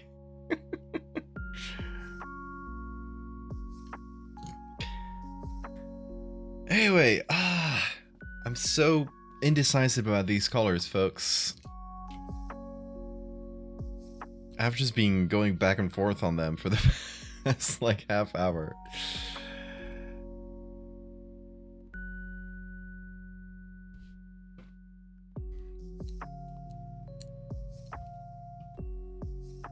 I would say most of the stream has been me being indecisive over colors, I'm gonna be honest.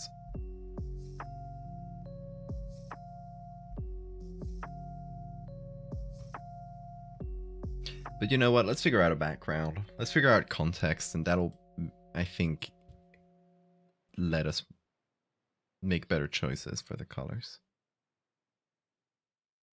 The poll option is giving you too much power. It's true. The power is gonna go to your heads. I'm gonna have to stop you.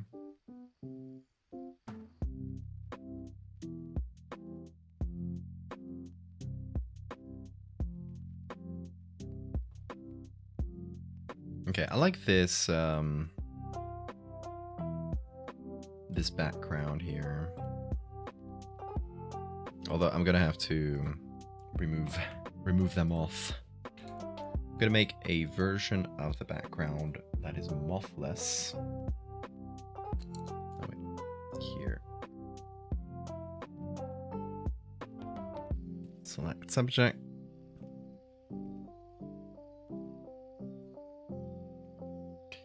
We're gonna expand that selection.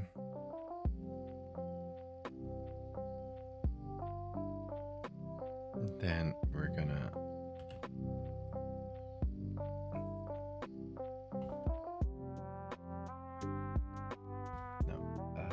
here. There we go. Content aware fill.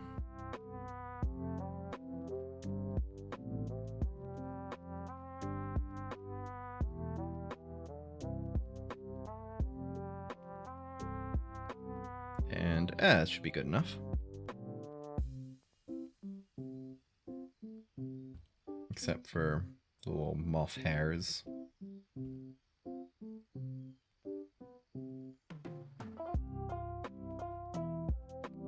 But good enough in general. Okay. So that gives us a clean backdrop, which we can also apply on top of our moth.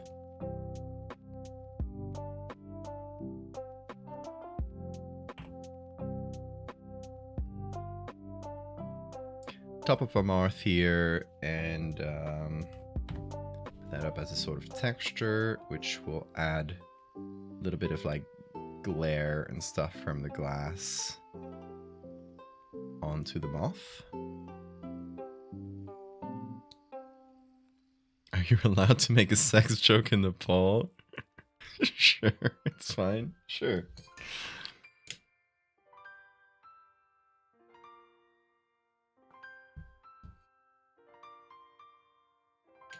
Computer deactivate woke moth. Not the woke moth.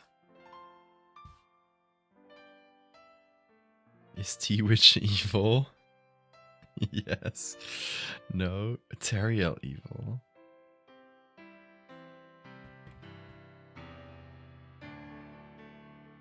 Teriel, are you referring to Anna?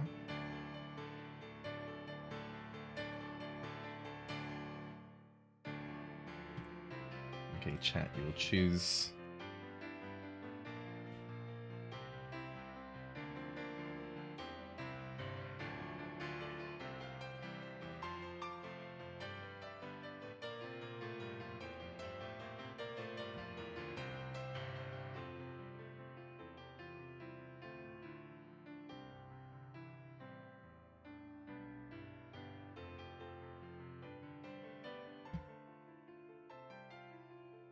Okay, you got 1 minute.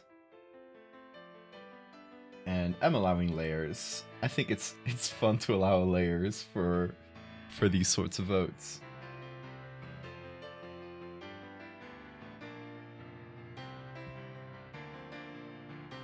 And I'm voting yes. Don't tell anybody.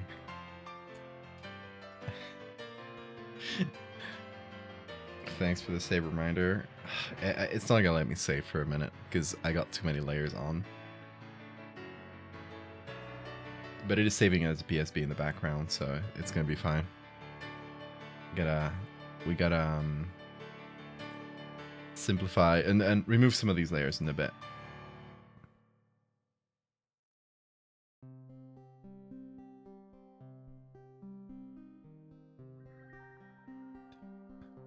Wondering what's the best way of adding the window glare on top of this. I think it might be screen, but without the high pass. You voted 28 times for Teriel Evil. Come on.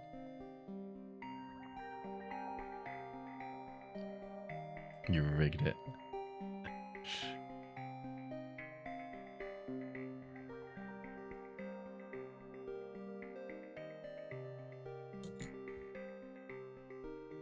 Okay, I think screen might be better.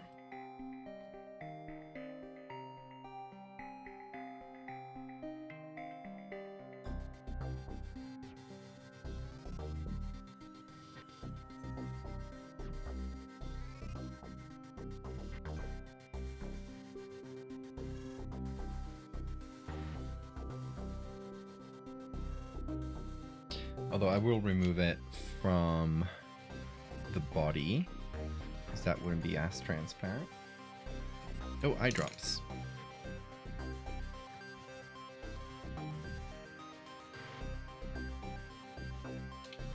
There we go.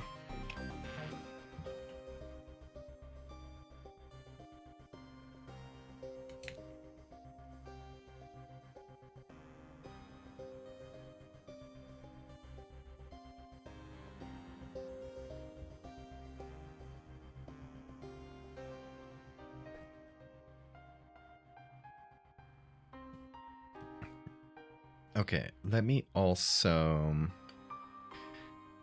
change the hues in the background a little.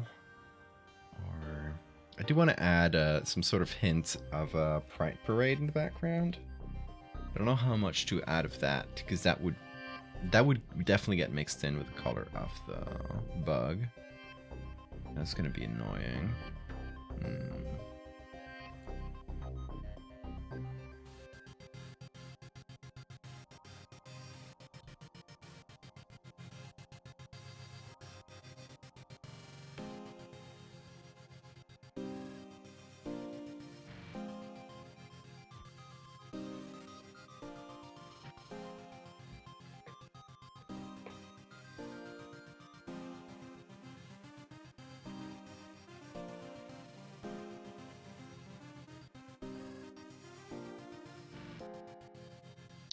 Still not happy with how saturated a lot of these colors are.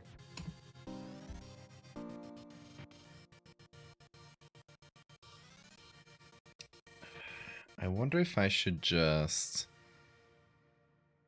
instead of painting it as a layer on top, try to find like actual moths with that sort of color.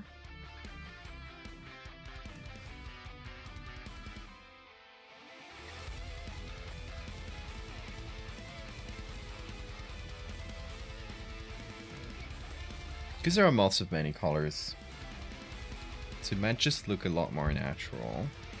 I'm not sure. Especially, it's especially the everything from yellow to red that just doesn't really do it for me.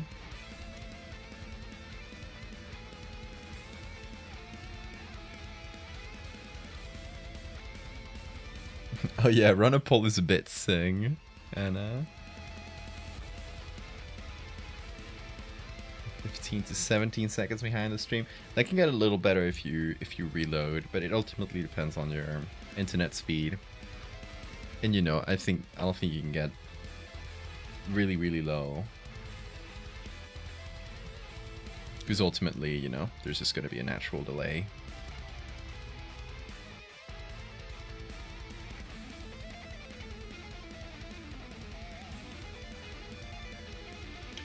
I was thinking of the progress flag as well. I will decide on the body colors at the end, but that is a possibility. At least like hinting a little bit at it, because like making it really like drawing too much on the body, I think will make it less realistic. That's kind of what I'm struggling with right now. It looks too like bright and saturated. And I don't know how to really square that with the pride flag part of it.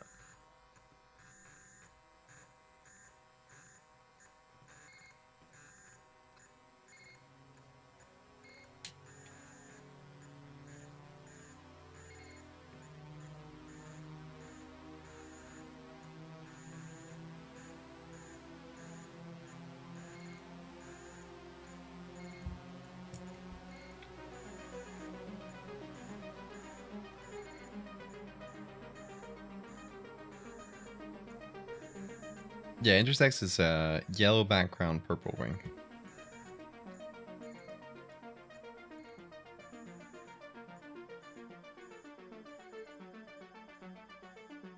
I do get the phobes, yeah. I was showing earlier, like I couldn't show it because I hit it and it didn't show on desktop Instagram, but on Instagram I got some guy like quoting Bible verses at me, which is really funny. So what the hell is going on with this?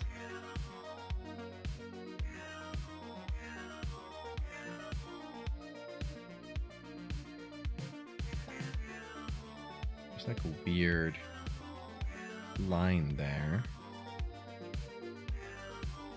Oh, it's that. Oh, it makes sense. Okay. I just changed it from overlay to a normal layer at some point. Didn't realize it made that effect. That is fine.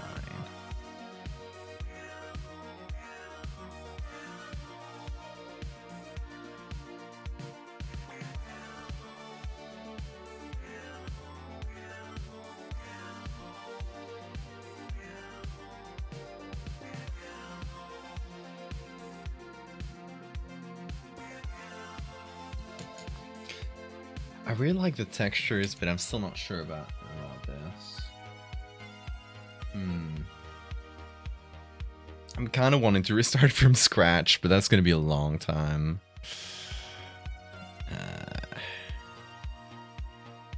But I definitely think that this still needs time in the oven.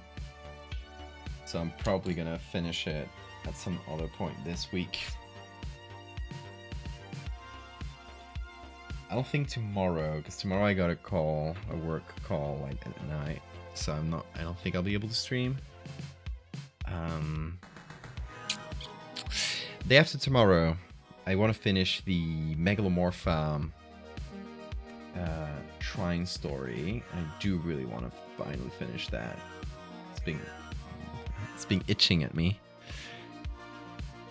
So I want to finish this piece and the Omikuji, which is this. Well, this is the the black on transparent version, but I need to put this on a paper texture, and then finally put this on here, nailed on here.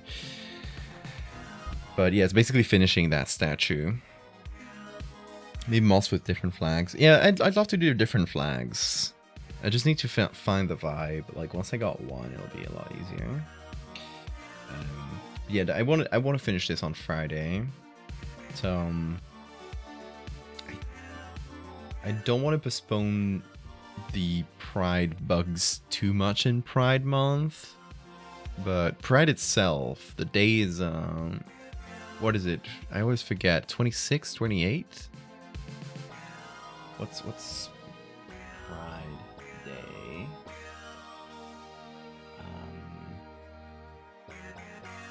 28. So I guess we still got time. We can post it on Pride itself, and we can make a couple different flags at least. I think other flags will be easier. This is kind of the most difficult flag because there's so many colors. So you know what I might do? There's a specific day. I mean, yeah, that's the day the parades are done. Lands on a Sunday this year too, which is it's pretty good. If I can get to my local one, I guess a Pride is a bit different. Like Spain, it's usually held at different dates in Spain, so we'll see.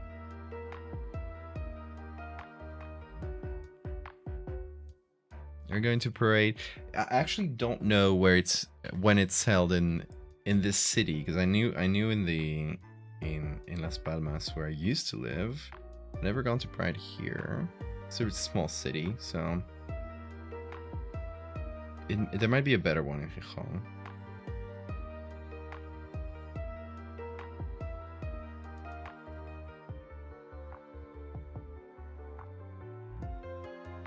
I'll be checking. What is the closest one to me? It might be in July, yeah. Sometimes it's in July here as well. Add a filter on top of the colors.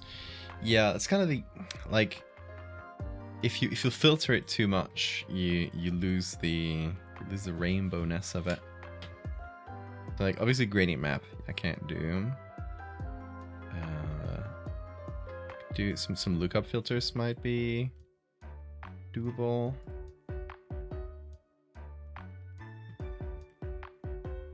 That just, well, these ones are some of them completely crush their colors. This one's pretty nice for the glass look. In any case, I think what I might do is at some point next week, maybe Monday next week or something, I'll do more bugs with different flags. That'll be easier to figure out, because I think the bi flag, for example, is going to be a lot easier to figure out 3 colors, right? Or things like the lesbian flag is going to be easier because it's a simpler gradients. So other flags are definitely gonna be much nicer to fit on moths. And I think once I have like a couple of them, I can come back to the full Pride one and like figure out the look for it. Because I'm really not like vibing with how the colors fit right now. There might just be a different way I'm not thinking of.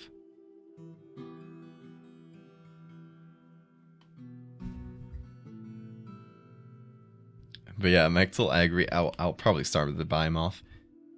I think the Bi one will be fairly easy because you can actually like flip it around. I think it would be interesting, where you have the central stripe be the body and like each wing being a different color, kind of like the butterflies and moths, etc. that have, I forget the name of it, but where they have half of the body is male, half the body is female. Like it happens, right? Like that asymmetric thing, and I think that would be fun for Bi, where like each wing is like a different color, and the body is a purple. I think I have that. That's the idea in my head for the Biomoth.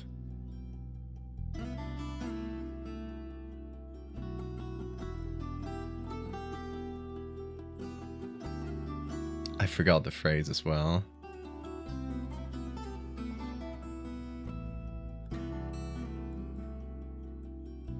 I think that's what we'll do. Because I really like this idea. And I do want to do it well. Unfortunately, yeah, if I don't want to take super long, because if we do, find a cool design, put it on a shirt, and put that to charity. It'd be nice if that fits within Pride Month. But it can be like, it can go a little bit into July anyway. Dates are made up anyway, so. Biradial intersexuality? Maybe that's it. Bilateral, yes. Bilateral John Andromorph. That's the one. That's the one. So yeah, I think bisexual moth would be bilateral John Andromorph.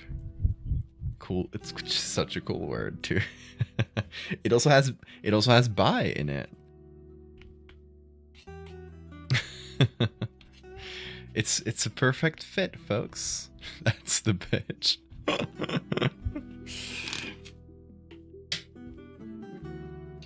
So that's what we'll do. I think this I still use the textures here because I do like them. But figuring out the color will be a lot easier once I have a couple more in mind and I can like fully picture it.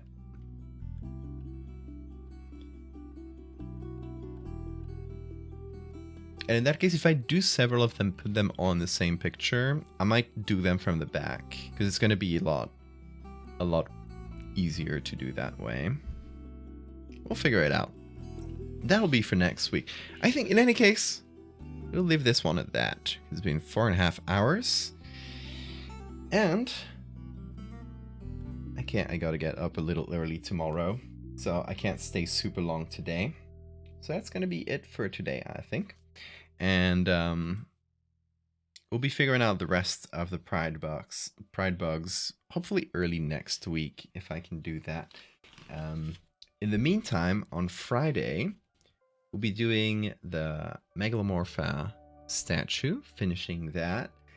And hopefully, if we got a little time after that, we will do the next part of Lemon Pig, which is another thing I'm doing each month. And hopefully it's a fairly short thing. So hopefully we'll have time for both things on Friday.